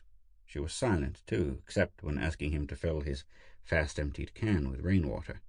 She didn't finish her own portion, but lay back in the rubble with feet higher than her head, obviously trying to renew her strength. And when they resumed their walk, her sullen, fear-clouded face showed plainly that he had given himself away. But to kill her now, before learning how she planned to cross the supposedly impassable bridge, seemed as purposeless and impulsive as Ida herself. Roddy didn't think, in any case, that her death would satisfy the soldiers. With new and useful information to offer, he might join them as an equal at last. But if his dalliance with this enemy seemed pointless, not even Molly's knitting needles could protect him. He was sure the soldiers must be tracking the mysterious emanations of his watchdial, and had trouble to keep from glancing over his shoulder at every step. But arrival at the bridge approach ended the need for this self-restraint. Here, difficult going demanded full attention. He had never gone as far as the bridge before, not having wanted to look as if he might be leaving the city. The approach was a jungle of concrete with an underbrush of reinforcing steel that reached for the unwary with rusted spines. Frequently, they had to balance on cracked girders and inch over roadless spots high off the ground. Here Ida took the lead. When they got to where 3 approach roads made a clover leaf, she led him down a side road and into a forest. Roddy stopped and seized her arm. "What are you trying to do?" he demanded. "I'm taking you with me," Ida said firmly. "Taking you where you belong." "No," he blurted, drawing his hammer. "I can't go. No, I'll let you go. I belong here." Ida gasped, twisted loose, and ran. Roddy ran after her. She wasn't so easily caught. Like a frightened doe, she dashed in and out among the trees, leaped to the bridge's underpinnings where they thrust rustedly from a cliff, and scrambled up the ramp. Roddy sighed and slowed down. The pavement ended just beyond the cable anchors. From there to the south tower, only an occasional dangling support wire showed where the actual bridge had been suspended. Ida was trapped. He could take his time, let the soldiers come up, as they undoubtedly would, to finish the job. But Ida didn't seem to realize she was trapped. Without hesitation, she dashed up the main left-hand suspension cable and ran along its curved steel surface. For a moment, Roddy thought of letting her go, letting her run up the ever-steepening catenary, until, because there were no guard ropes or hand grips, she simply fell. That would solve his problem. Except it wouldn't be his solution. Her death wouldn't prove him to his friends. He set out quickly before Ida was lost to sight in a thick fog that billowed in straight from the ocean. At first he ran erect along the top of the yard-wide cylinder of twisted metal, but soon the curve steepened. He had to go on all fours, clinging palm and sole. Blood was on the cable where she had passed. More blood stained it when he had followed. But because his friends knew neither pain nor fatigue, Roddy would admit none either. Nor would he give in to the fear that dizzied him at every downward look. He scrambled on like an automaton, watching only his holds, till he rammed Ida's rear with his head. She had stopped, trembling and gasping. Roddy clung just below her and looked dazedly around. There was nothing in sight but fog, pierced by the rapier of rusted wire supporting them. Neither end of it was in sight. Upward lay success, if death were not nearer on the cable. No soldier had ever come even this far, for soldiers, as it told Ida, never left the city, were not built to do so. But he was here. With luck, he could capitalize on the differences that had plagued them so long. "Go on!" he ordered hoarsely. "Move!"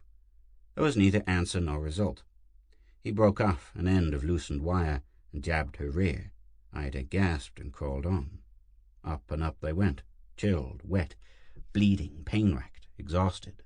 Never had Roddy felt so thoroughly the defects of his peculiar non-mechanical construction.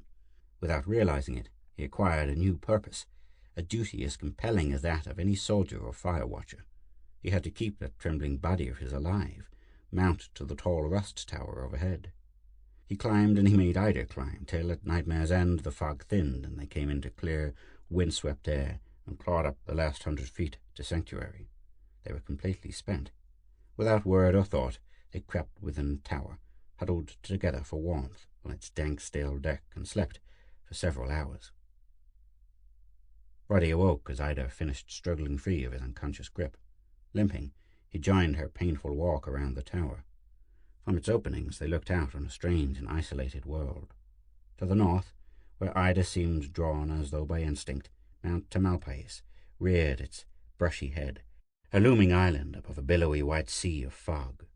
To the south of the Twin Peaks, a pair of buttons on a cotton sheet. Eastward lay Mount Diablo, bald and brooding, tallest of the peaks and most forbidding. But westward over the ocean lay the land of gold, of all the kinds of gold there are, from brightest yellow to deepest orange. Only a small portion of the setting sun glared above the fog bank. The rest seemed to have been broken off and smeared around by a child in love with its colour. Fascinated, Roddy stared for minutes, but turned when Ida showed no interest. She was intent on the tower itself. Following her eyes, Roddy saw his duty made suddenly clear. Easy to make out in the fading light was the route by which invaders could cross to the foot of this tower on the remaining ruins of the road, climb to where he now stood, and then descend the cable over the bridge's gap and catch the city unaware. Easy to estimate was the advantage of even this perilous route over things that scattered on the water and prevented a landing in strength. Easy to see was the need to kill Ida before she carried home this knowledge. Roddy took the hammer from his waist. "Don't! Oh, don't!" Ida screamed. She burst into tears and covered her face with scratched and bloodied hands. Surprised, Roddy withheld the blow. He had wept as a child, and weeping had for the first time learned he differed from his friends. Ida's tears disturbed him, bringing unhappy memories. "Why should you cry?" he asked comfortingly. "You know your people will come back to avenge you, and will destroy my friends." But my people are your people too," Ida wailed. "It's so senseless now, after all our struggle to escape. Don't you see? Your friends are only machines, built by our ancestors. We are men, and the city is ours, not theirs." "It can't be," Roddy objected. "The city surely belongs to those who are superior, and my friends are superior to your people, even to me. Each of us has a purpose, though, while you invaders seem to be aimless. Each of us helps preserve the city. You only try to rob and end it by destroying it. My people must be the true men, because they're so much more rational than yours, and it isn't rational to let you escape." Ida had turned up her tear-streaked face to stare at him. "Rational? What's rational about murdering a defenseless girl in cold blood? Don't you realize we're the same sort of being, we two? Don't you remember how we've been with each other all day?" She paused. Roddy noticed that her eyes were dark and frightened, yet somehow soft, over scarlet cheeks. He had to look away, but he said nothing. "Never mind," Ida said viciously. "You can't make me beg. Go ahead and kill. See if it proves you're superior. My people will take over the city regardless of you and me, and regardless of your jumping jack friends too. Men can accomplish anything." Scornfully she turned and looked toward the western twilight. It was Roddy's turn to stand and stare. "Purpose?" Ada flung at him over her shoulder. "Logic. Women hear so much of that from men. You're a man, all right. Men always call it logic when they want to destroy. Loyalty to your own sort, kindness, affection, all emotional, aren't they? Not a bit logical. Emotion is for creating, and so much more logical to destroy, isn't it?" She whirled back toward him, advancing as if she wanted to sink her teeth into his throat. "Go ahead. Get it over with, if you have the courage." It was hard for Roddy to look away from that wrath-crimsoned face, but it was even harder to keep staring into the blaze of her eyes. He compromised by gazing out an opening at the gathering dusk. He thought for a long time before he decided to tuck his hammer away. "It isn't reasonable to kill you now," he said. "Too dark. You can't possibly get down that half-ruined manway tonight. So let's see how I feel in the morning." Ida began to weep again, and Roddy found it necessary to comfort her. And by morning, he knew he was a man. End of story 10.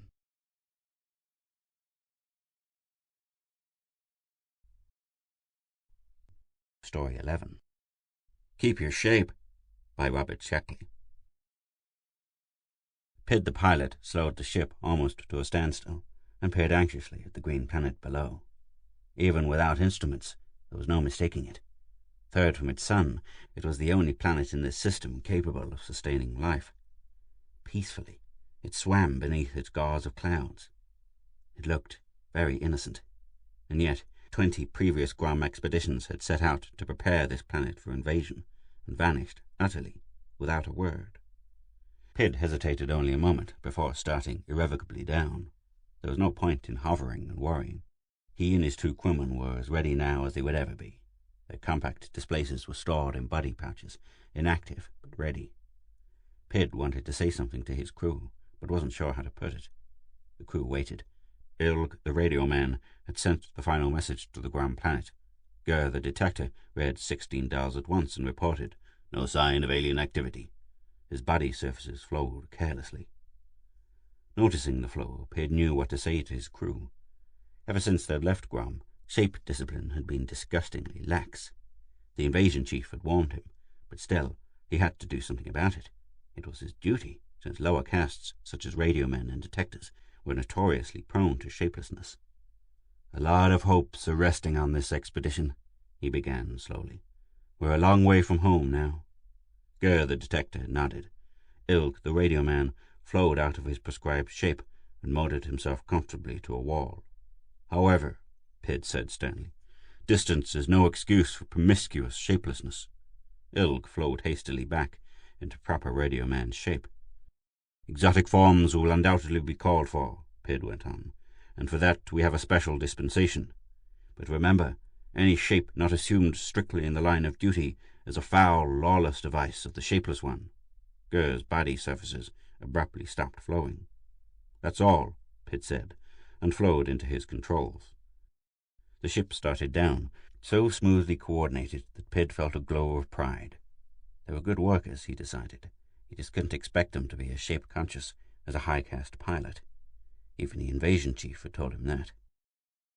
"Pid," the invasion chief had said at their last interview, "we need this planet desperately." "Yes, sir," Pid had said, standing at full attention, never quivering from optimum pilot's shape. "One of you," the chief said heavily, "must get through and set up a displacer near an atomic power source. The army will be standing by at this end, ready to step through." "We'll do it, sir," Pid said. "This expedition has to succeed," the chief said, and his features blurred momentarily from sheer fatigue. "In strictest confidence, there's considerable unrest on Gram. The minor caste is on strike, for instance. They want a new digging shape, so the old one is inefficient." Pid looked properly indignant. The mining shape had been set down by the ancients 50,000 years ago, together with the rest of the basic shapes, and now these upstarts wanted to change it. "That's not all," the chief told him. "We have uncovered a new cult of shapelessness, picked up almost 8,000 gram, and I don't know how many more we missed." Pid knew that shapelessness was a lure of the shapeless one, the greatest evil that the Gram mind could conceive of. But why, he wondered, did so many Gram fall for his lures? The chief guessed his question. "Pid," he said, "I suppose it's difficult for you to understand. Do you enjoy piloting?" "Yes, sir," Pid said simply. Enjoy piloting? It was his entire life. Without a ship, he was nothing. "Not all Gram feel that way," the chief said. "I don't understand it either. Oh, my ancestors have been invasion chiefs, back to the beginning of time. So of course I want to be an invasion chief. It's only natural, as well as lawful. But the lower castes don't feel that way." The chief shook his body sadly. "I've told you this for a reason. We Gram need more room. This unrest is caused purely by crowding. All our psychologists say so. Another planet to expand into will cure everything. So we're counting on you, Pid." "Yes, sir," Pid said, with a glow of pride. The chief rose to end the interview. Then he changed his mind and sat down again. "We'll have to watch your crew," he said. "They're loyal, no doubt, but low caste, and you know the lower castes." Pid did indeed. "Ger, your detective, is suspected of harboring ultra-rationist tendencies. He was once fined for assuming a quasi-hunter's shape. Ilg has never had any definite charge brought against him, but I hear that he remains immobile for suspiciously long periods of time. Possibly he fancies himself a thinker." "But, sir," Pid protested, "if they were even slightly tainted with ultra-rationism or shapelessness, why send them on this expedition?" The chief hesitated before answering. "There are plenty of Gram I could trust," he said slowly, "but those two have certain qualities of resourcefulness and imagination that will be needed on this expedition." He sighed. "I really don't understand why those qualities are usually linked with shapelessness." "Yes, sir," Pid said. "Just watch them." "Yes, sir," Pid said again, and saluted, realizing that the interview was at an end. In his body pouch he felt the dormant displacer, ready to transform the enemy's power source into a bridge across space for the Gram hordes. "Good luck," the chief said. "I'm sure you'll need it." The ship dropped silently toward the surface of the enemy planet. Gur, the detector, analyzed the clouds below and fed data into the camouflage unit. The unit went to work. Soon the ship looked to all outward appearances like a cirrus formation. Pid allowed the ship to drift slowly toward the surface of the mystery planet. He was in optimum pilot's shape now, the most efficient of the 4 shapes allotted to the pilot caste. Blind, deaf, and dumb, an extension of his controls, all his attention was directed toward matching the velocities of the high-flying clouds, staying among them, becoming a part of them. Gur remained rigidly in one of the 2 shapes allotted to detectors. He fed data into the camouflage unit, and the descending ship slowly altered into an altocumulus. There was no sign of activity from the enemy planet. Ilg located an atomic power source and fed the data to Pid. The pilot altered course. He had reached the lowest level of clouds, barely a mile above the surface of the planet. Now his ship looked like a fat, fleecy cumulus. And still there was no sign of alarm. The unknown fate that had overtaken 20 previous expeditions still had not showed itself. Dusk crept across the face of the planet as Pid maneuvered near the atomic power installation. He avoided the surrounding homes and hovered over a clump of woods. Darkness fell, and the green planet's lone moon was veiled in clouds. One cloud floated lower and landed.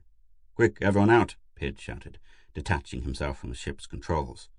He assumed the pilot shape best suited for running and raced out of the hatch. Gur and Ilg hurried after him. They stopped 50 yards from the ship and waited. Inside the ship, a little-used circuit closed. There was a silent shudder, and the ship began to melt. Plastic dissolved, metal crumpled. Soon the ship was a great pile of junk, and still the process went on.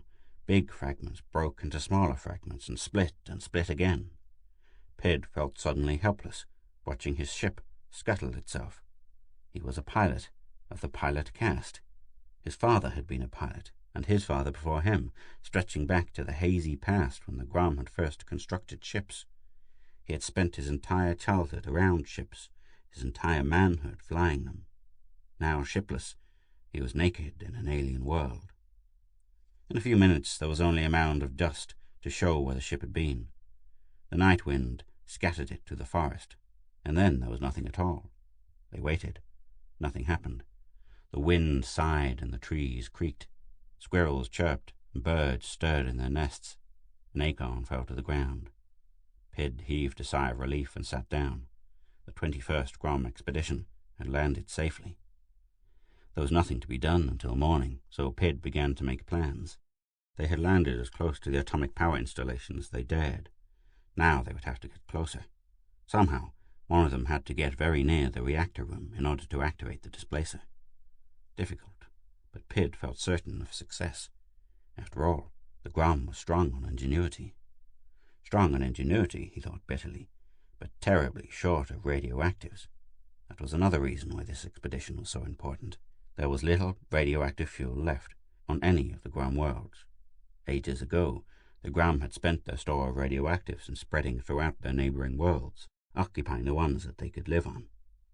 Now, colonization barely kept up with the mounting birth rate. New worlds were constantly needed. This particular world, discovered in a scouting expedition, was needed. It suited the Grom perfectly, but it was too far away.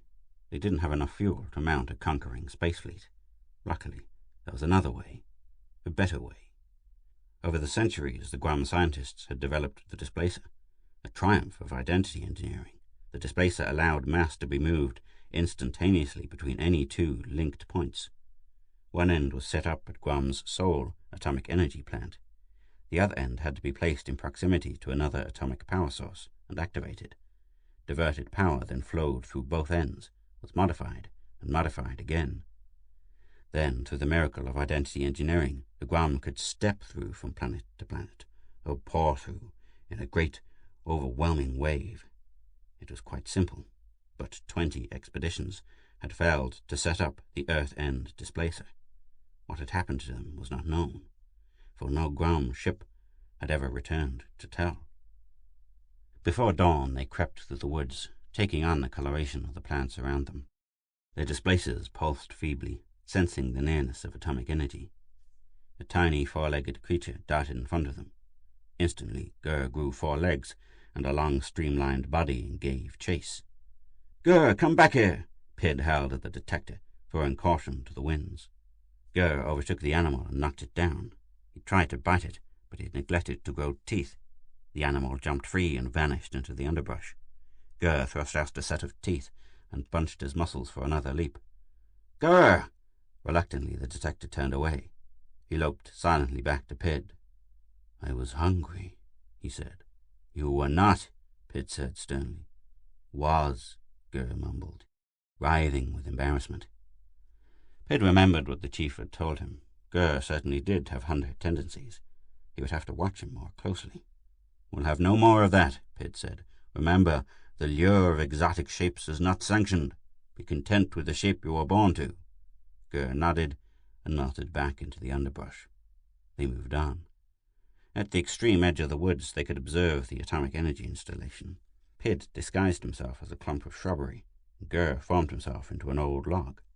Ilg, after a moment's thought, became a young oak. The installation was in the form of a long, low building, surrounded by a metal fence. There was a gate and guards in front of it. The first job, Pid thought, was to get past the gate. He began to consider ways and means. From the fragmentary reports of the survey parties, Pid knew that in some ways this race of men were like the Grom. They had pets, as the Grom did, and homes and children, and a culture. The inhabitants were skilled mechanically, as were the Grom. But there were terrific differences also. The men were of fixed and immutable form, like stones or trees, and to compensate, their planet boasted a fantastic array of species, types, and kinds. This was completely unlike Grom, which had only 8 distinct forms of animal life.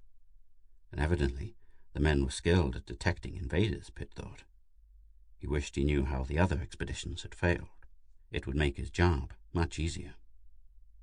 A man lurched past them on 2 incredibly stiff legs. Rigidity was evident in his every move. Without looking, he hurried past. "I know," Gur said after the creature had moved away. "I'll disguise myself as a man, walk through the gate to the reactor room, and activate my displacer." "You can't speak their language," Pid pointed out. "I won't speak at all. I'll ignore them. Look." Quickly, Gur shaped himself into a man. "That's not bad," Pid said. Gur tried a few practice steps, copying the bumpy walk of the man. "But I'm afraid it won't work," Pid said. "It's perfectly logical," Gur pointed out. "I know. Therefore the other expeditions must have tried it, and none of them came back." There was no arguing that. Gur flowed back into the shape of a log. "What then?" he asked. "Let me think," Pid said. Another creature lurched past, on 4 legs instead of 2. Pid recognized it as a dog, a pet of man. He watched it carefully. The dog ambled to the gate, head down, in no particular hurry. It walked through unchallenged and lay down in the grass. Pid said. They watched. One of the men walked past and touched the dog on the head. The dog stuck out its tongue and rolled over on its side. "I can do that," Gur said excitedly. He started to flow into the shape of a dog. "No, wait," Pid said. "We'll spend the rest of the day thinking it over. This is too important to rush into." Gur subsided sulkily. "Come on, let's move back," Pid said. He and Gur started into the woods. Then he remembered Ilg. "Ilg," he called softly. There was no answer. "Ilg." "What? Oh, yes," an oak tree said, and melted into a bush. "Sorry, what were you saying?" "We're moving back," Pid said. "Were you by any chance thinking?" "Oh, no," Ilg assured him. "Just resting." Pid let it go at that. There was too much else to worry about. They discussed it for the rest of the day, hidden in the deepest part of the woods. The only alternatives seemed to be man or dog. A tree couldn't walk past the gates, since that was not in the nature of trees. Nor could anything else, and escape notice. Going as a man seemed too risky. They decided that Gur would sally out in the morning as a dog. "Now get some sleep," Pid said. Obediently, his 2 crewmen flattened out, going immediately shapeless. But Pid had a more difficult time. Everything looked too easy. Why wasn't the atomic installation better guarded? Certainly the men must have learned something from the expeditions they'd captured in the past. Or had they killed them without asking any questions? He couldn't tell what an alien would do. Was that open gate a trap? Wearily, he flowed into a comfortable position on the lumpy ground. Then he pulled himself together hastily. He'd gone shapeless. Comfort was not in the line of duty, he reminded himself, and firmly took a pilot's shape. But a pilot's shape wasn't constructed for sleeping on damp, bumpy ground. Pid spent a restless night, thinking of ships and wishing he were flying one. He awoke in the morning, tired and ill-tempered. He nudged Gur. "Let's get this over with," he said. Gur flowed gaily to his feet. "Come on, Ilg," Pid said angrily, looking around. "Wake up." There was no reply. "Ilg," he called. Still there was no reply. "Help me look for him," Pid said to Gur. "He must be around here somewhere." Together they tested every bush, tree, log and shrub in the vicinity, but none of them was Ilg. Pid began to feel a cold panic run through him. What could have happened to the radio man? "Perhaps he decided to go through the gate on his own," Gur suggested. Pid considered the possibility. It seemed unlikely. Ilg had never shown much initiative. He'd always been content to follow orders. They waited, but midday came and there was still no sign of Ilg. "We can't wait any longer," Pid said, and they started through the woods. Pid wondered if Ilg had tried to get through the gates on his own. Those quiet types often concealed a foolhardy streak. But there was nothing to show that Ilg had been successful. He would have to assume that the radio man was dead or captured by the men. That left two of them to activate a displacer. And he still didn't know what had happened to the other expeditions. At the edge of the woods, Gur turned himself into a facsimile of a dog. Pid inspected him carefully. "A little less tail," he said. Gur shortened his tail. "More ears." Gur lengthened his ears. "Now even them up." They became even. Pid inspected the finished product. As far as he could tell, Gur was perfect, from the tip of his tail to his wet black nose. "Good luck," Pid said. "Thanks." Cautiously, Gur moved out of the woods, walking in the lurching style of dogs and men. At the gate, the guard called to him. Pid held his breath. Gur walked past the man, ignoring him. The man started to walk over. Gur broke into a run. Pid shaped a pair of strong legs for himself, ready to dash if Gur was caught. But the guard turned back to his gate. Gur stopped running immediately, and strode quietly toward the main door of the building. Pid dissolved his legs with a sigh of relief, and then tensed again. The main door was closed. Pid hoped the radio man wouldn't try to open it. That was not in the nature of dogs. As he watched, another dog came running toward Gur. Gur backed away from him. The dog approached and sniffed. Gur sniffed back. Then both of them ran around the building. That was clever, Pid thought. There was bound to be a door in the rear. He glanced up at the afternoon sun. As soon as the displacer was activated, the Grom armies would begin to pour through. By the time the men recovered from the shock, 1 million or more Grom troops would be here, weapons and all, with more following. The day passed slowly, and nothing happened. Nervously, Pid watched the front of the plant. It shouldn't be taking so long if Gur was successful. Late into the night, he waited. Men walked in and out of the installation, and dogs barked around the gates, but Gur did not appear. Gur had failed. Ilg was gone. Only he was left. And still, he didn't know what had happened. By morning, Pid was in complete despair. He knew that the 21st Grom expedition to this planet was near the point of complete failure. Now it was all up to him. He saw that workers were arriving in great numbers, rushing through the gates. He decided to take advantage of the apparent confusion and started to shape himself into a man. A dog walked past the woods where he was hiding. "Hello," the dog said. It was Gur. "What happened?" Pid asked, with a sigh of relief. "Why were you so long? Couldn't you get in?" "I don't know," Gur said, wagging his tail. "I didn't try." Pid was speechless. "I went hunting," Gur said complacently. "This form is ideal for hunting, you know. I went out to a gate with another dog." "But the expedition, your duty—" "I changed my mind," Gur told him. "You know, pilot, I never wanted to be a detector." "But you were born a detector." "That's true," Gur said, "but it doesn't help. I always wanted to be a hunter." Pid shook his entire body in annoyance. "You can't," he said, very slowly, as one would explain to a grumling. "The hunter shape is forbidden to you." "Not here it isn't," Ger said, still wagging his tail. "Let's have no more of this," Pid said angrily. "Get into that installation and set up your displacer. I'll try to overlook this heresy." "No," Ger said. "I don't want to come here. They'd ruin it for the rest of us." "He's right," a nearby oak tree said. "Ilg," Pid gasped. "Where are you?" Branches stirred. "I'm right here," Ilg said. "I've been thinking." "But you're cursed." "Pilot," Ger said sadly. "why don't you wake up? Most other people on Grum are miserable. Only custom makes us take the cast shape of our ancestors." "Pilot," Ilg said, "all Grum are born shapeless." And being born shapeless, all Grum should have freedom of shape, Ger said. Exactly, Ilg said, but they'll never understand. Now excuse me, I want to think. And the oak tree was silent. Pid laughed humorlessly.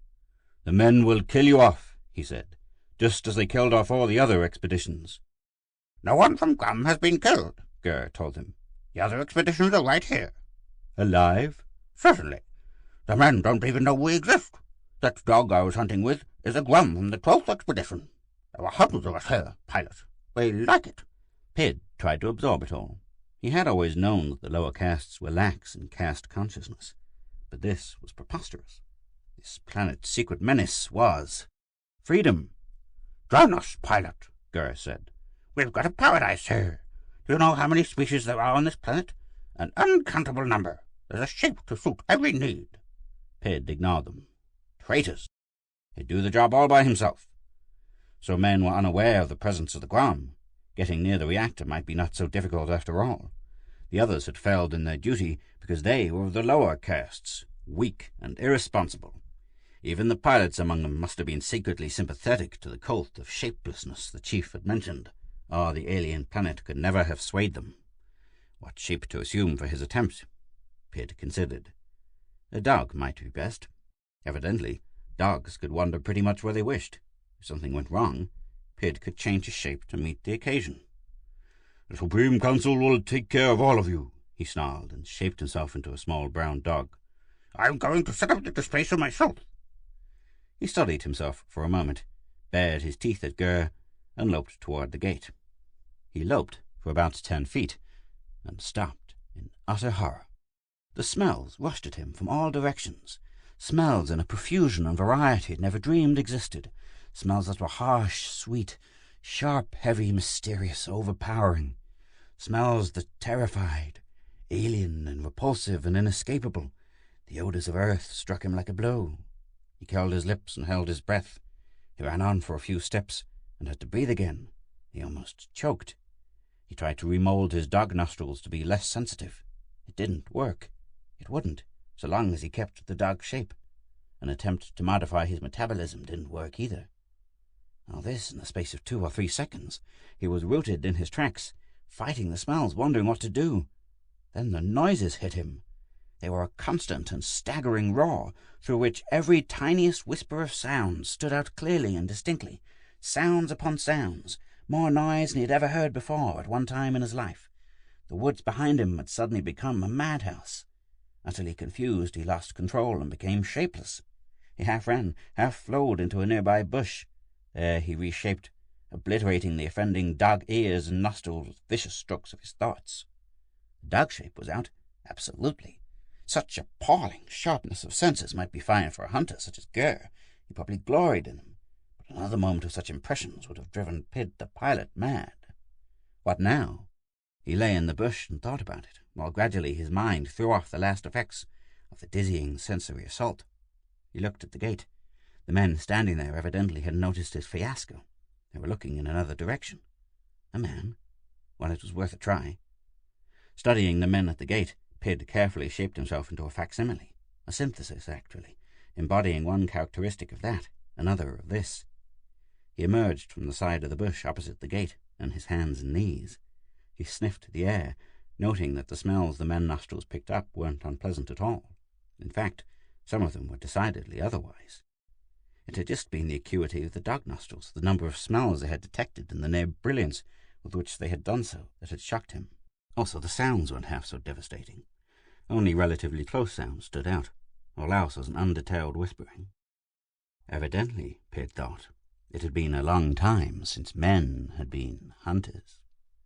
He tested his legs, standing up and taking a few clumsy steps. Thud, a foot on ground, dragged the other leg forward in a heavy arc. Thud, rocking from side to side, he marched back and forth behind the bush. His arms flapped as he sought balance. His head wobbled on his neck until he remembered to hold it up. Head up, eyes down, he missed seeing a small rock. His heel turned on it. He sat down hard. The ankle hurt. Pitt curled his man lips and crawled back into the bush. The man shape was too unspeakably clumsy. It was offensive to plod one step at a time. Body held rigidly upright, arms wobbling. There had been a deluge of sense impressions in the dog shape. There was dull, stiff, half-alive inadequacy to the man shape. Besides, it was dangerous, now that Pitt thought it over, as well as distasteful. He couldn't control it properly. It wouldn't look right. Someone might question him. There was too much about men he couldn't know. The planting of the displacer was too important a thing for him to fumble again. Only luck had kept him from being seen during the sensory onslaught. The displacer in his body pouch pulsed and tugged, urging him to be on his way toward the distant reactor room. Grimly, Pitt let out the last breath he had taken with his man lungs, and dissolved the lungs. What shape to take? Again he studied the gate, the men standing beside it, the building beyond it, which was the all-important reactor. A small shape was needed, a fast one, an unobtrusive one. He lay and thought. The bush whistled above him. A small brown shape had fluttered down to light on a twig. It hopped to another twig, twittering. Then it fluttered off in a flash and was gone. That, Pitt thought, was it. A sparrow that was not a sparrow rose from the bush a few moments later. An observer would have seen it circle the bush, diving, hedge-hopping, even looping, as if practicing all maneuvers possible to sparrows. Pitt tensed his shoulder muscles, inclined his wings.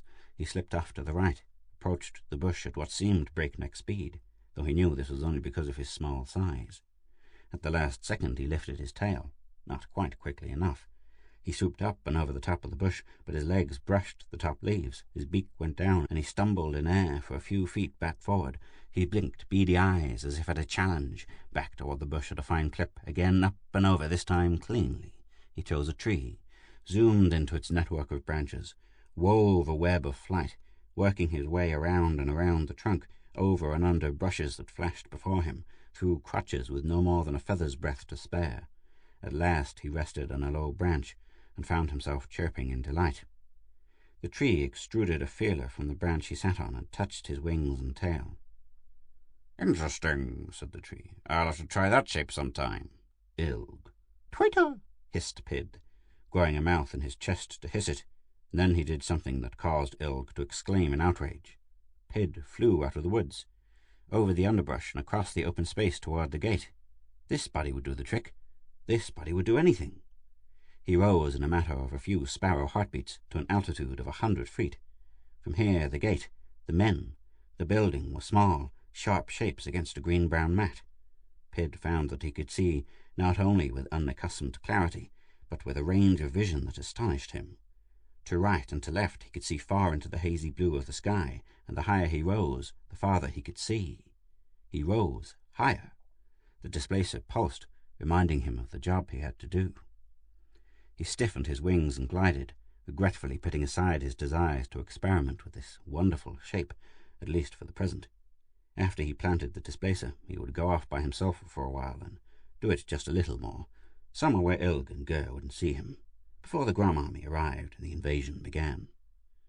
He felt a tiny twinge of guilt as he circled. It was evil to want to keep this alien, flying shape any longer than was absolutely necessary to the performance of his duty. It was a device of the Shapeless One. But what had Ilg said? All Grom are born shapeless. It was true. Grom children were amorphous until old enough to be instructed in the cast shape of their ancestors.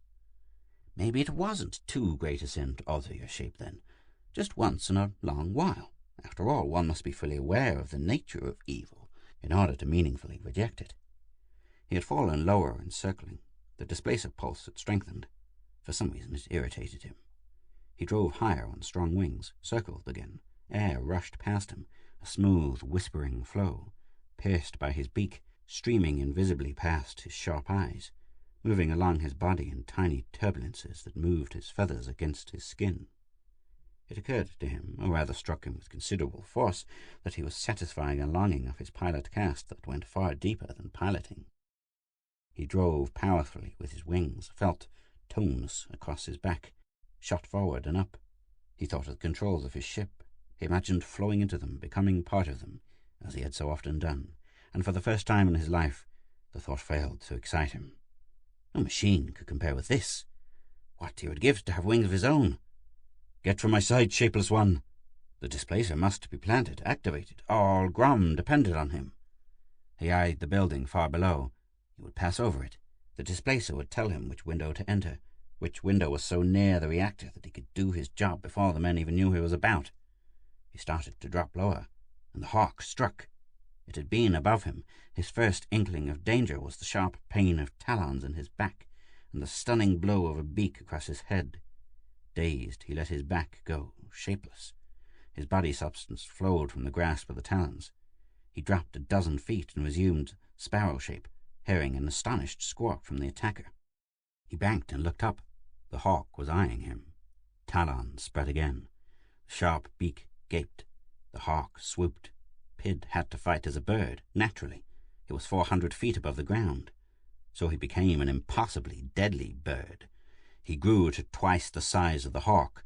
He grew a foot-long beak with a double razor's edge. He grew talons like 6-inch scimitars. His eyes gleamed a red challenge. The hawk broke flight, squalling in alarm. Frantically, tail down and widespread, it thundered its wings and came to a dead stop 6 feet from Pid. Looking thoughtfully at Pid, it allowed itself to plummet. It fell 100 feet, spread its wings, stretched its neck, and flew off so hastily that its wings became blurs. Pid saw no reason to pursue it. Then after a moment he did. He glided, keeping the hawk in sight, thoughts racing, feeling the newness, the power, the wonder of freedom of shape. Freedom. He didn't want to give it up. The bird shape was wondrous. He would experiment with it. Later he might tire of it for a time and assume another, a crawling or running shape, or even a swimming one. The possibilities for excitement, for adventure, for fulfillment and simple, sensual pleasure were endless. Freedom of shape was, obviously, now you thought on it, the Grom birthright, and the caste system was artificial. Obviously. A device for political and priestly benefit. Obviously. Go away, shapeless one. This does not concern you.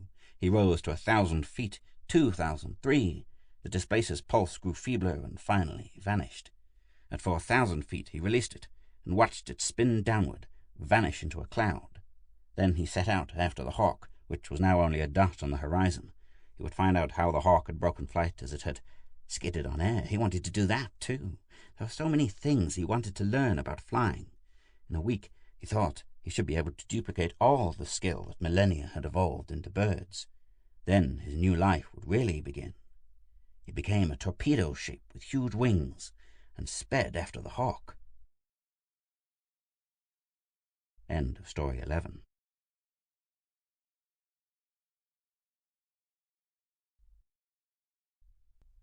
Story 12. Project Hush by William Tenn. I guess I'm just a stickler, a perfectionist, but if you do a thing, I always say you might as well do it right. Everything satisfied me about the security measures on our assignment except one, the official Army designation, Project Hush. I don't know who thought it up, and I certainly would never ask, but whoever it was, he should have known better.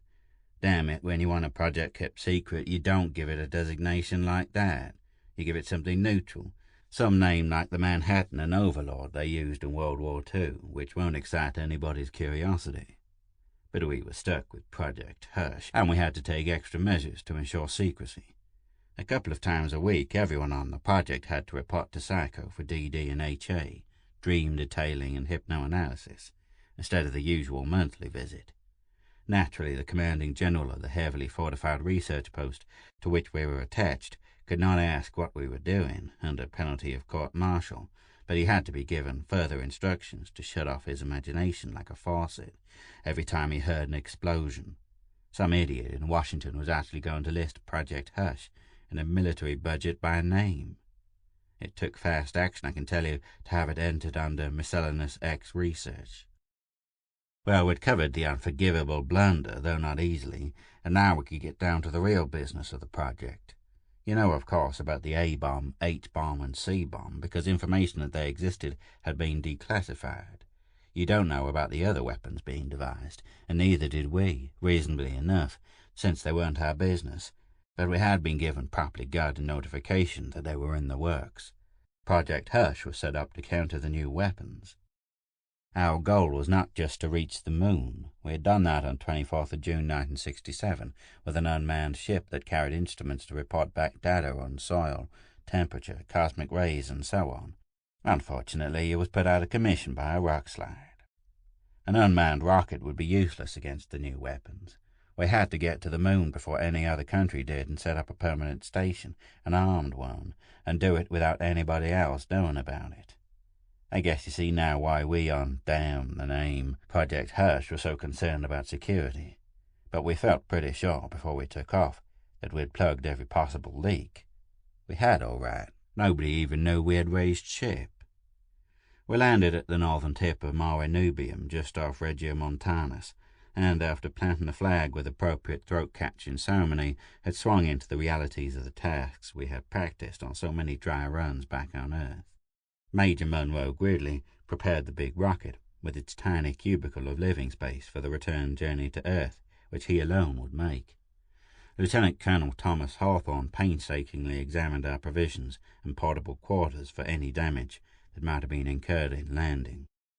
And I, Colonel Benjamin Rice, first commanding officer of Army Base No. 1 on the Moon, dragged crate after enormous crate out of the ship on my aching academic back, and piled them in the spot 200 feet away, where the plastic dome would be built. We all finished at just about the same time as per schedule, and went into Phase 2. Monroe and I started working building the dome. It was a simple prefab affair, but big enough to require an awful lot of assembling. Then after it was built, we faced the real problem, getting all the complex internal machinery in place and in operating order. Meanwhile, Tom Hawthorne took his plump self off in the single-seater rocket, which, up to then, had doubled as a lifeboat. The schedule called for him to make a rough 3-hour scouting survey in an ever-widening spiral from our dome. This had been regarded as a probable waste of time, rocket fuel, and manpower, but a necessary precaution. He was supposed to watch for such things as bug-eyed monsters out for a stroll on the lunar landscape. Basically, however, Tom's survey was intended to supply extra geological and astronomical meat for the report which Monroe was to carry back to Army HQ on Earth. Tom was back in 40 minutes, his round face inside its transparent bubble helmet, his fish belly white, and so were ours, once he told us what he'd seen. He had seen another dome. "The other side of Mare Nubium, in the Riffian Mountains," he babbled excitedly. "It's a little bigger than ours, and it's a little flatter on top, and it's not translucent either, with splotches of different colours here and there. It's a dull, dark, heavy grey, but that's all there is to see." "No markings on the dome?" I asked worriedly. "No signs of anyone or anything around it?" "Neither, Colonel." I noticed he was calling me by my rank for the first time since the trip started, which meant he was saying in effect, "Man, have you got a decision to make?" "Hey, Tom," Monroe put it. "Couldn't be just a regularly shaped bump in the ground, could it?" "I'm a geologist, Monroe. I can distinguish artificial from natural topography. Besides," he looked up, "I just remembered something I left out. There's a brand new tiny crater near the dome, the kind usually left by rocket exhaust." "Rocket exhaust?" I seized on that. "Rockets, eh?" Tom grinned a little sympathetically. "Spaceship exhaust, I should have said. You can't tell from the crater what kind of propulsive device these characters are using. It's not the same kind of crater where rear jets leave, if that helps any." Of course it didn't, so I went into our ship and had a council of war. And I do mean war.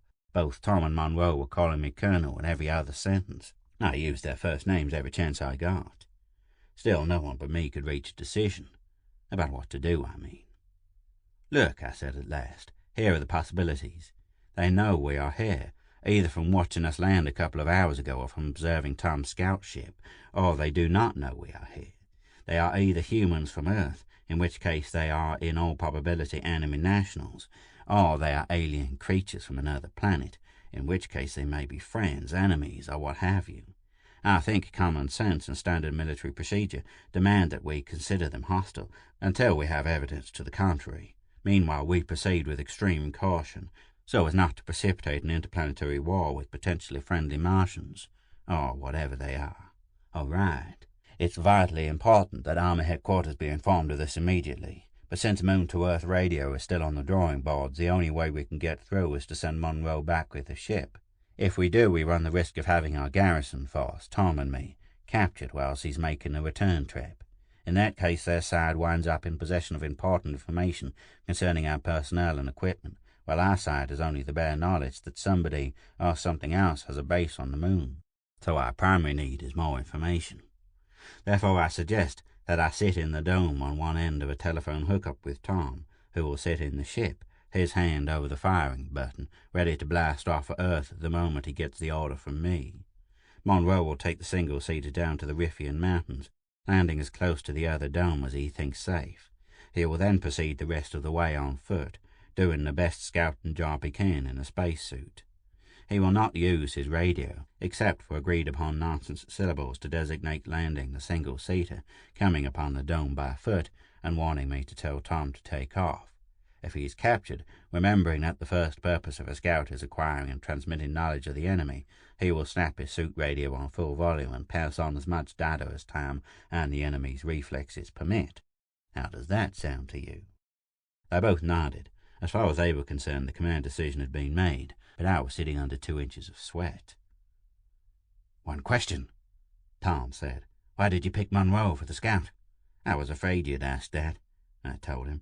"We're 3 extremely unathletic PhDs who have been in the Army since we finished our schooling. There isn't too much choice. But I remembered that Monroe is half Indian. Arapaho, isn't it, Monroe? And I'm hoping blood will tell." "Only trouble, Colonel," Monroe said slowly as he rose, "is that I'm 1/4 Indian, and even that. Didn't I ever tell you that my great-grandfather was the only Arapaho scout who was with Custer at the Little Bighorn? He'd been positive Sitting Bull was miles away. However, I'll do my best, and if I heroically don't come back, would you please persuade the security officer of our section to clear my name for use in the history books? Under the circumstances, I think it's the least he could do." I promised to do my best, of course. After he took off, I sat in the dome over the telephone connection to Tom and hated myself for picking Monroe to do the job, but I'd have hated myself just as much for picking Tom. And if anything happened and I had to tell Tom to blast off, I'd probably be sitting here in the dome all by myself after that, waiting. "Brosnagel," came over the radio in Monroe's resonant voice. He had landed the single-seater. I didn't dare use the telephone to chat with Tom in the ship, for fear I might miss an important word or phrase from our scout. So I sat and strained my ears. After a while I heard "Mshgashu," which told me that Monroe was in the neighborhood of the other dome and was creeping toward it under cover of whatever boulders were around. And then abruptly I heard Monroe yell my name, and there was a terrific clattering in my headphones. Radio interference. He'd been caught, and whoever had caught him had simultaneously jammed his suit transmitter with a large transmitter from the alien dome. Then there was silence. After a while I told Tom what had happened. He just said, "Poor Monroe." I had a good idea what his expression was like. "Look, Tom," I said, "if you take off now, you still won't have anything important to tell. After capturing Monroe, whatever's in that other dome will come looking for us, I think. I'll let them get close enough for us to learn something of their appearance. At least if they're human or non-human. Any bit of information about them is important. I'll shout it up to you, and you'll still be able to take off in plenty of time. All right?" "You're the boss, Colonel," he said in a mournful voice. "Lots of luck." But then there was nothing to do but wait. There was no oxygen system in the dome yet, so I had to squeeze up a sandwich from the food compartment in my suit. I sat there thinking about the expedition. 9 years and all that careful secrecy. All that expenditure of money and mind-cracking research, and it had come to this, waiting to be wiped out, in a blast from some unimaginable weapon. I understood Monroe's last request. We often felt we were so secret that our immediate superiors didn't even want us to know what we were working on. Scientists are people. They wish for recognition, too. I was hoping the whole expedition would be written up in the history books, but it looked unpromising. 2 hours later, the scout ship landed near the dome. The lock opened, and from where I stood in the open door of our dome, I saw Monroe come out and walk toward me. I alerted Tom and told him to listen carefully. It may be a trick. He might be drugged. He didn't act drugged, though, not exactly. He pushed his way past me and sat down on a box to one side of the dome. He put his booted feet up on another, smaller box. "How are you, Ben?" he asked. "How's every little thing?" I grunted. "Well," I know my voice skittered a bit. He pretended puzzlement. "Well, what?" "Oh, I see what you mean. The other dome. You want to know who's in it? You have a right to be curious, Ben. Certainly. The leader of a top-secret expedition like this, Project Hush they call us, huh, Ben, finds another dome on the moon. He thinks he's been the first to land on it, so naturally he wants to—" "Major Monroe Gridley," I rapped out. "You will come to attention and deliver your report now." Honestly, I felt my neck swelling up inside my helmet. Monroe just leaned back against the side of the dome. "That's the Army way of doing things," he commented admiringly. "Like the recruits say, there's a right way, a wrong way, and an Army way. Only there are other ways, too." He chuckled. "Lots of other ways." "He's off," I heard Tom whisper over the telephone. "Ben, Monroe's gone and blown his stack." "They aren't extraterrestrials in the other dome, Ben," Monroe volunteered in a sudden burst of sanity. "No, they're humans all right, and from Earth. Guess where?" "I'll kill you," I warned him. "I swear I'll kill you, Monroe. Where are they from? Russia? China? Argentina?" He grimaced. "What's so secret about those places? Go on, guess again." I stared at him long and hard. "The only place else." "Sure," he said. "You got it, Colonel. The other dome is owned and operated by the Navy. The goddamn United States Navy." End of story 12.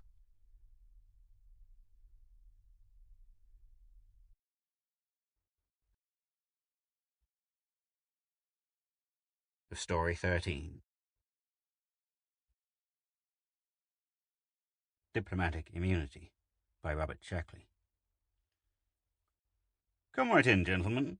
The ambassador waved them into the very special suite the State Department had given him. "Please be seated."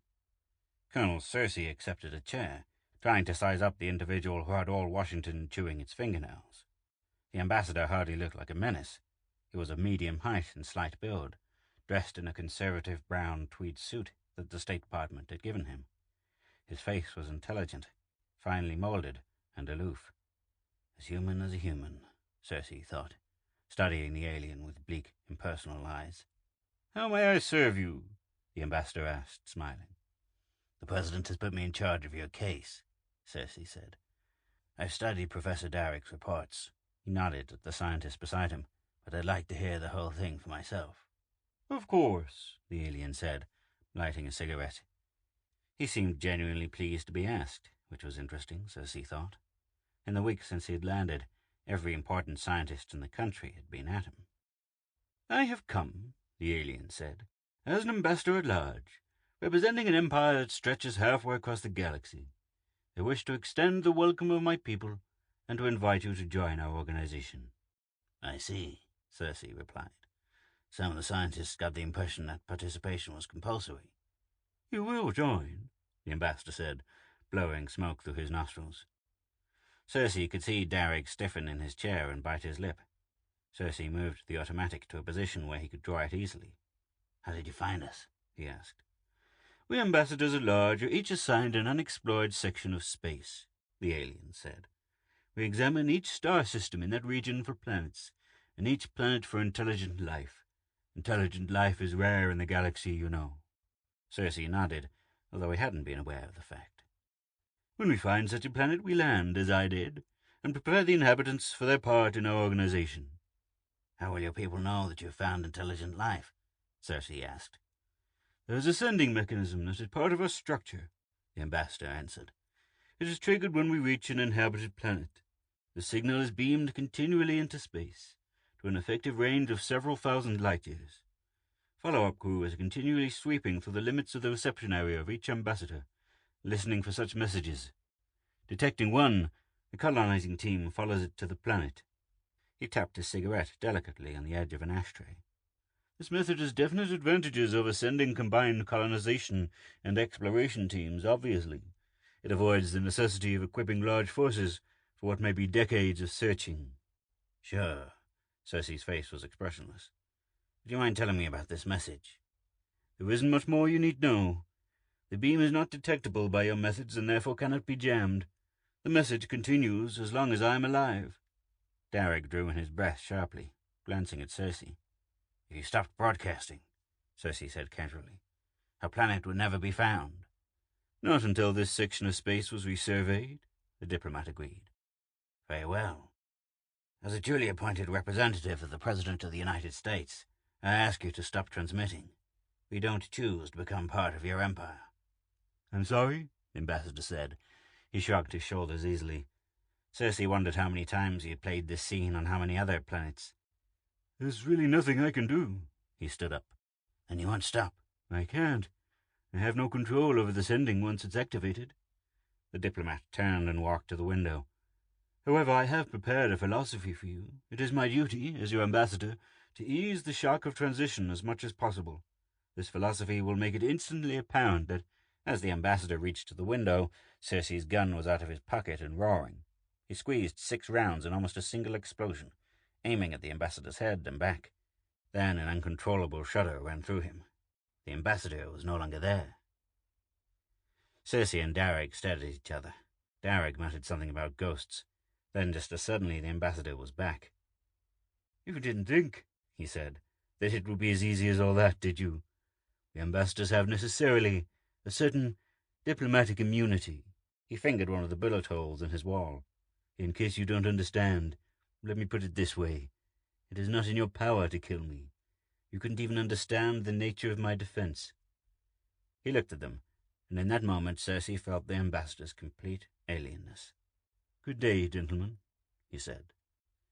Darrick and Cersei walked silently back to the control room. Neither had really expected that the ambassador would be killed so easily, but it had still been a shock when the slugs had failed. I suppose you saw it all, Mally? Cersei asked when he reached the control room. The thin, balding psychiatrist nodded sadly. Got it on film, too. I wonder what his philosophy is, Darrick mused, half to himself. It was illogical to expect it would work. No race would send an ambassador with a message like that and expect him to live through it, unless... Unless what? Unless he had a pretty effective defense, the psychiatrist finished unhappily. Cersei walked across the room and looked at the video panel. The ambassador's suite was very special. It had been hurriedly constructed 2 days after he had landed and delivered his message. The suite was steel and lead-lined, filled with video and movie cameras, recorders, and a variety of other things. It was the last word in elaborate death cells. In the screen, Cersei could see the ambassador sitting at a table. He was typing on a little portable the government had given him. Hey, Harrison, Cersei called. Might as well go ahead with Plan 2.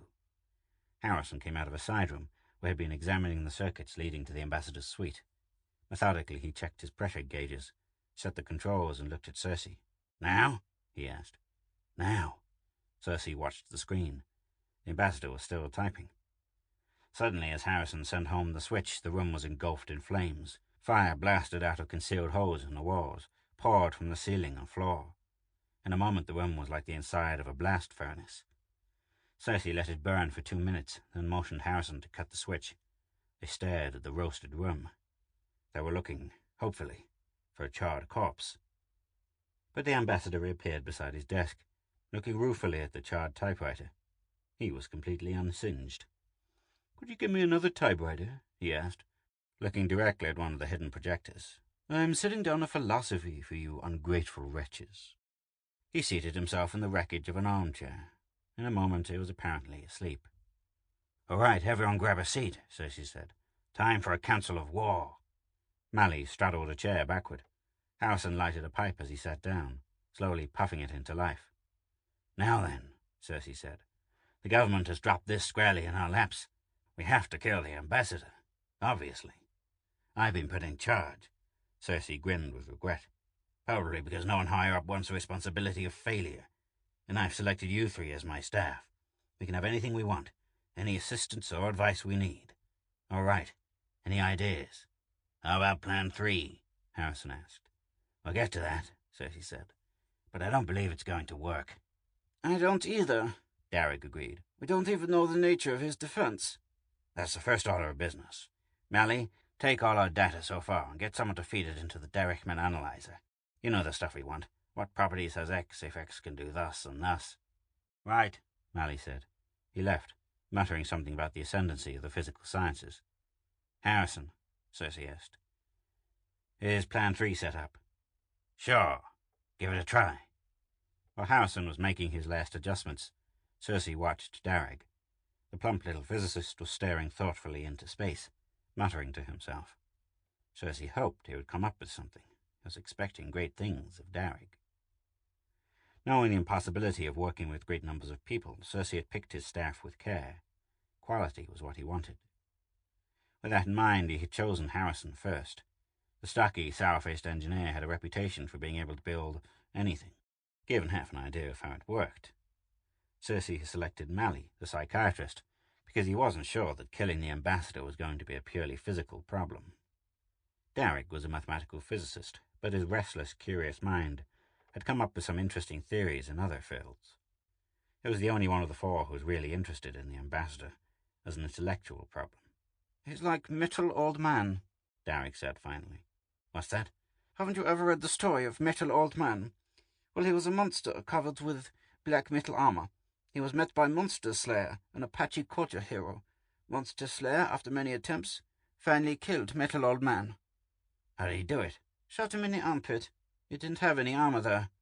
"Fine," Cersei grinned. "Ask our ambassador to raise his arm." "All set," Harrison called. "Fine, go." In the ambassador's room, an invisible spray of gamma rays silently began to flood the room with deadly radiation. But there was no ambassador to receive them. "That's enough," Cersei said after a while. "That would kill a herd of elephants." But the ambassador stayed invisible for 5 hours, until some of the radioactivity had abated. Then he appeared again. "I'm still waiting for that typewriter," he said. "Here's the analyzer's report." Mally handed Cersei a sheaf of papers. "This is the final formulation, boiled down." Cersei read it aloud. "The simplest defense against any and all weapons is to become each particular weapon." "Great," Harrison said. "What does it mean?" "It means," Darragh explained, "that when we attack the ambassador with fire, he turns into fire. Shoot at him and he turns into a bullet, until the menace is gone, and then he changes back again." He took the papers out of Cersei's hand and riffled through them. Wonder if there's any historical parallel. Don't suppose so." He raised his head. "Although this isn't conclusive, it seems logical enough. Any other defense would involve recognition of the weapon first, then an appraisal, then a countermove predicated on the potentialities of the weapon. The ambassador's defense would be a lot faster and safer. We wouldn't have to recognize the weapon. I suppose his body simply identifies in some way with the menace at hand." "Did the analyzer say there was any way of breaking this defense?" Cersei asked. "The analyzer stated definitely that there was no way, if the premise were true," Mally answered gloomily. "We can discard that judgment," Darragh said. "The machine is limited." "But we still haven't got any way of stopping him," Mally pointed out. "And they're still broadcasting that beam." Cersei thought for a moment. "Call in every expert you can find. We're going to throw the book at the ambassador. I know," he said, looking at Darragh's dubious expression. "But we have to try." During the next few days, every combination and permutation of death was thrown at the ambassador. He was showered with weapons, ranging from Stone Age axes to modern high-powered rifles, peppered with hand grenades, drowned in acid, suffocated in poison gas. He kept shrugging his shoulders philosophically and continued to work on the new typewriter they had given him. Bacteria was piped in, first the known germ diseases, then mutated species. The diplomat didn't even sneeze. He was showered with electricity, radiation, wooden weapons, iron weapons, copper weapons, brass weapons, uranium weapons, anything and everything, just to cover all possibilities.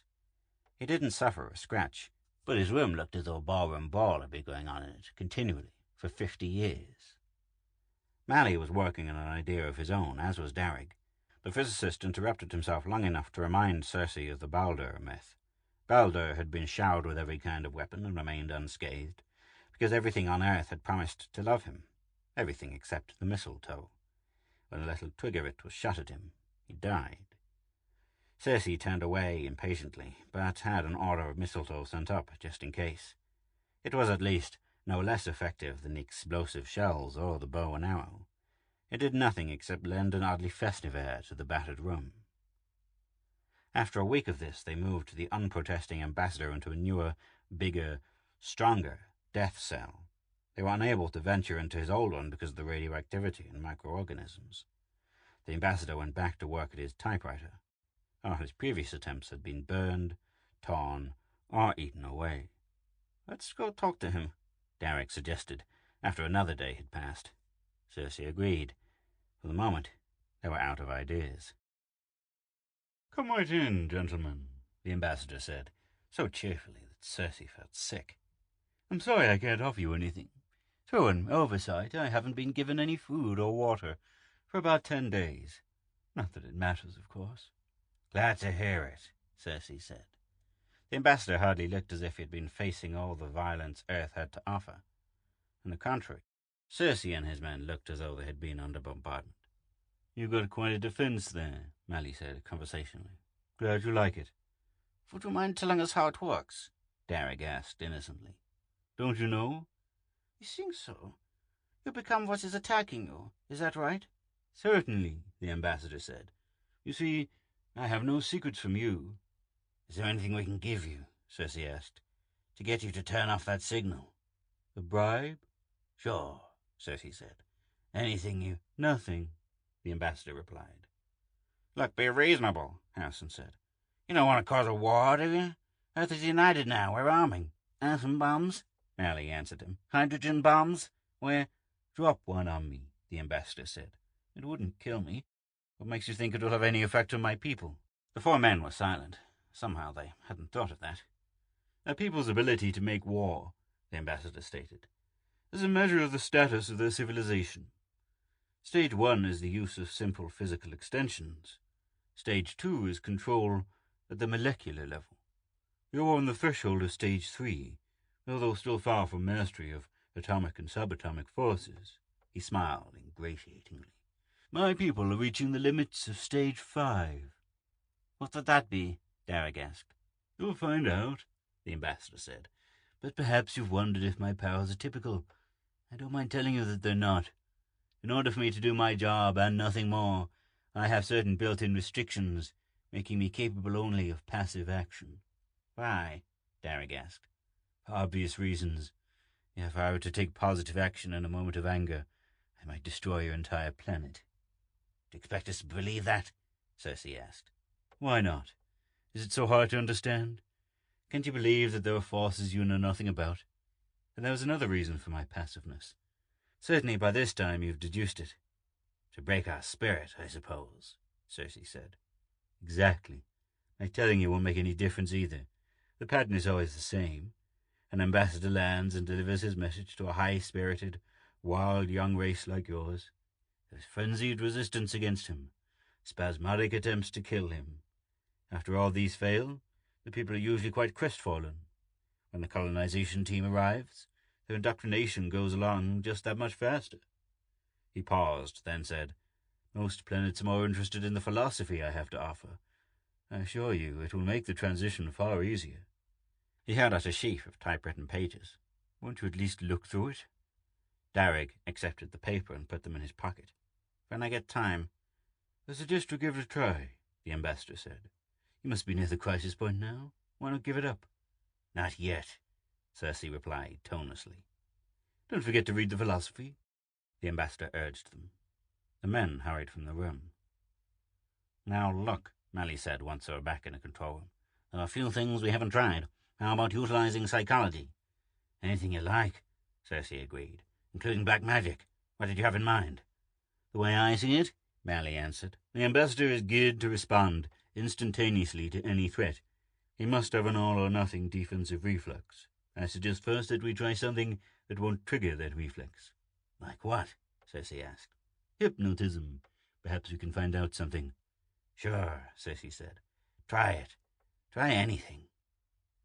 Cersei, Mally, and Derek gathered around the video screen as an infinitesimal amount of light hypnotic gas was admitted into the ambassador's room.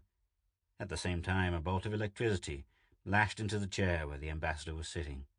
That was to distract him, Mally explained. The ambassador vanished before the electricity struck him, and then appeared again, curled up in his armchair. "That's enough," Mally whispered, and shut the valve. They watched. After a while, the ambassador put down his book and stared into the distance. "How strange," he said. "Alpharin dead. Good friend. Just a freak accident. He ran into it out there. Didn't have a chance. But it doesn't happen often." "He's thinking out loud," Mally whispered, although there was no possibility of the ambassador's hearing them. "Vocalizing his thoughts. His friend must have been on his mind for some time." "Of course," the ambassador went on. "Alpharin had to die sometime. No mortality yet. But that way. No defense. Up there in space, they just pop up. Always there, underneath, just waiting for a chance to bile out." "His body isn't reacting to the hypnotic as a menace yet," Cersei whispered. "Well," the ambassador told himself, "the regularizing principle has been doing pretty well, keeping it all down, smoothing out the inconsistencies." Suddenly he leaped to his feet, his face pale for a moment, as he obviously tried to remember what he had said. Then he laughed. "Clever! That's the first time that particular trick has been played on me, and the last time. But, gentlemen, it didn't do you any good. I don't know myself how to go about killing me." He laughed at the blank walls. "Besides," he continued, "the colonizing team must have the direction now. They'll find you with or without me." He sat down again, smiling. "That does it," Derek cried. "He's not invulnerable. Something killed his friend Alphan." Something happened. "That does it," Derek cried. "He's not invulnerable. Something killed his friend Alphan." "Something out in space," Cersei reminded him. "I wonder what it was." "Let me see," Derek reflected aloud. "The regularizing principle. That must be a natural law we knew nothing about. And underneath. What would be underneath?" "You said the colonization team would find us anyhow," Mally reminded them. "First things first," Cersei said. "He might have been bluffing us. No, I don't suppose so. We still have to get the ambassador out of the way." "I think I know what is underneath," Derek exclaimed. "This is wonderful. A new cosmology, perhaps." "What is it?" Cersei asked. "Anything we can use?" "I think so. Well, let me work it out. I think I'll go back to my hotel. I have some books there I want to check. I don't want to be disturbed for a few hours." "All right," Cersei agreed. "But what?" No, I could be wrong," Derek said. "Let me work it out." He hurried from the room. "What do you think he's driving at?" Mally asked. "Beats me," Cersei shrugged. "Come on, let's try some more of that psychological stuff." First, they filled the ambassador's room with several feet of water. Not enough to drown him, just enough to make him good and uncomfortable. To this they added the lights. For 8 hours, lights flashed in the ambassador's room. Bright lights to pry under his eyelids, dull, clashing ones to disturb him. Sound came next, screeches and screams and shrill, grating noises. The sound of a man's fingernails being dragged across slate, amplified 1,000 times, and strange sucking noises, and shouts and whispers. Then the smells. Then everything else they could think of that could drive a man insane. The ambassador slept peacefully through it all. "Now look," Cersei said the following day. "Let's start using our damned heads." His voice was hoarse and rough. Although the psychological torture hadn't bothered the ambassador, it seemed to have backfired on Cersei and his men. "Where in the hell is Derek?" "Still working on that idea of his," Mally said, rubbing his stubbled chin. "Says he's just about got it." "We'll work on the assumption that he can't produce," Cersei said. "Start thinking. For example, if the ambassador can turn into anything, what is it he can't turn into?"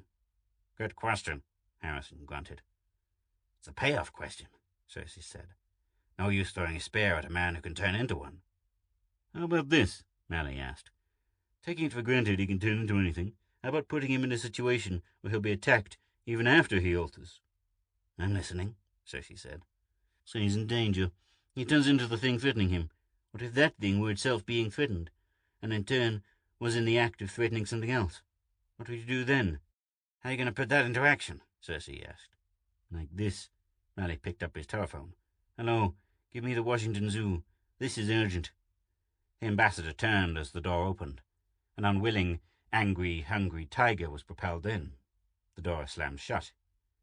The tiger looked at the ambassador. The ambassador looked at the tiger.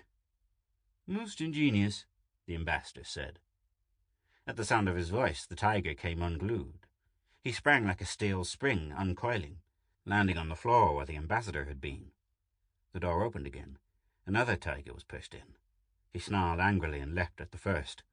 They smashed together in mid-air. The ambassador appeared a few feet off, watching.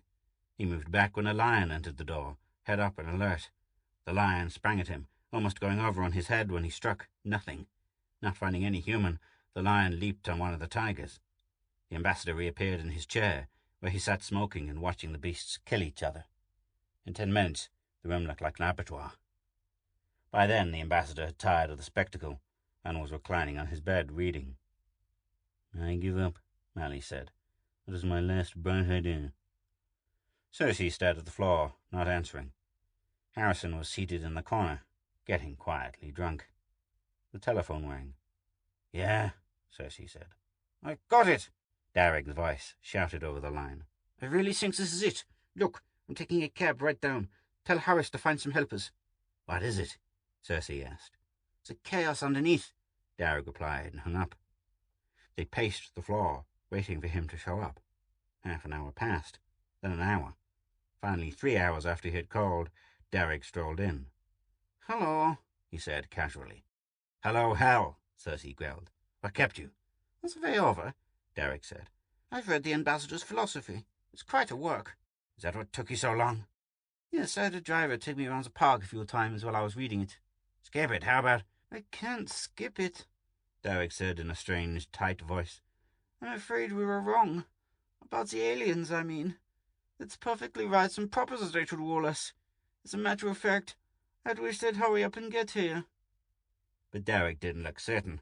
His voice shook and perspiration poured from his face. He twisted his hands together, as though in agony. "It's hard to explain," he said. "Everything became clear as soon as I started reading it. I saw how stupid we were, trying to be independent in this interdependent universe. I saw... Oh, look, Cersei, let's stop all this foolishness and accept the ambassador as our friend." "Calm down," Cersei shouted at the perfectly calm physicist. "You don't know what you're saying." "It's strange," Darragh said. "I know how I felt. I just don't feel that way anymore, I think. Anyhow, I know your trouble. You haven't read the philosophy. You'll see what I mean once you've read it." He handed Cersei the pile of papers. Cersei promptly ignited them with his cigarette lighter. "Doesn't matter," Darragh said. "I've got it memorized. Just listen. Axiom 1. All peoples—" Cersei hit him. A short, clean blow, and Darragh slumped to the floor. "These words must be semantically keyed," Mally said, "and designed to set off certain reactions in us, I suppose. All the ambassador does is alter the philosophy to suit the peoples he's dealing with." "Look, Mally," Cersei said, "this is your job now. Darragh knows, or thought he knew, the answer. You have to get that out of him." "It won't be easy," Mally said. "You'd feel that he was betraying everything he believes in, if he were to tell us." "I don't care how you get it," Cersei said. "Just get it." "Even if it kills him?" Mally asked. "Even if it kills you." "Let me get him in my lab," Mally said.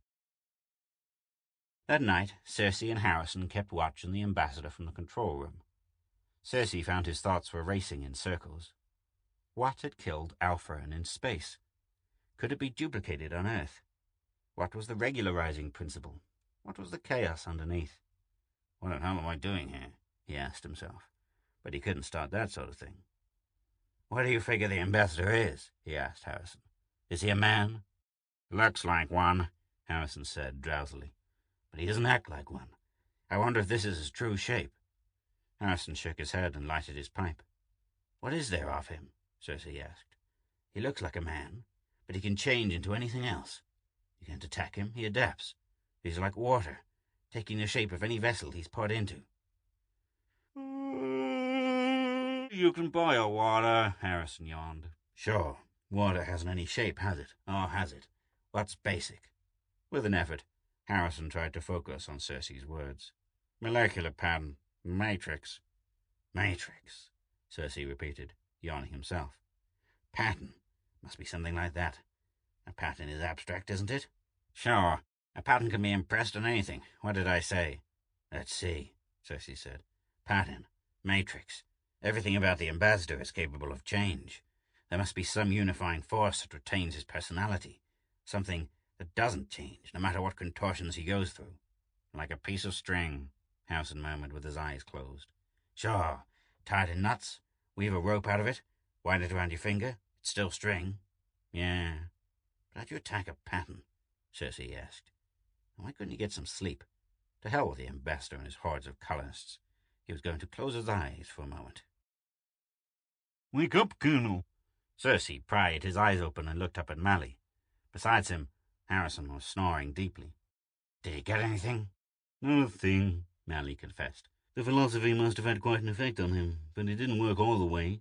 Derek knew that he had wanted to kill the ambassador, and for good and sufficient reasons. Although he felt differently now, he still had the feeling that he was betraying us. On the one hand, he couldn't hurt the ambassador, on the other, he wouldn't hurt us. Won't he tell anything? I'm afraid it's not that simple, Mally said. You know, if you have an insurmountable obstacle that must be surmounted, and also I think the philosophy had an injurious effect on his mind. What are you trying to say? Cersei got to his feet. I'm sorry, Mally apologized. There wasn't a damn thing I could do. Derek fought the whole thing out in his mind, and when he couldn't fight any longer, he retreated. I'm afraid he's hopelessly insane. Let's see him.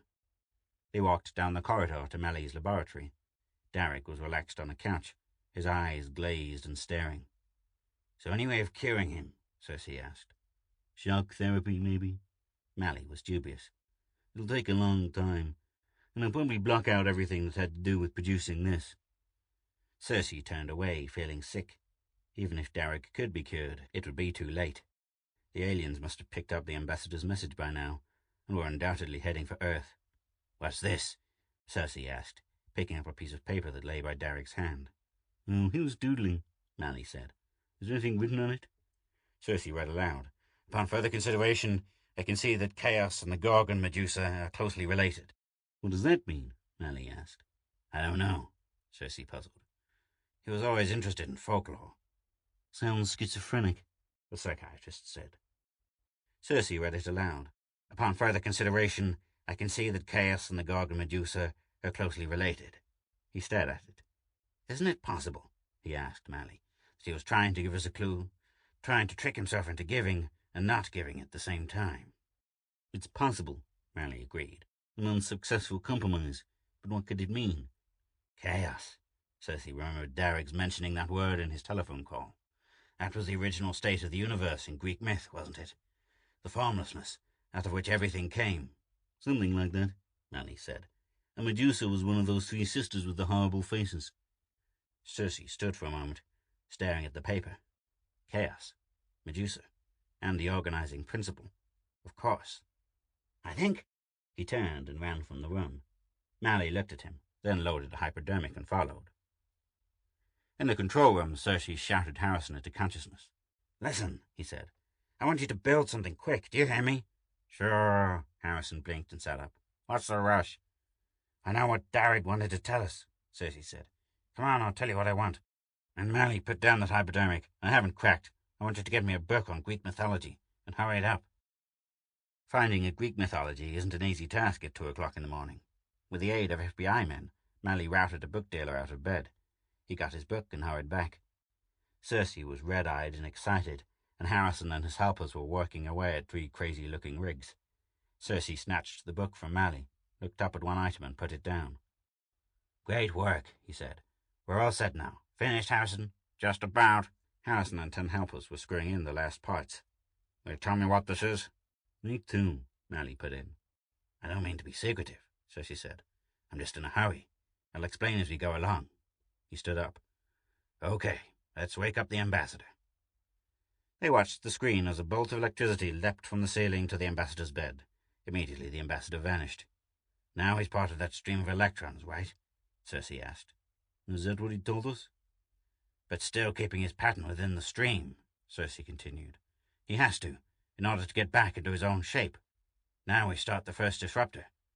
Harrison hooked the machine into circuit and sent his helpers away. Here's a running graph of the electron stream, Cersei said. See the difference? On the graph there was an irregular series of peaks and valleys, constantly shifting and leveling. Do you remember when you hypnotized the ambassador? He talked about his friend who'd been killed in space. That's right, Mally nodded. His friend had been killed by something that had just popped up. He said something else, Cersei went on.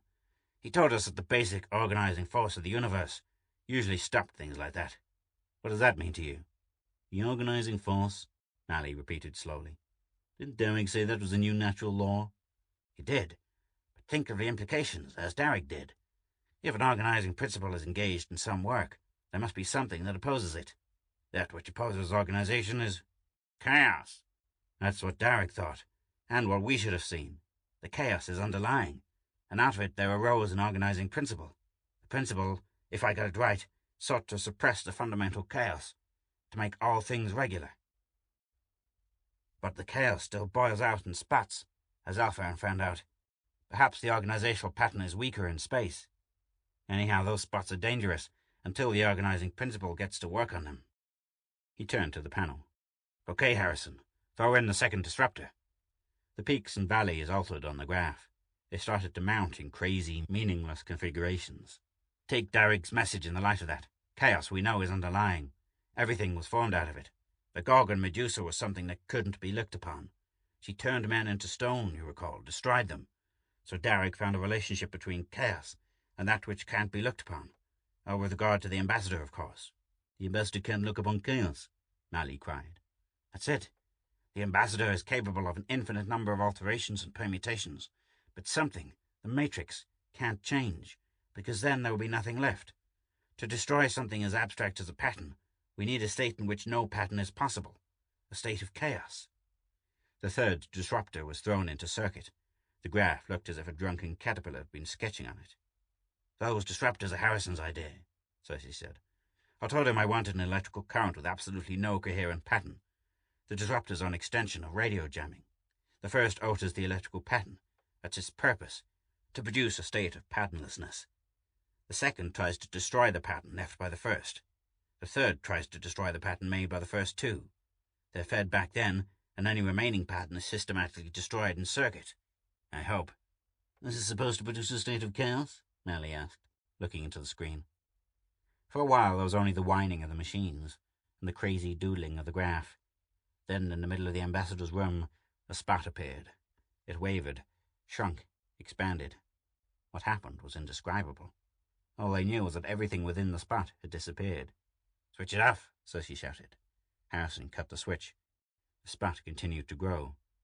How was it we were able to look at it? Mally asked, staring at the screen. The shield of Perseus, remember, Cersei said. Using it as a mirror, he could look at Medusa. It's still growing, Mally shouted. There was a calculated risk in all this, Cersei said. There's always the possibility that the chaos may go on, unchecked. If that happens, it won't matter much what... The spot stopped growing. Its edges wavered and rippled, and then it started to shrink. The organizing principle, Cersei said, and collapsed into a chair. Any sign of the ambassador? He asked in a few minutes. The spot was still wavering. Then it was gone.